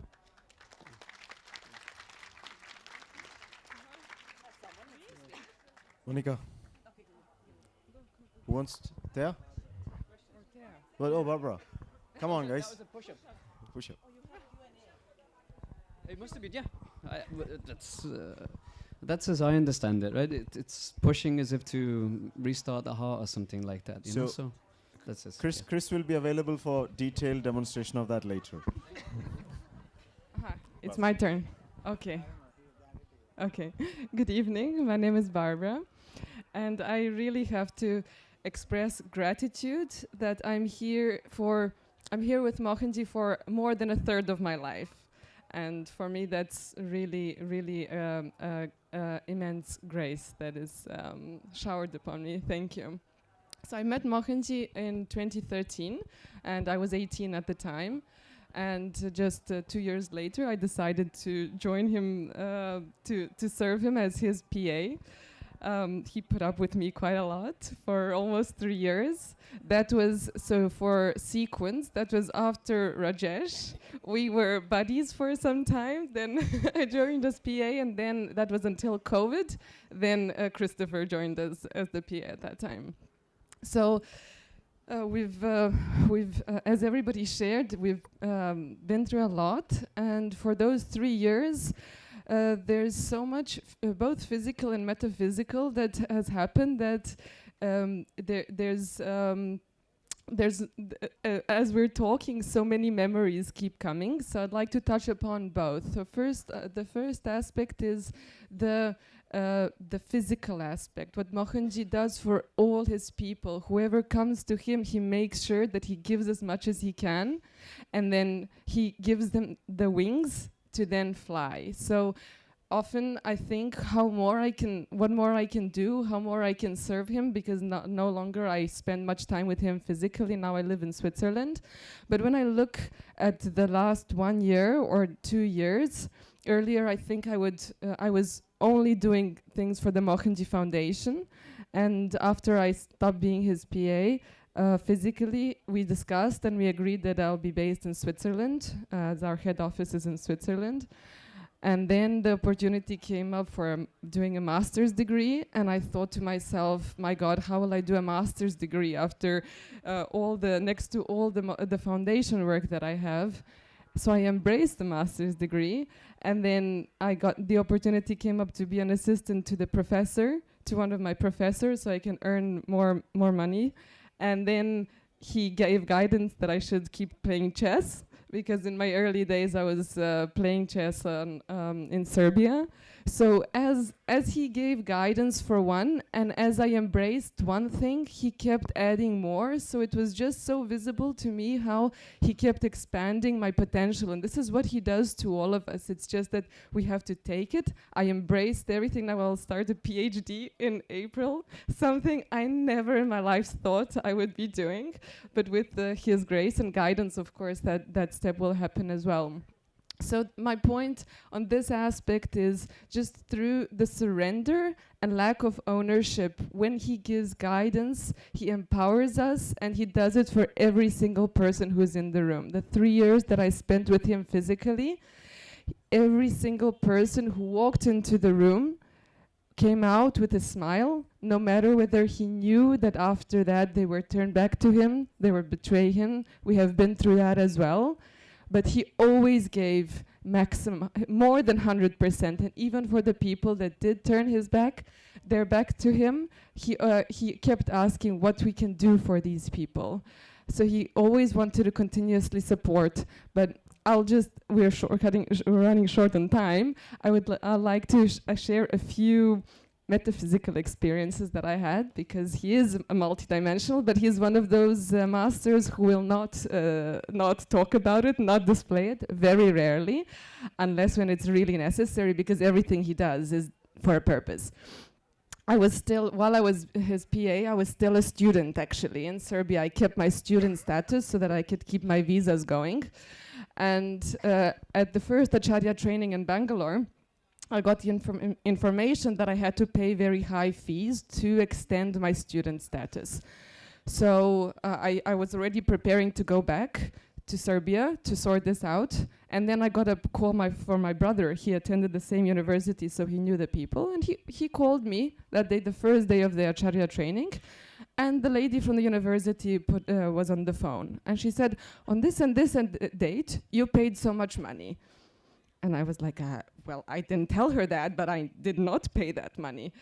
And I said, okay, yes, I'll just double check. And she said, now you have enough money to finish your university and finish your bachelor thesis. And I called my mom and I said, Mom, did you pay any money into my university account? She said, Barbara, I didn't know you're still a student. So, of course, then my brother also is connected to Mohanji, so he said, it must be your father. Mohanji, I call him as my father, and he really is my father. So then I knew it was one of the rare moments when he materializes something. He materialized this money in my account, so I would not have to go back to Serbia, and I had another year to complete my last exam. And Mohanji didn't know anything about what was going on. He was sitting in the room talking to people. So I just went in front of him and I bowed down to him and I touched his feet with gratitude. And he just looked at me deep into my eyes and he said, I do my job.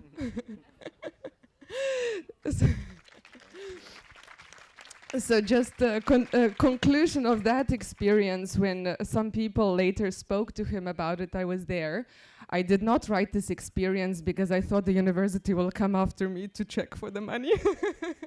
I did not write about it, but of course a book will come up because living with him is really, definitely deserves a book. But then when one of the people who was sitting with us, they asked Mohanji about this experience and he just simply said, I take care of my people. So at that point in time, that's what I needed. That's what I needed for that stability at that point. And he does his job in his ways, and only he knows these ways. So these are one of the secrets that he keeps very wisely. He rarely does such things, but thank you, Barbara. There are many. So one quick call out before we can hand over the mic to Thea is the Guruleela book. So I think some of you have already written on in Guruleela, so please do check it out, because it's these Guruleelas which are always there, and 6 and 7. So they have. Thank you, Subhashri. Guruleela 6 and 7 are all the experiences of people that walked with him. Thank you. Thea. Thank you. So what? 2 minutes. Okay, I'll be short. We're running short on time. Yes.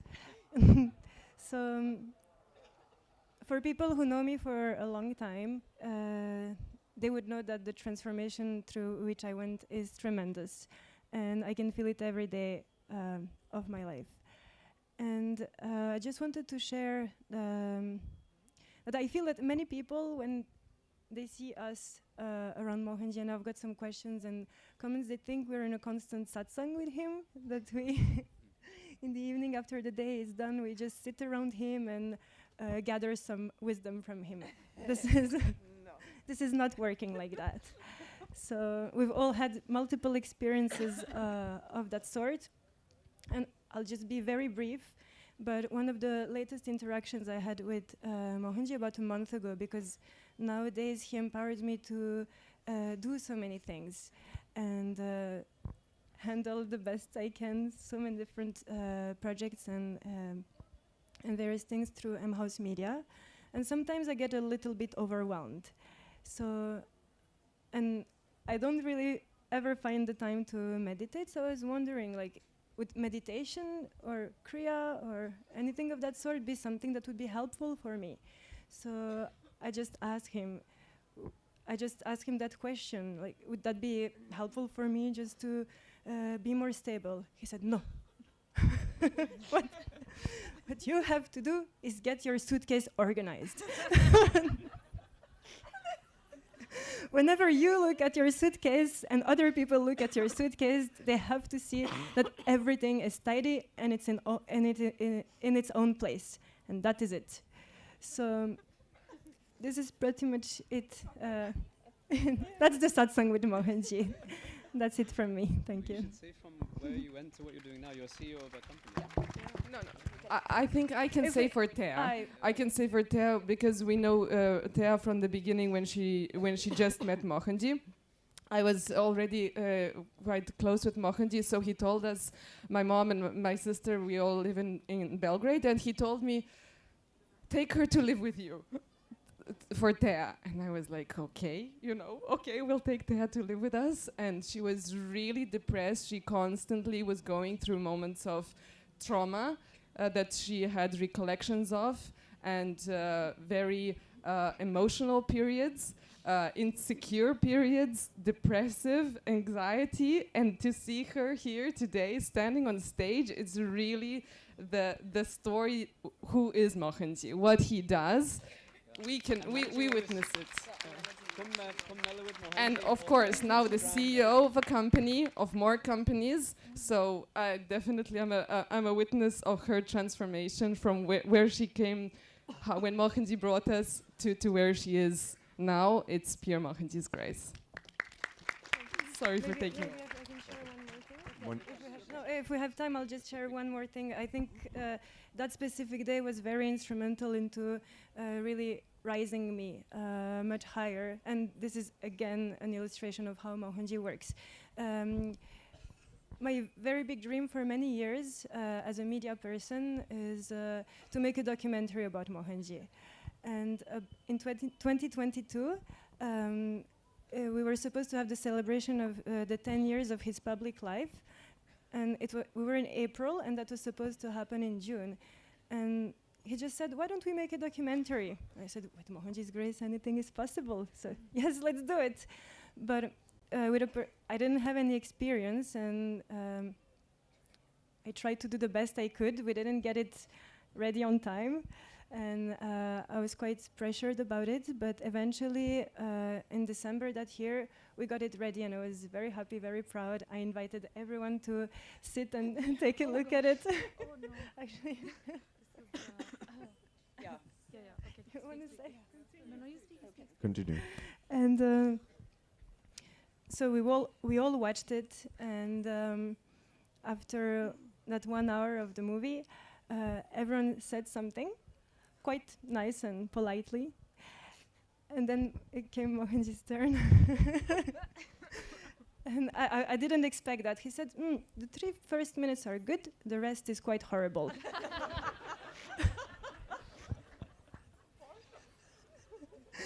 I didn't know how to react. And then he kept going, and in me, and I reacted a little bit, and then he started shouting at me. I wasn't so much used to that back then, but then I understood that when he shouts at people, yes, no, somewhat. Then I understood that when he shouts at people, he doesn't shout at us. He shouts at what is inside us that has to be transformed or eliminated from our system because it doesn't serve our higher purpose. In that moment, I didn't get it. It was just so painful to be in that situation. Basically, it hurt me. It hurt my ego and the fact that for 6 months I worked tirelessly to get this to happen. So after this countdown, I think I stayed in bed for 2 days. I was crying. I couldn't get up. But and then how he works, and this is the whole point of the story. He called me in his room. And for everyone who saw him in daily life, he often just sits and watches the phone, or like does something on the phone, answering messages or watching Instagram. This is also how he works, by the way. And he just called me, and without saying any words, he just showed me the phone. Like, look at this. He was looking at a reel on Instagram. It was an excerpt of a movie where basically a dad is carrying his son, and the mother behind is screaming, no, no, no, don't do that, really panicking. And then you have the dad throwing the kid in the water, and the mother is panicked, like, no, no, no, and the kid just starts swimming. So this was the whole point for me. Yeah. Thank you. Thank you, Thea. Monica? After all these beautiful stories, and I'm put on the spot, I didn't know I'll come out and speak, so I didn't really prepare anything to say, because I did have many experiences assisting Mohanji, but what I do want to say is how much he taught me. For me, standing here, because I'm always the one sitting at the back and just want to be invisible, standing here and speaking and being natural and speaking is next level, because I would come out, maybe I would come out on stage and I would be just shy and I would say a few words and mumble something, but to be natural. And in the same time, he speaks about royalty. So being royal, but being natural in the same time is something I really feel where I am leveling up, pulling me from my patterns and all this thing. He's really lifting me up and lifted me up so much to be here to speak, and keeps pushing me forward every time I just sit at the back. He always brings me in the front. So he really brings out the best in us. This is one thing that was my biggest transformation, and I won't continue anymore. Madhu, everyone, I'll just finish up here. So, okay, thank you. Thank you, everybody. So yeah, they are available for more stories if you like. Guruleela 6 and 7, you know, transformation stories are there. Also the other Guruleelas. So you're going to go get more information. Thank you. I think we are. Yeah.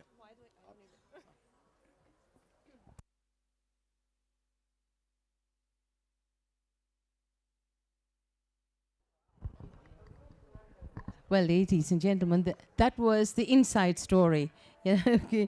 Trust you enjoyed that. Some fun facts, interdimensional facts as well, living closely with Mohanji. So now we've come to that part of the program. We've kept the children waiting so long, and they've been dressed up for a long time now. We're going to bring through the beautiful dancers from the Himalayan school of traditional dance. But I'm going to call the creative director to introduce them to you. May I please call upon Radha Subramaniam to do the honors. Radha. And she comes dressed as Shiva, Shiva, Shiva.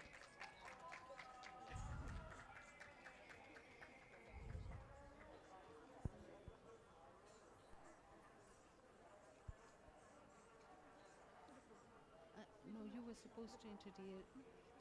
Huh? It's there. Okay. Play. Okay, you can start it. Start.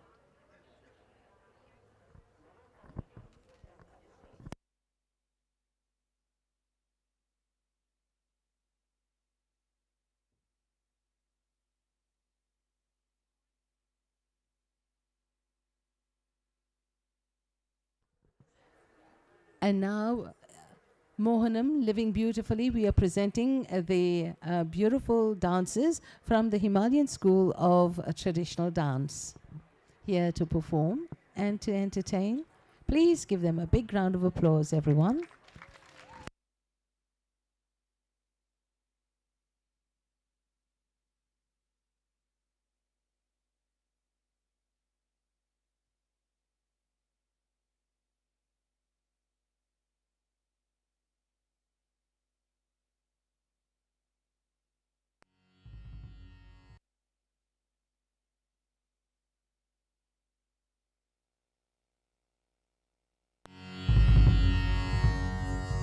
Mohanji, the living presence of Lord Shiva. On this auspicious day, we honor our beloved Guru Mohanji, who like Shiva embodies many facets. As a family man, a loving husband and father, he remains ever compassionate, yet anchored in stillness, like the serene and powerful Lord Shiva. Inspired by Mohanji's teachings, we present this dance production as an offering on his birthday at the Kumbh Mela, where all the spiritual energies converge.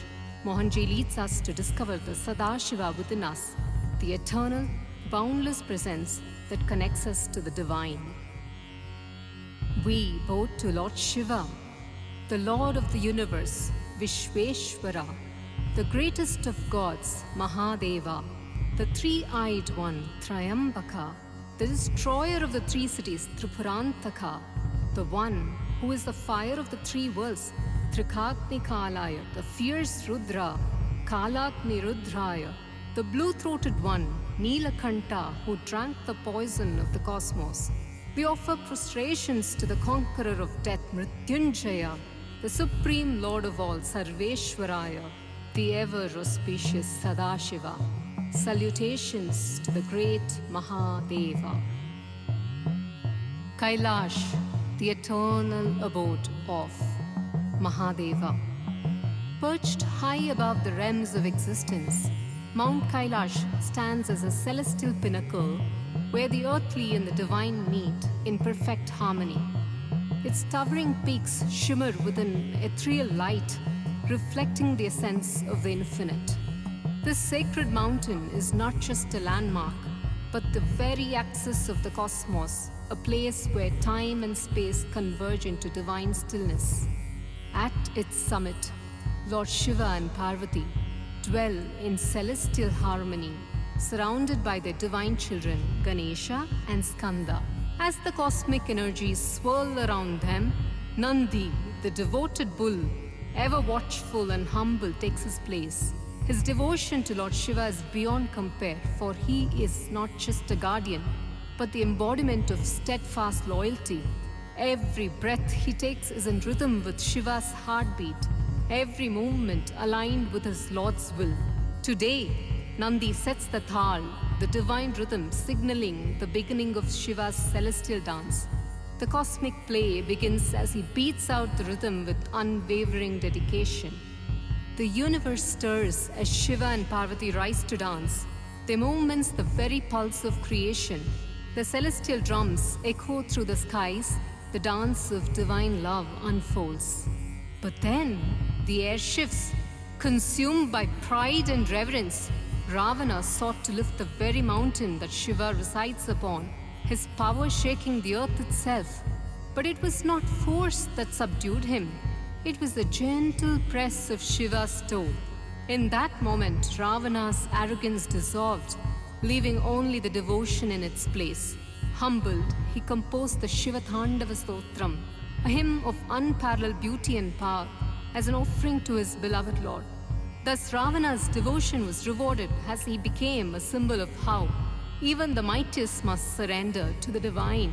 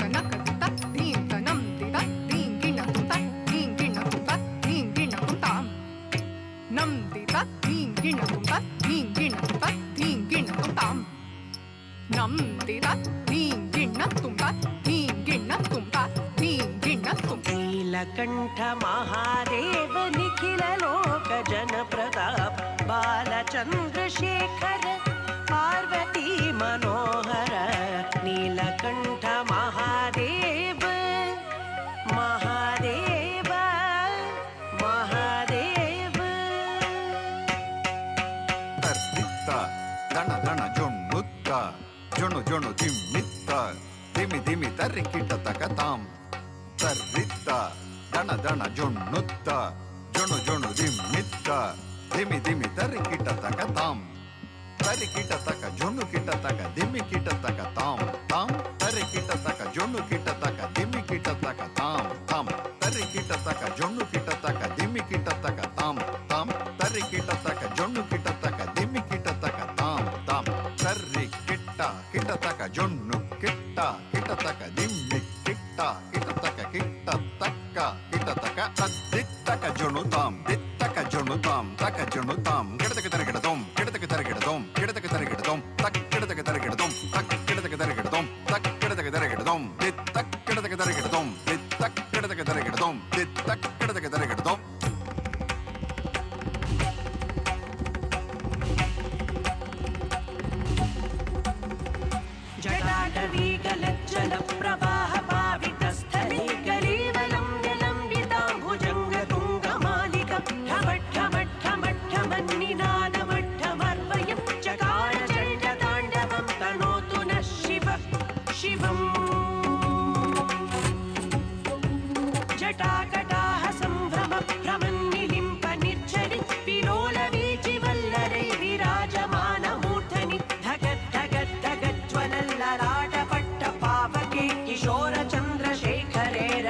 प्रतिक्षणं मम जटाभुजङ्गपिङ्गळत्पुरत्पणामणिप्रभ कदम्बकुङ्कुमध्वरप्रलिप्तदिग्बधूमुखे मदान्तसिन्धुरस्फुरत्वगुत्तरीयमेधुरि मनोविनोदमद्भुतं बिभर्तु भूतभर्तरी ॐ नमः शिवाय ॐ नमः शिवाय ॐ नमः शिवाय ॐ नमः शिवाय अखर्व सर्वमङ्गलं कलाकदम्बमञ्जरी रसप्रवाहमाधुरी विजृम्भणावधूव्रता स्मरान्तकं पुरान्तकं भवान्तकं मखान्तकं गजान्तकान्धकान्तकं तमन्तकान्तकं भजे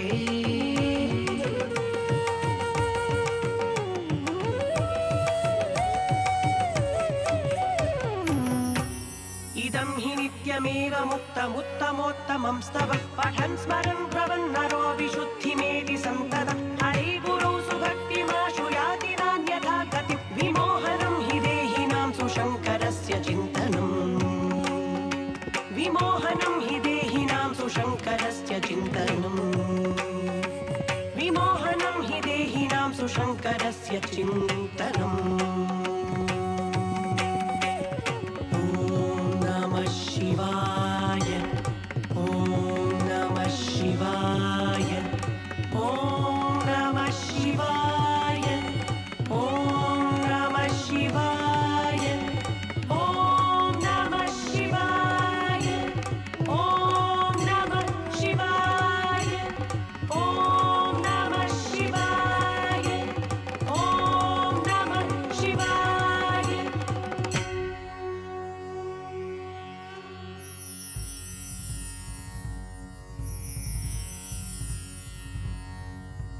Kashi, the city of light, where Vishweshwara, the cosmic ruler, reigns supreme.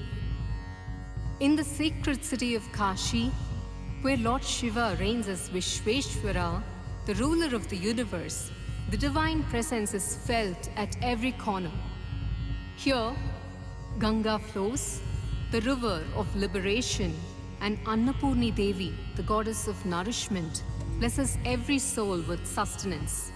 In this holy city, no one goes hungry, neither in body nor in spirit. It is the city where Shiva grants moksha and Annapurni ensures that the journey to liberation is nourished by her grace.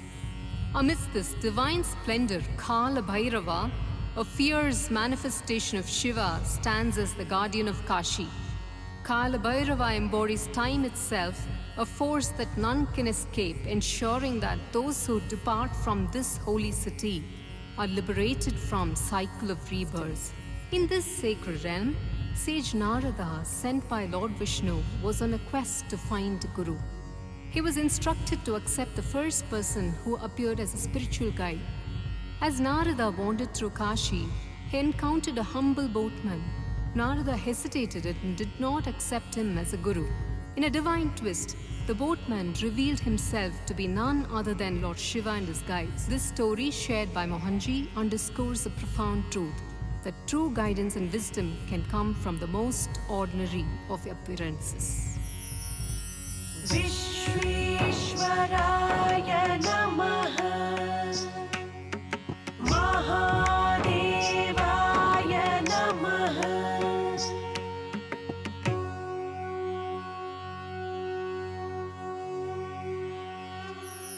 Devarajasevyaman pavanagripankajam Vyalayajnaसूत्रमिन्दुशेखरं कृपाकरं नारदादियोगी वृन्दवन्दितं दिगम्बरं काशिकापुरादिनाथकालभैरवं भजे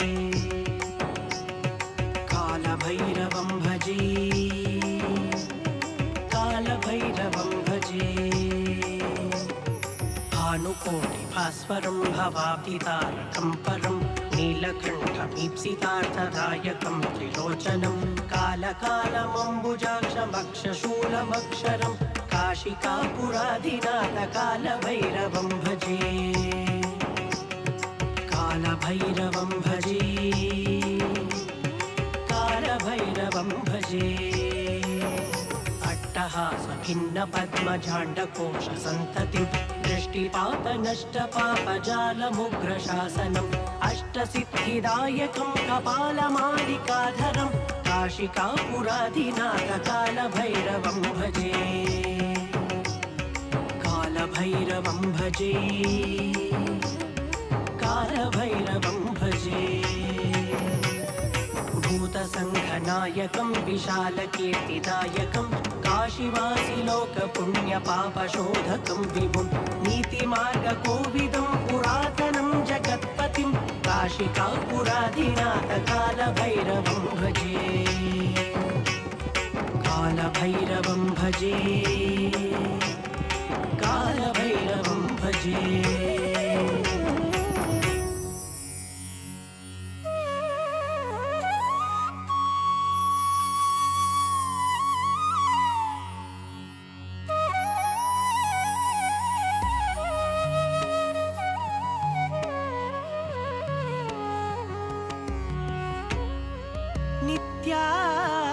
नित्यानन्दकरी वराभयकरी सौन्दर्य रत्नाकरी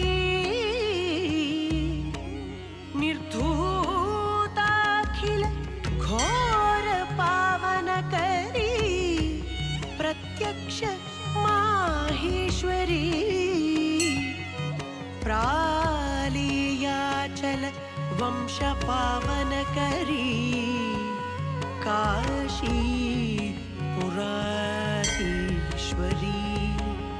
भिक्षां देहि भिक्षां देहि भिक्षां देहि कृपावलम्बनकरी माता अन्नपूर्णेश्वरी माता अन्नपूर्णेश्वरी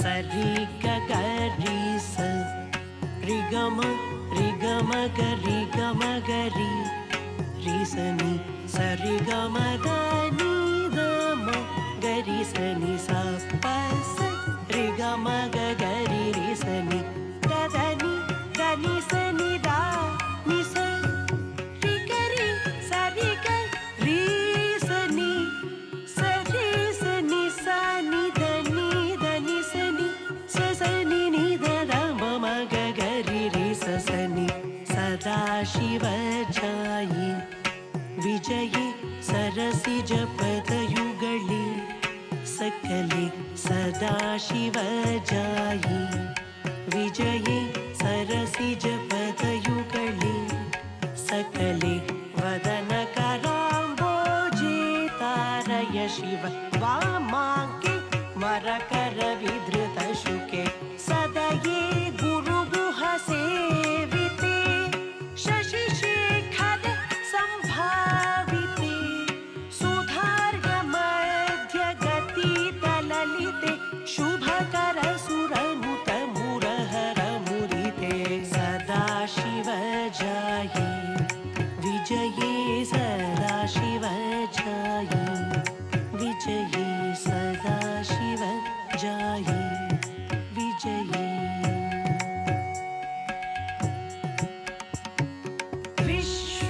विश्वेश्वराय नमः महादेवाय नमः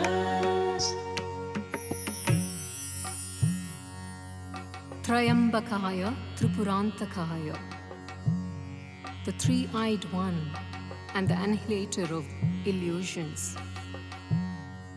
In the cosmic dance of creation and destruction, Shiva is revered as Trayambaka, the three-eyed Lord.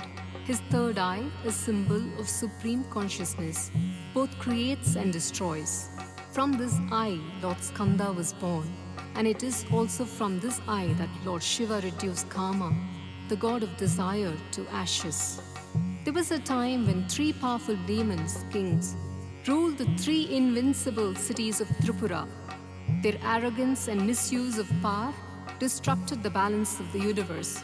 None could stop them, but it was Shiva, in his form as Tripurantaka, who destroyed the three cities with a single arrow, bringing peace to the cosmos. This act of divine intervention restores the balance of dharma, showing that Shiva's compassion is paired with unwavering justice. Trayambakaya Namaha, Tripurantakaya Namaha.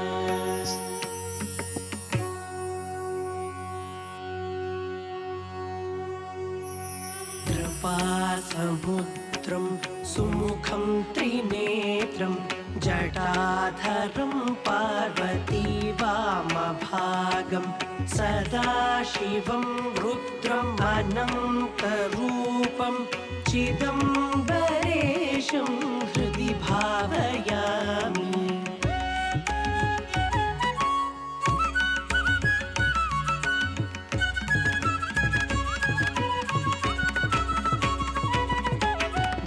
Vachamatitam Bhanibhushanangam Ganeshatatam Dhanadasya Mitram Kandarpanasham Kamalotpalaksham Chidambaresham Hridi Bhavayami.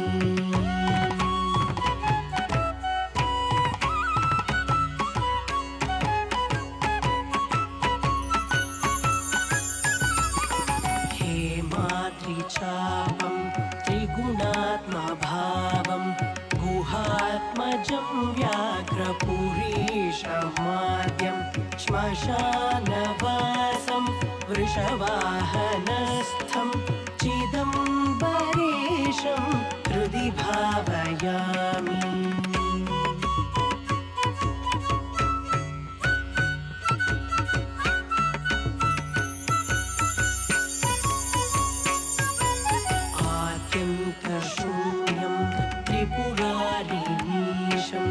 Nandishamukyastuta Vaibhavadyam Samastadevaihi Paripujitangrim Chidambaresham Hridi Bhavayami.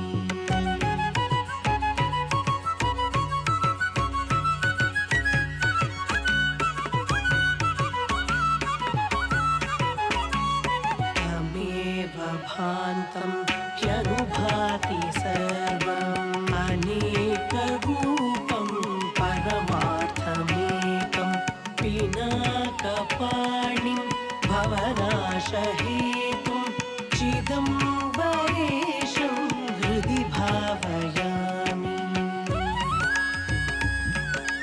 Chidambaresham hridi bhavayami.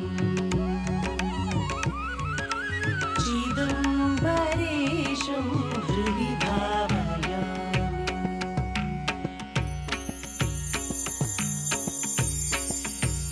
Trayambakaya Namaha, Tripurantakaya Namaha. Trikagni Kalaya Kalagni Rudraya, the blazing fire of Lord Shiva. In the realm of cosmos, Lord Shiva manifests as Kalagni Rudra, the blazing force of divine fire that purges and transforms. This aspect of Shiva is the eternal flame that consumes all impurities and restores balance to the universe. One of the most dramatic tales of this divine fire involves the demon Bhasmasura, who, having received a boon from Shiva, Bholinath, the innocent Lord, gained the terrifying ability to turn anyone into ashes with just a touch. Empowered and corrupted by this immense power, Bhasmasura's anger led him to target none other than Shiva himself.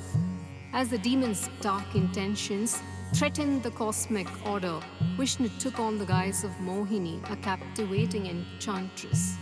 With divine wisdom and strategy, Mohini engaged Bhasmasura in a dance, during which the demon, intoxicated by his own ego, placed his hand upon his own head. In an instant, the demon was reduced to ashes, consumed by the very power he sought to wield against the divine.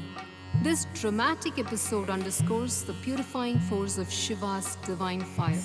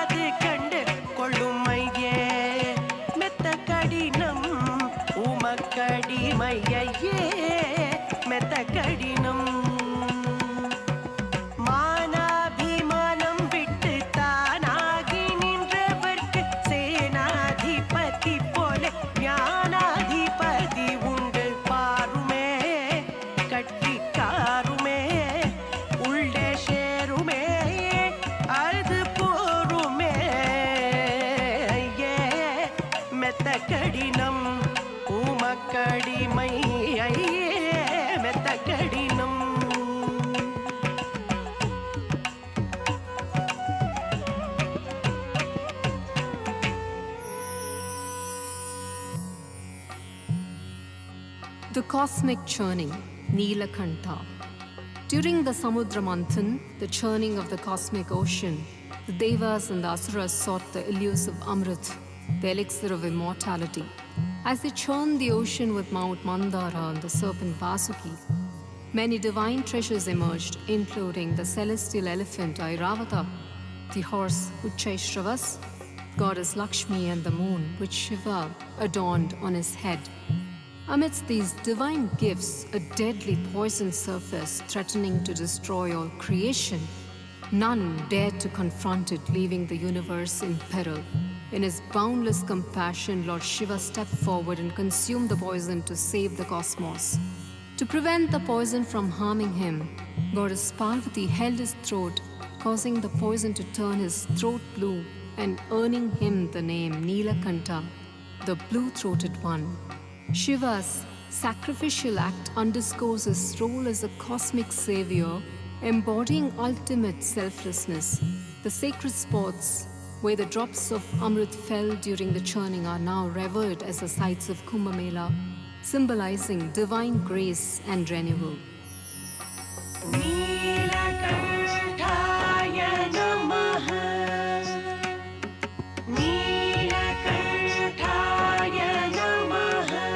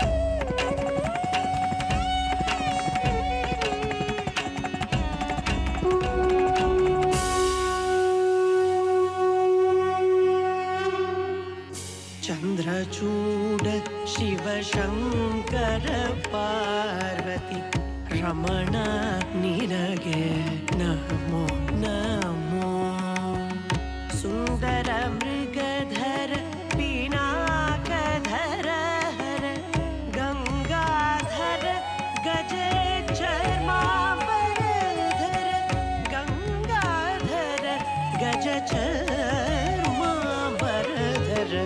Chandrachud Shiv Shankar Parvati रमण निरगे नमो नमो धरिगे दक्षिण कावेरी तीर कुंभपुरवासनु नीने करतली वीणೆಯ ಗಾನವ ಮಾಡುವ ಪುರಗಭೂಷಣನು ನೀನೇ ಕೊರಳುಳು ಭಸ್ಮ ರುದ್ರಾಕ್ಷಿಯ ಧರಿಸಿದ ಪರಮ ವೈಷ್ಣವನು ನೀನೇ Chandrachud Shivashankara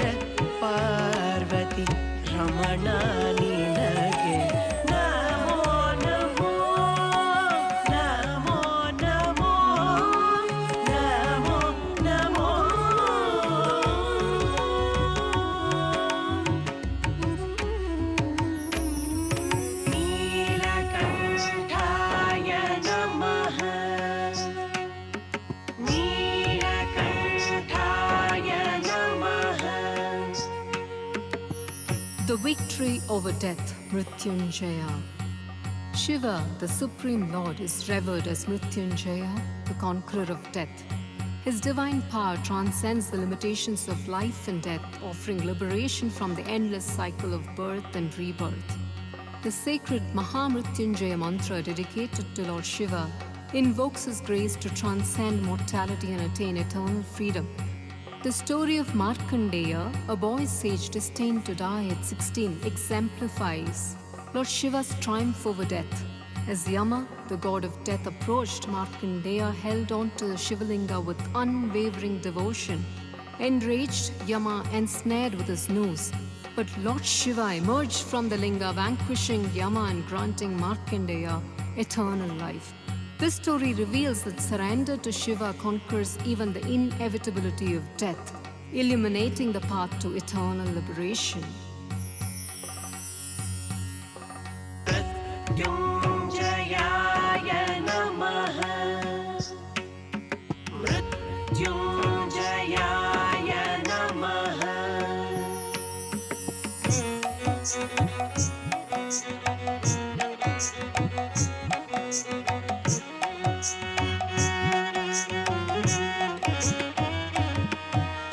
Tridalam Trigunasaram Trinetram च Triyayudham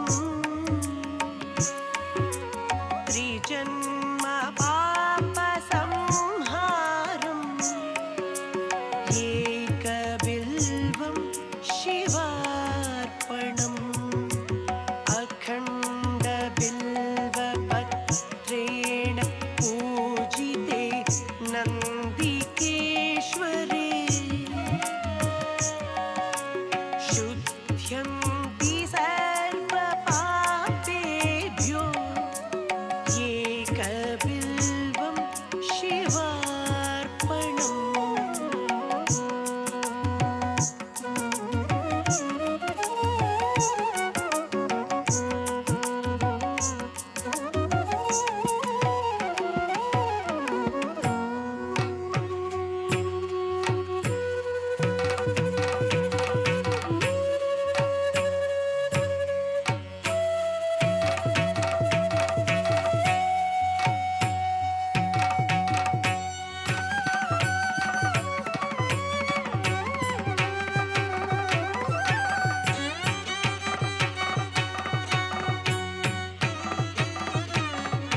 Trayambakam yajamahe sugandhim pushtivardhanam urvarukamiva bandhanat mrityormukshiyamamritat Mrityunjayaya Namaha. Mrityunjayaya Namaha. Sarveshwaraya, Shiva resides in everything. Shiva is Sarveshwara, the Lord who resides in everything and everyone. One of the most profound representations of this truth is his form as Ardhanarishwara, half Shiva, half Parvati. This divine form embodies the unity of masculine and feminine energies, the balance of creation and destruction, and the inseparability of consciousness, Shiva, and energy, Shakti. Through Ardhanarishwara, we see that Shiva is present in all dualities, life and death, light and darkness, creation and dissolution. This cosmic dance of balance teaches us that everything in the universe is interconnected and unified in the divine presence of Lord Shiva.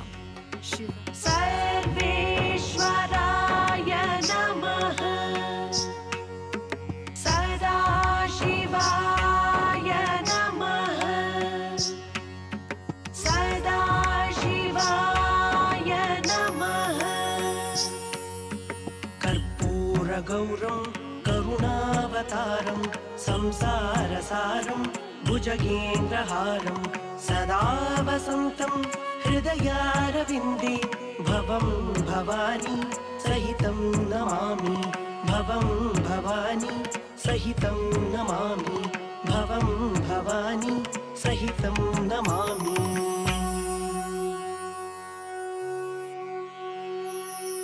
चाम्पेय गौरार्ध शरीरकाये कर्पूर गौरार्ध शरीरकाय चाम्पेय गौरार्ध शरीरकाये कर्पूर गौरार्ध शरीरकाय धम्मिल्लकाये च जटाधराय नमः शिवायै च नमः शिवाय चाम्पेय गौरार्ध शरीरकाये कर्पूर गौरार्ध शरीरकाय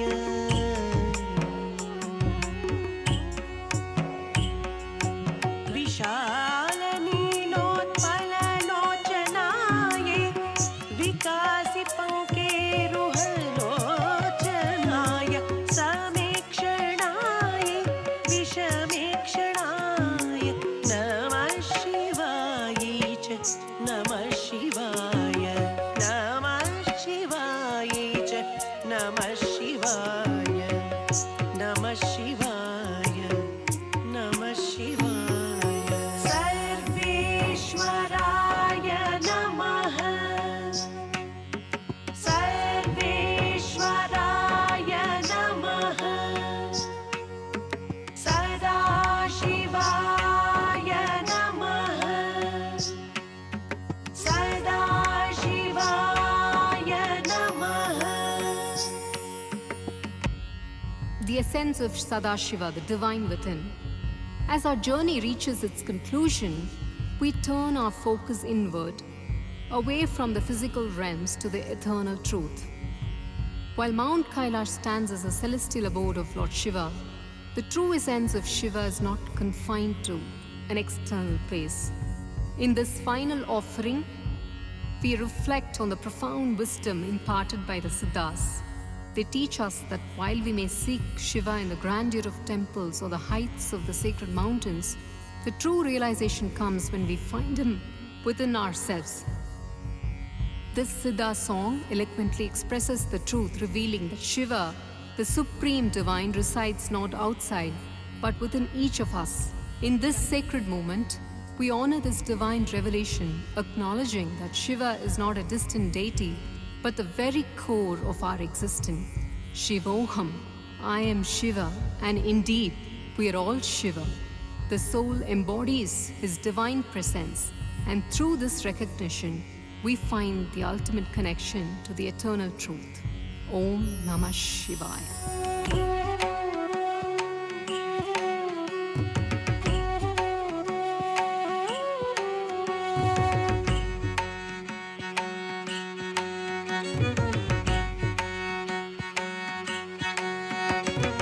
ஓடி ஓடி ஓடி ஓடி உட்கலந்த ஜோதியை நாடி நாடி நாடி நாடி நாட்களும் கழிந்து போய் வாடி வாடி வாடி வாடி வாழ்ந்து போன மாந்தர்கள் கோடி கோடி கோடி கோடி எண்ணிருந்த கோடியே.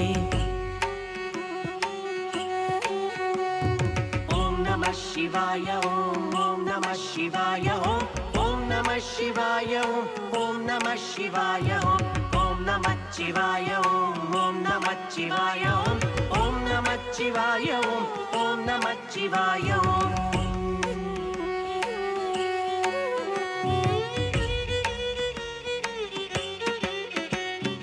உண்மையான மந்திரம் ஒளியிலே இருந்திடும், தன்மையான மந்திரம் சமைந்த ரூபமாகியே, வெண்மையான மந்திரம் நினைந்த நீரதானதே, உண்மையான மந்திரம் தோன்றுமே சிவாயமே. ஓம் நம சிவாய ஓம் ஓம் நம சிவாய ஓம் ஓம் நம சிவாய ஓம் ஓம் நம சிவாய ஓம் ஓம் நம சிவாய ஓம் ஓம் நம சிவாய ஓம் ஓம் நம சிவாய ஓம் ஓம் நம சிவாய ஓம்.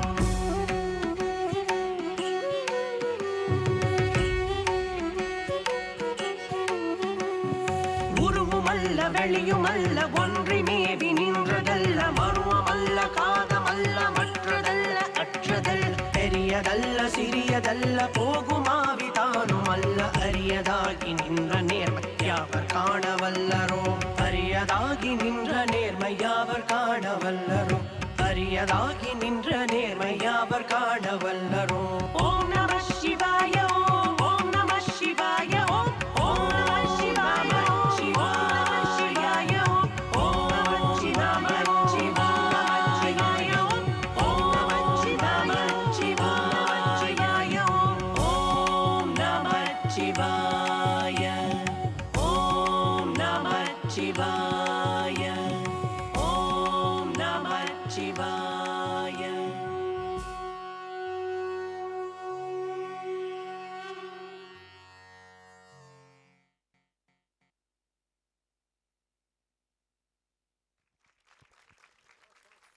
All of the artists, please get onto the stage.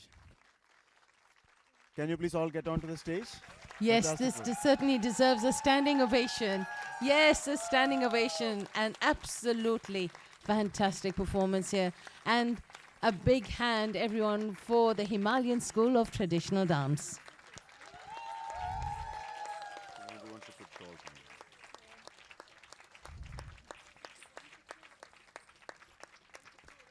Please stay on the stage. Please stay on the stage. And Mohanji wants to say thank you and honor you in a very special way. Mohanji, would you like to say a few words? It was a riveting performance, everybody. It was.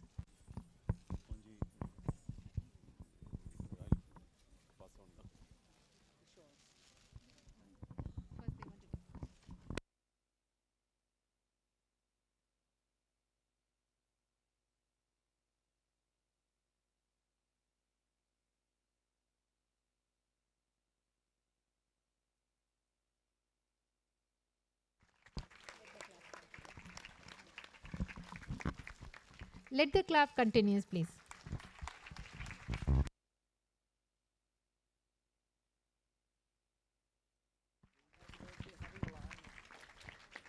Sharda, Nidhi,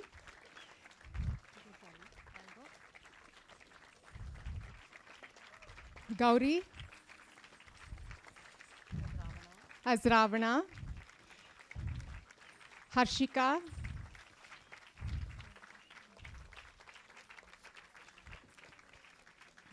Bilyana,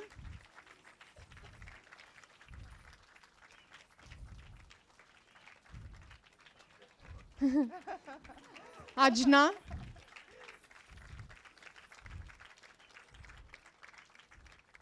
Kashi Nair,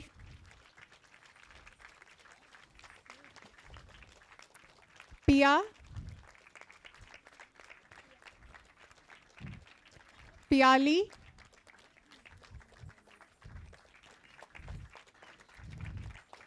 Meera, as Basmasura and Yama.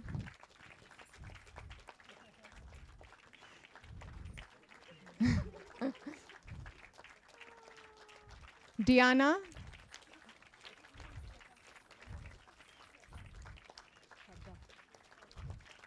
Shraddha.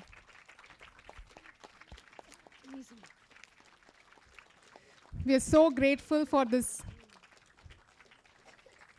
Harshini. We're so grateful for this blessed opportunity to be presenting this in front of Mohanji and Deviji and all of you on his 60th birthday. Thank you all. Special thanks to Deviji and Mohanji, and it's a great, great blessing for all of us.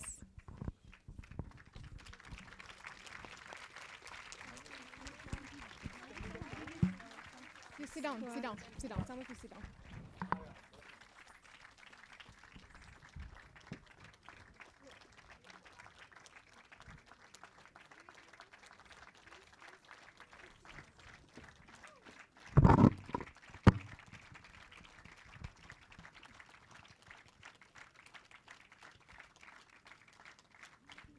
Thank you, Mohanji. Thank you. Well done. Thank you.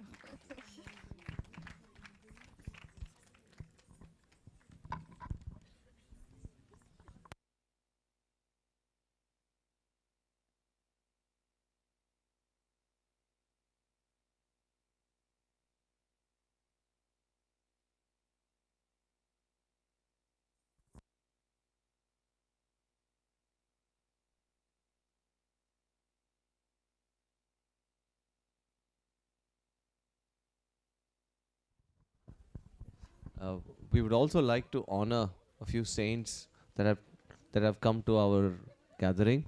Swamiji, please. Yeah.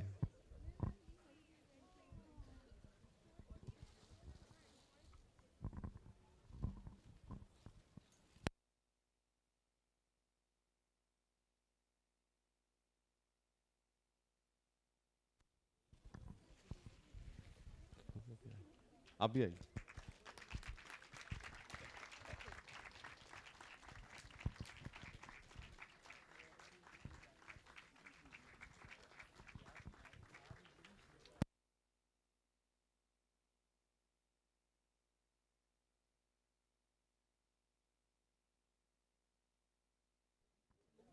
आइए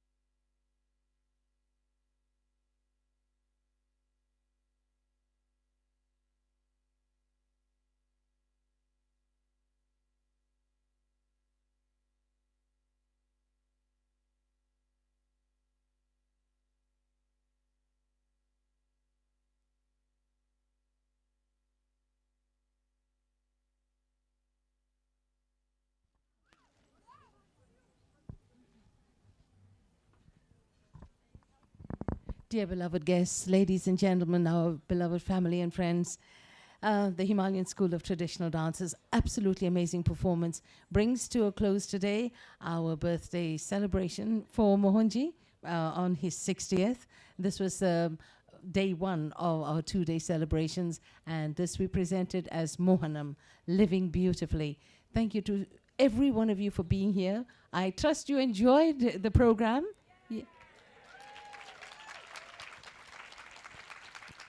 Beautiful. How long was And it? yes, How long was it?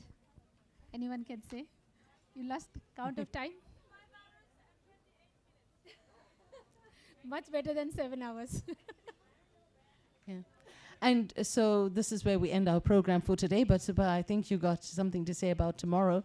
Our birthday celebrations continue over tomorrow, starting at, I think, 4 o'clock in the afternoon, if I'm not mistaken. Yes. We'll continue tomorrow as well. Sorry we extended 1 hour, but I'm sure all of you are okay with that, right? Yeah? I know you are all hungry. We won't keep you any further, but deep, sincere gratitude to everyone who made this program so so interesting today. All the speakers, everybody who came, and all of you who have sitting here and encouraging and taking part. So tomorrow we continue much more, many more programs like this. So keep holding your breath and come and join us. We will see you tomorrow at 4 p.m. Thank you, everyone. Thank you, Good Mohanji. night. Thank you, Jai Devi. Mohanji. Thank you, Amma. Jai Mohanji.